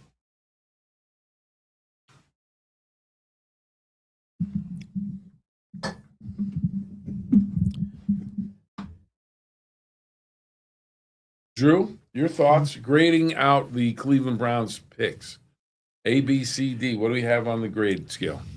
I'm also going to have to go with an A. I mean, this is a phenomenal draft class for the Browns. I hate to say it, but I mean, the ball don't lie. I mean, you got 2 elite receivers with Concepcion and Boston. How is Jermod McCoy still on the board?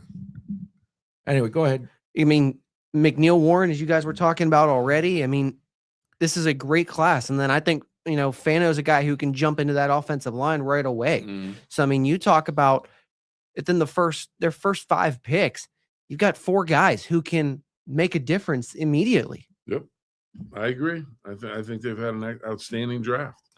You pair those 2 receivers with Jerry Jeudy. I mean, that's Jerry Jeudy was an adventure last year, though. He made a couple of boneheaded moves throughout the year. Paul Posluszny back at the podium. You just like to say Posluszny. Yeah. Emmanuel Pregnon. I think he's a guard out of Oregon. You are correct. Yep. 6'4" ¼ 314 pounds.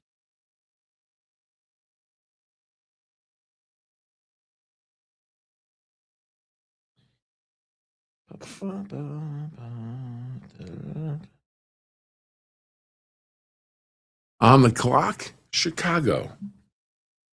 The Bears. Boy, I tell you what, the number they did on the Packers this year, though. Oh, my word. Pulling victories out of the jaws of defeat. Yes, sir. All right, Drew. I have another soundbite we want to listen to, or some sound from Kendall Simmons. You think about, you hear these guys, they get drafted, they're going to be rookies. What's going to happen? What's going to be their NFL moment when they get the welcome to the NFL? Like, wow, I wasn't ready for that. Kendall Simmons, I asked him about that earlier this week. My very first preseason game, I had to block Big Daddy Dan Wilkerson. And he's a number 1 overall pick. And this guy was like trying to move a building. It's like a car crash every play. And I'm like, I hadn't faced anybody, and even in college, like that. And it was just like, oh my God, is this what this going to be like? And I had practice against Casey and Aaron, but this guy was a different type of strong. It was something different about him. And so I'm like, okay, if this is what this is going to be like, I don't know.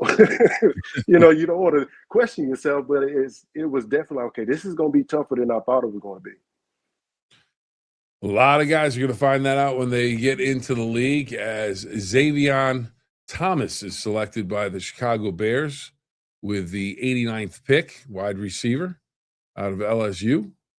But Kendall Simmons, and Don mentioned this before, we can't thank Kendall Simmons, Heath Miller, Brett Kiesel enough for joining us for interviews this week as we prepped for the draft shows and specials that we've had. They were great.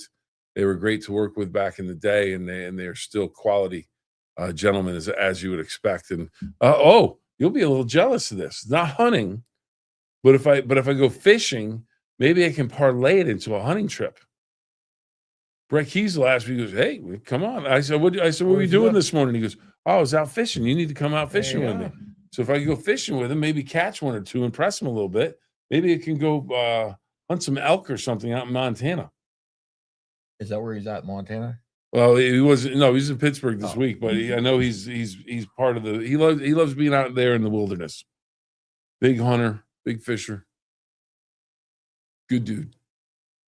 How about this one? There's a stat for you. The Shear the Beard program that he has. Yeah. And he started that in about 2010. Hold on, Bill. We got Jack with us. There we go. Hold on that story, All William. right. Okay. There's a happy Jack Kilgrove because he got his quarterback. He can't wait. Congrats, Jack. Oh, I can hear you. You were wondering why I was pausing. No, I could hear you. Oh man! So what do you think? He passes the eye test. He's got the arm. We just got off the phone with him. We just got off a press conference with quarterbacks coach Tom Arth.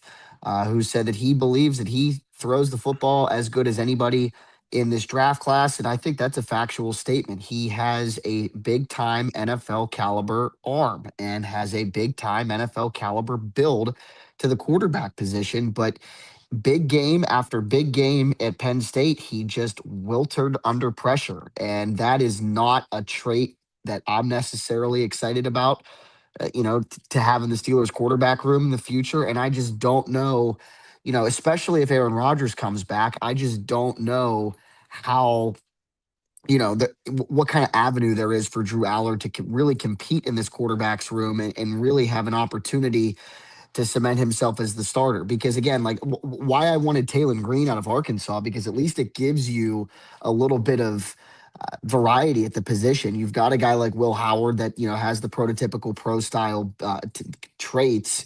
Go get, the freak athlete and spice up the quarterback's room a little bit. They go the same sort of pro style route with Drew Aller. And I just don't know mentally if he has what it takes to be a quarterback at the big level, because we've seen it at times in college where he has not been that guy.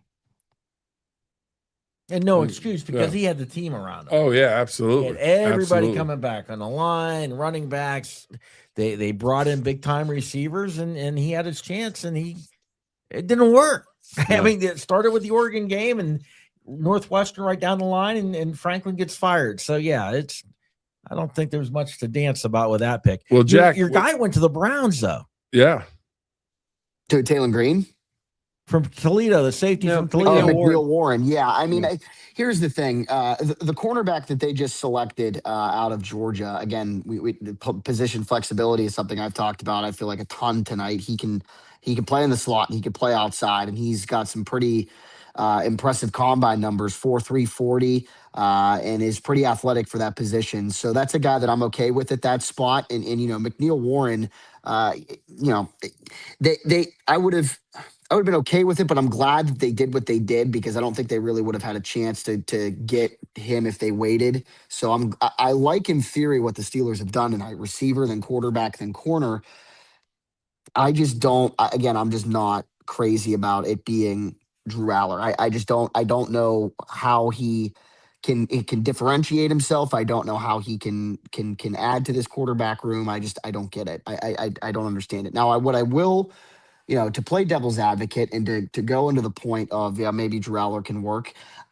The system that he was a part of the last couple of years at Penn State with Andy Kotelnicki, their offensive coordinator, I thought it was too gadgety. I thought it was too cute at times. And I mean, they had an X factor in Tyler Warren where they could do a lot of different things with him when he was their quarterback. But like, I don't think that the system that he was a part of at Penn State necessarily helped, his development either. So devil's advocate, you get him in with Mike McCarthy in an offensive minded system. Yeah, maybe, that's a guy that he could potentially develop.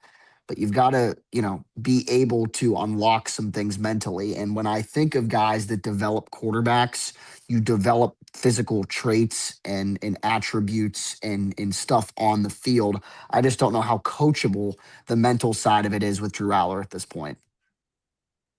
It'll be interesting to see how they make it all work in that quarterback room. And, well, speaking of rooms, Jack is moving on up. He is in a much better. He's inside now. Well lit. You're up in the high digs, high cotton now, as they say. Not really. I mean, it's just it was too dark and too scary out there for them to do it a third time. So I came into the media room that's attached to the indoor facility here for this one.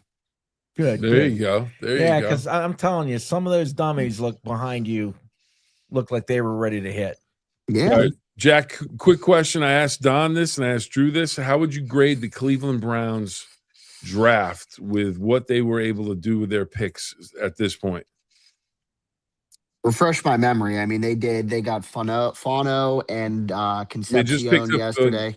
They just picked up Boston as well. They get the cornerback out of Tennessee? They took McCoy?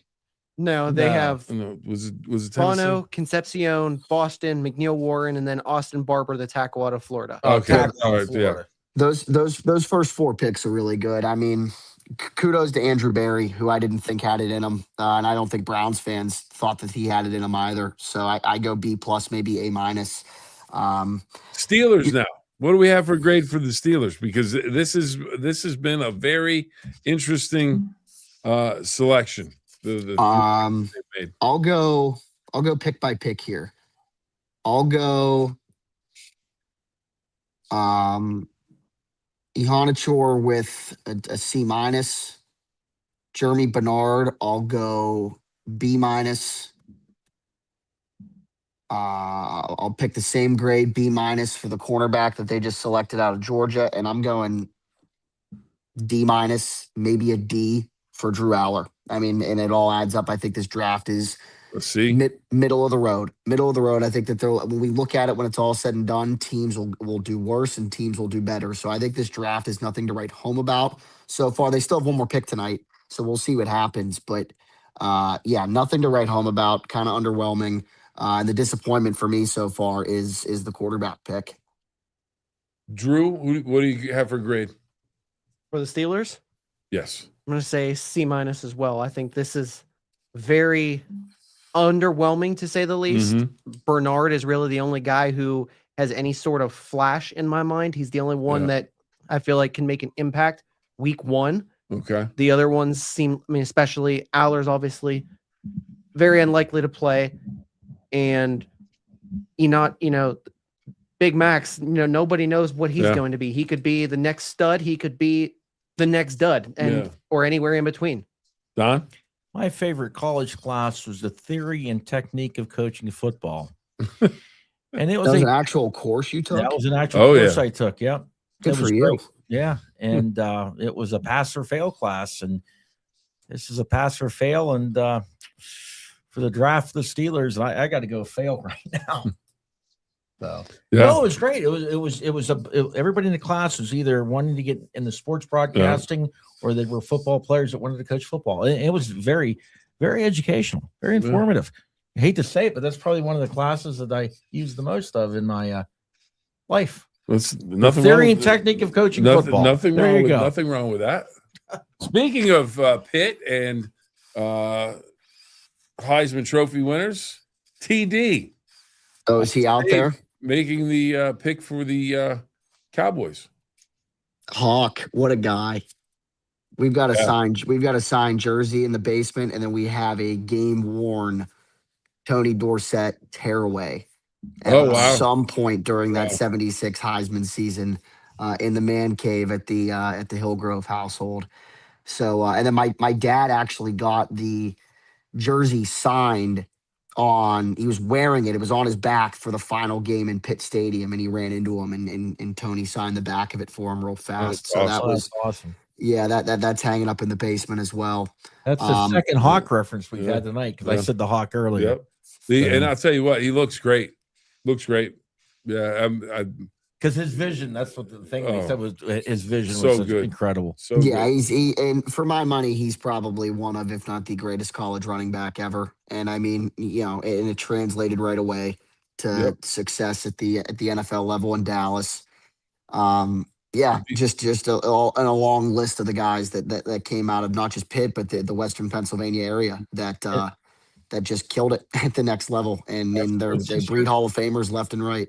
Since Bill's such a big Notre Dame fan, when you want to go back and look, there were two games that he had against Notre Dame that were the two of the most incredible rushing games by a college running back you'll ever want to see. Well, against Notre Dame, even though they grew the grass so high, they were hoping to slow him down. Which I've never understood. And Robert Haygood did the nice job handing off to him. We're gonna grow this grass 5 inches high to slow the running back down. Well, doesn't that slow everybody else down too? So what are you doing? It doesn't really help one way or the other. And the thing is, if he's that good, and he was that good, no one's catching him. No one's catching him. And like you said, the vision. Then we were talking about Monday Night Football games yesterday, and the 99-yarder against the Vikings for what was then a record. I think it still may be a record. But hard to beat. He was sensational, absolutely. And I had the pleasure to meet him a few times, and he's nothing but a gentleman and just wonderful guy. So so it was good seeing him. Was rocking the Pitt hat, Jack. Good. H2P, baby. Yeah. A lot of what I think I saw Jimbo Covert. I mean, Pitt's had a lot of Yeah. guys there. So Yeah. it's good. Covert introducing the Chicago picks. So yeah. That's awesome. So Tell you how what, much? too. Wait, go ahead. Sorry. How long? Okay, Dolphins pick is in the New England and Seattle, but the Steelers have one more pick yet. I think. Yeah, They're at where 99 or 100? 99. How far away are they? Because that'll let me Or know pick when I need to get out of 94. here. Dolphins pick Yeah. is in at 94. I think Steelers are at 99 and we're at 94. So Okay, after so as long as they don't trade up, I should be good to hang out for a couple of more minutes. But I mean, and- if we go back to Drew Aller for a moment, one Sure. of the things that I asked him on the conference call was, obviously the college career for him did not shake out the way that he wanted to. Obviously, they had high expectations that were derailed, and then he gets he busts his ankle and then has to sit out the rest of his college career. So I asked him about what did you learn about yourself throughout that process? Because it's an adverse situation. Obviously, you don't wish that on anybody. I mean, it's the final year of his college eligibility, and he spends it hurting on the sidelines. And he said that he just grew. Or he always knew that he had such a great appreciation for the game, but he really realized how much he loved football by, traveling and still being a part of everything and just kind of taking it all in from an external side of things as opposed to being in the huddle every single play. So he told us that it made him love the game, even more, and it made him even more excited about taking the leap to the next level. So it's one of those injuries too that I don't think there's a whole lot of concern there for long term. You break your ankle, you get it healed, and you do the correct things, and then you're good to go. I don't think it'll be anything that'll hinder his athletic ability or anything long term. But it also begs the question too, is the quarterback room set? Because as the days kind of creep on and on and on here, you know, I truly wonder whether or not Aaron Rodgers comes back next season. You got the sense this time last year that he wasn't done because the Jets he did not finish the way he wanted to with an organization that he wanted to. And then when he signed with the Steelers and he'd go on McAfee, he'd say, yeah, this is probably it. This is about finishing the career the right way. And he did. And I think really the only shred of hope that I don't even want to call it hope, possibility that he does come back is that Mike McCarthy, his coach in Green Bay, is now the coach of the Steelers. If the Steelers would have hired somebody else with zero connection to Aaron Rodgers, I think it would have been without a doubt that Aaron Rodgers would have just retired. Yeah. But as the days kind of creep on here and just the vibe that I get around the facility, like I really don't know at this point if he does come back. And I wouldn't be surprised if tomorrow, next week, or next month we get a notice, yep, he's retiring from football. And it's just a very anticlimactic kind of way of going about it. I truly wonder, number one, does Aaron Rodgers come back even at all? And number two, if he does, the quarterback room is going to be Rodgers, Will Howard at number two, or, if there's a competition there between him and Aller, and then the third person.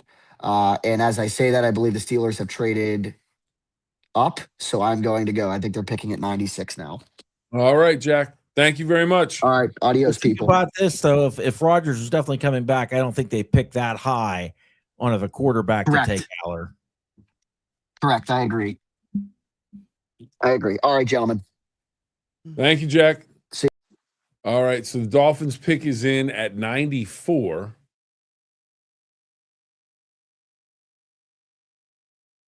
So who they go with? Chris Bell, Louisville, wide receiver. He's good.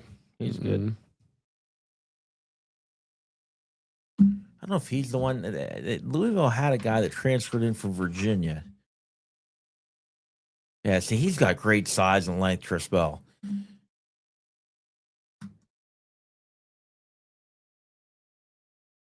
Strong. I don't get it. He'd have been a good pick for the Steelers. Honestly, I'd be more excited about having him than Drew Aller right now. Yeah. Oh, 100%. 6'2", 222. I mean, throw that in the slot. Sign me up. Yeah, absolutely.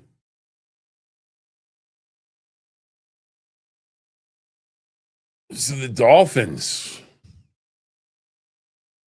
they've quietly put together a pretty good draft class. Some interesting picks there. New England Patriots picking at 95th. The pick is in.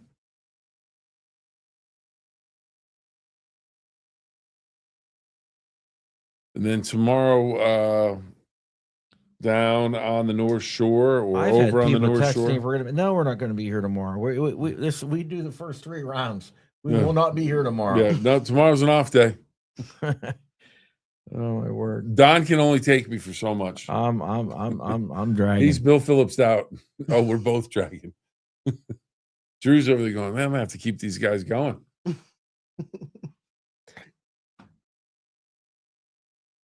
New England Patriots. The pick is in.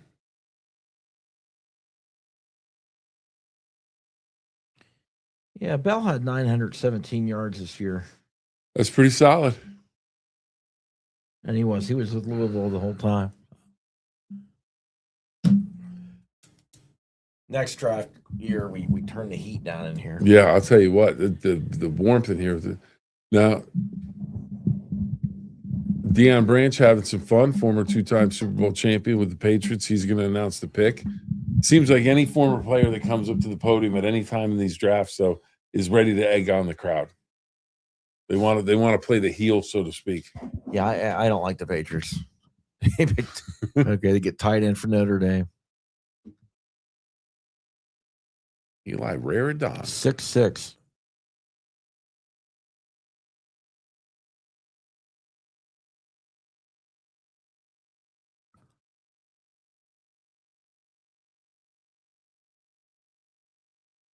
Trade. Seattle is a trade partner with the Pittsburgh Steelers. Well, oh yeah, that's what Jack was saying. Okay. Yep. Yep. So, and the pick is they're in. up and the pick is in. Marcon learn his lesson. But I think, I think that guy they'd like to add. Yeah.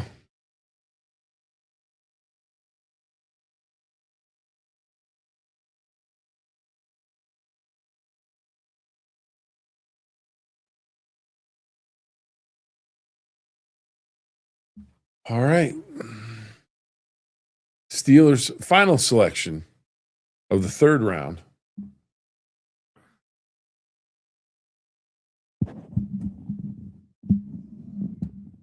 Cam Hayward, the ageless wonder, making the selection announcement.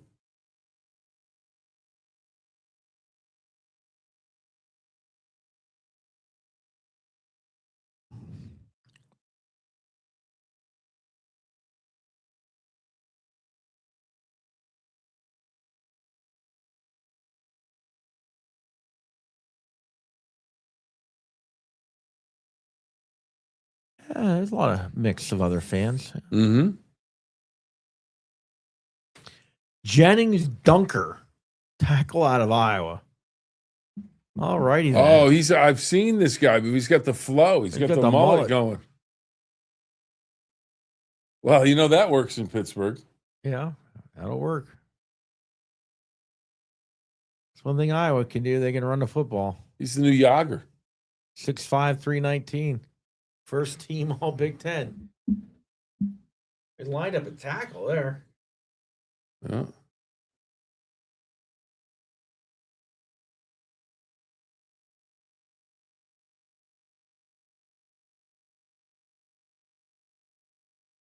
Well, if you just looking at the dude, he'll play well in Pittsburgh. Yeah. Oh yeah. Yeah. People will love it. He'll fit in.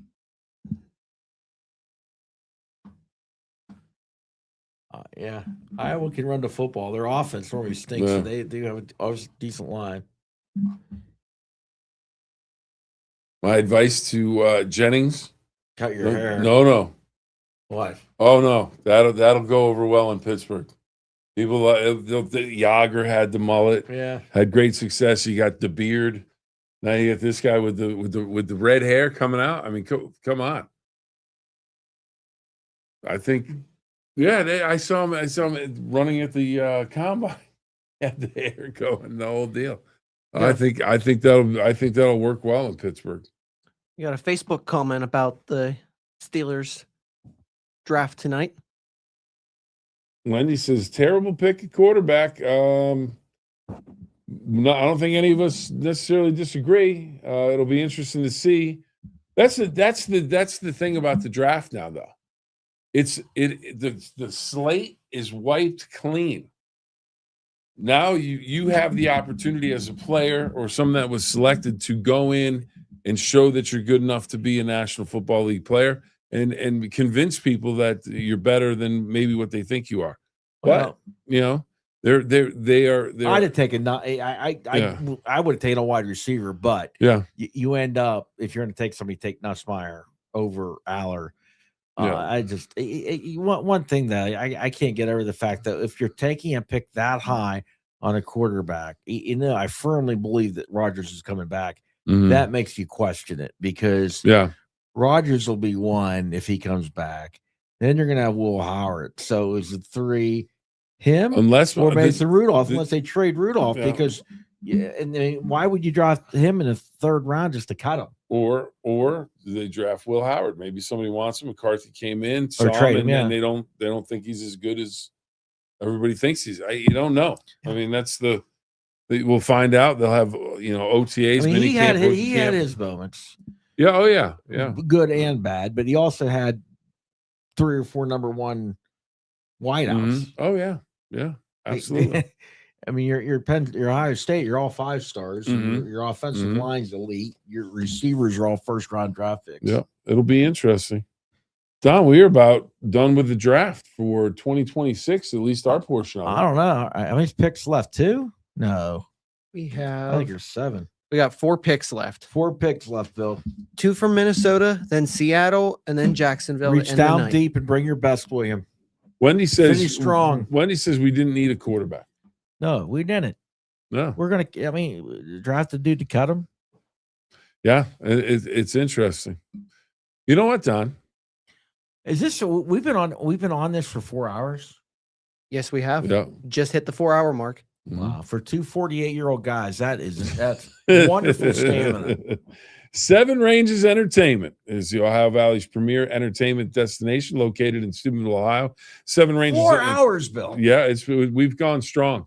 7 Ranges Entertainment is your all-in-one destination for food, fun, and unforgettable experiences. Belmont County Vets. Attention, veterans. You shouldn't have to pay to get the benefits you've earned.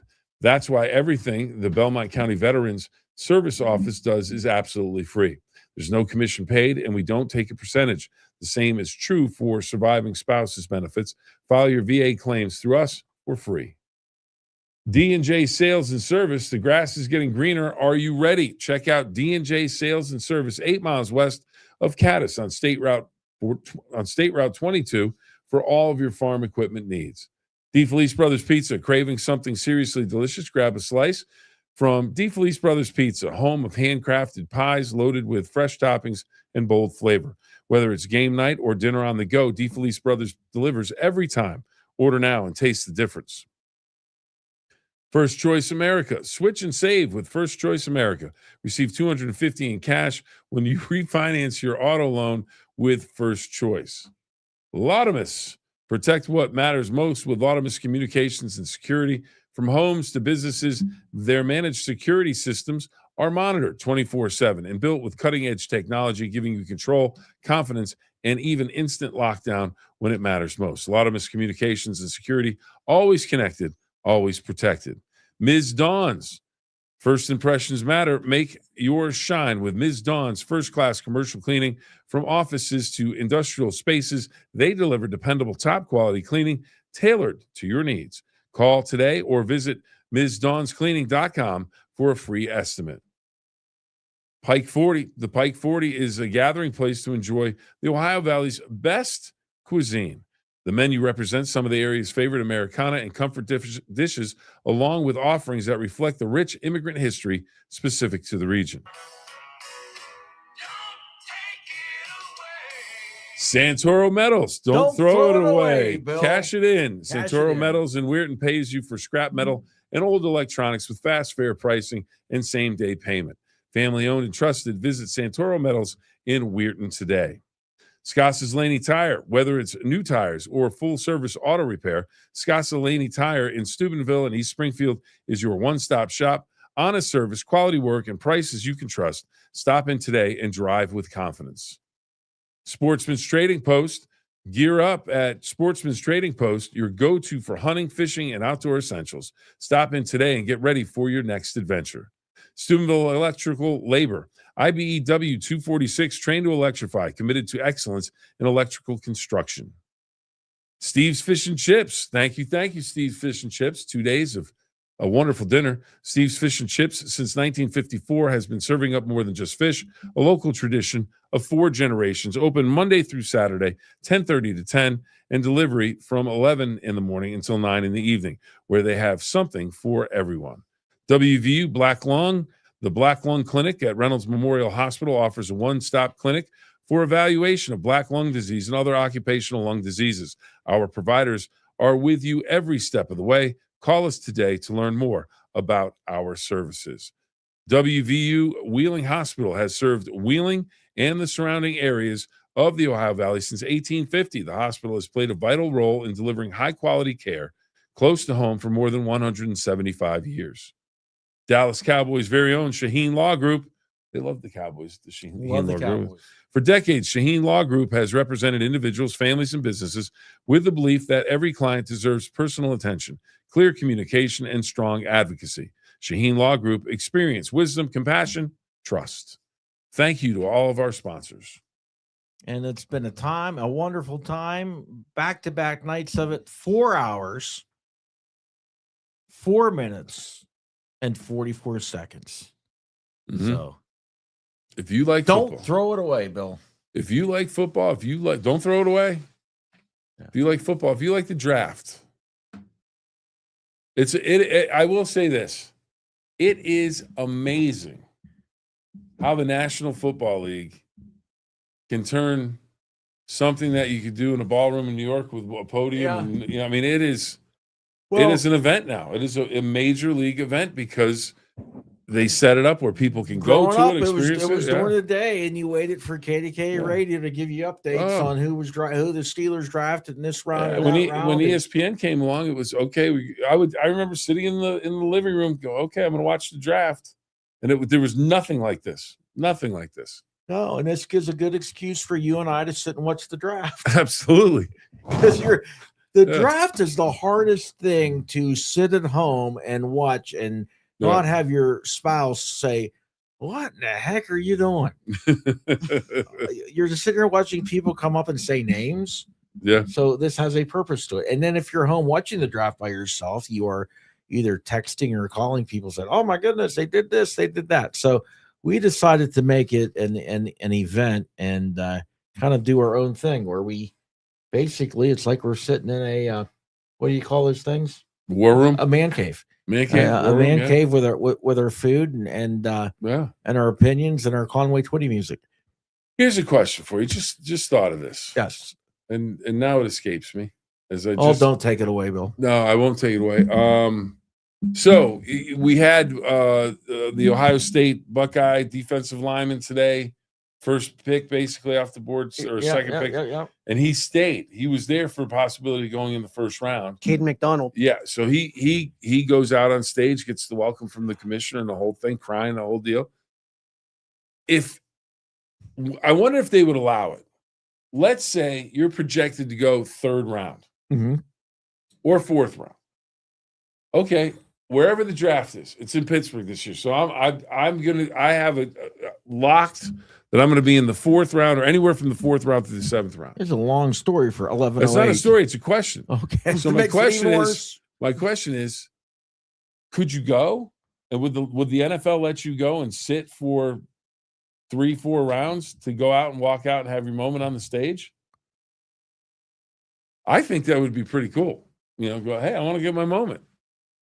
I think if you're willing to sit there, so if you go there and you're hanging out, you're watching the crowd, they call your name, you come running up. No, that would be cool. That would be cool. That would be real cool. I didn't know if I was going to get drafted, so I'm here just watching, and then that would be cool. Just run up there, jump on the. So wait a minute, the draft's over. We need to go. Is it It, over? it resumes in 12 hours. Oh, we had to, we talked. We don't know who the last pick was. We talked it out. We talked Well, over Mr. it. Irrelevant comes tomorrow. Well, and to answer this question is no. We will not be here tomorrow. We only do the first 3 rounds.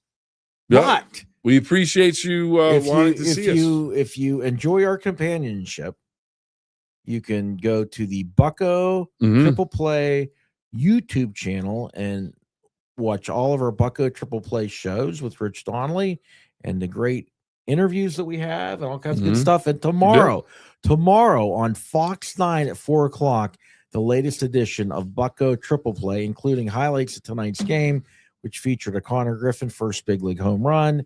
And he also had a 2-run single, and Paul Skeens took a 1-hitter into the 7th inning. So Bill Phillips will have those highlights on the Bucko Triple Play tomorrow. And we need to thank once again Heath Miller, Brett Kiesel, Kendall Simmons for joining us over the course of the week to help us with our draft coverage.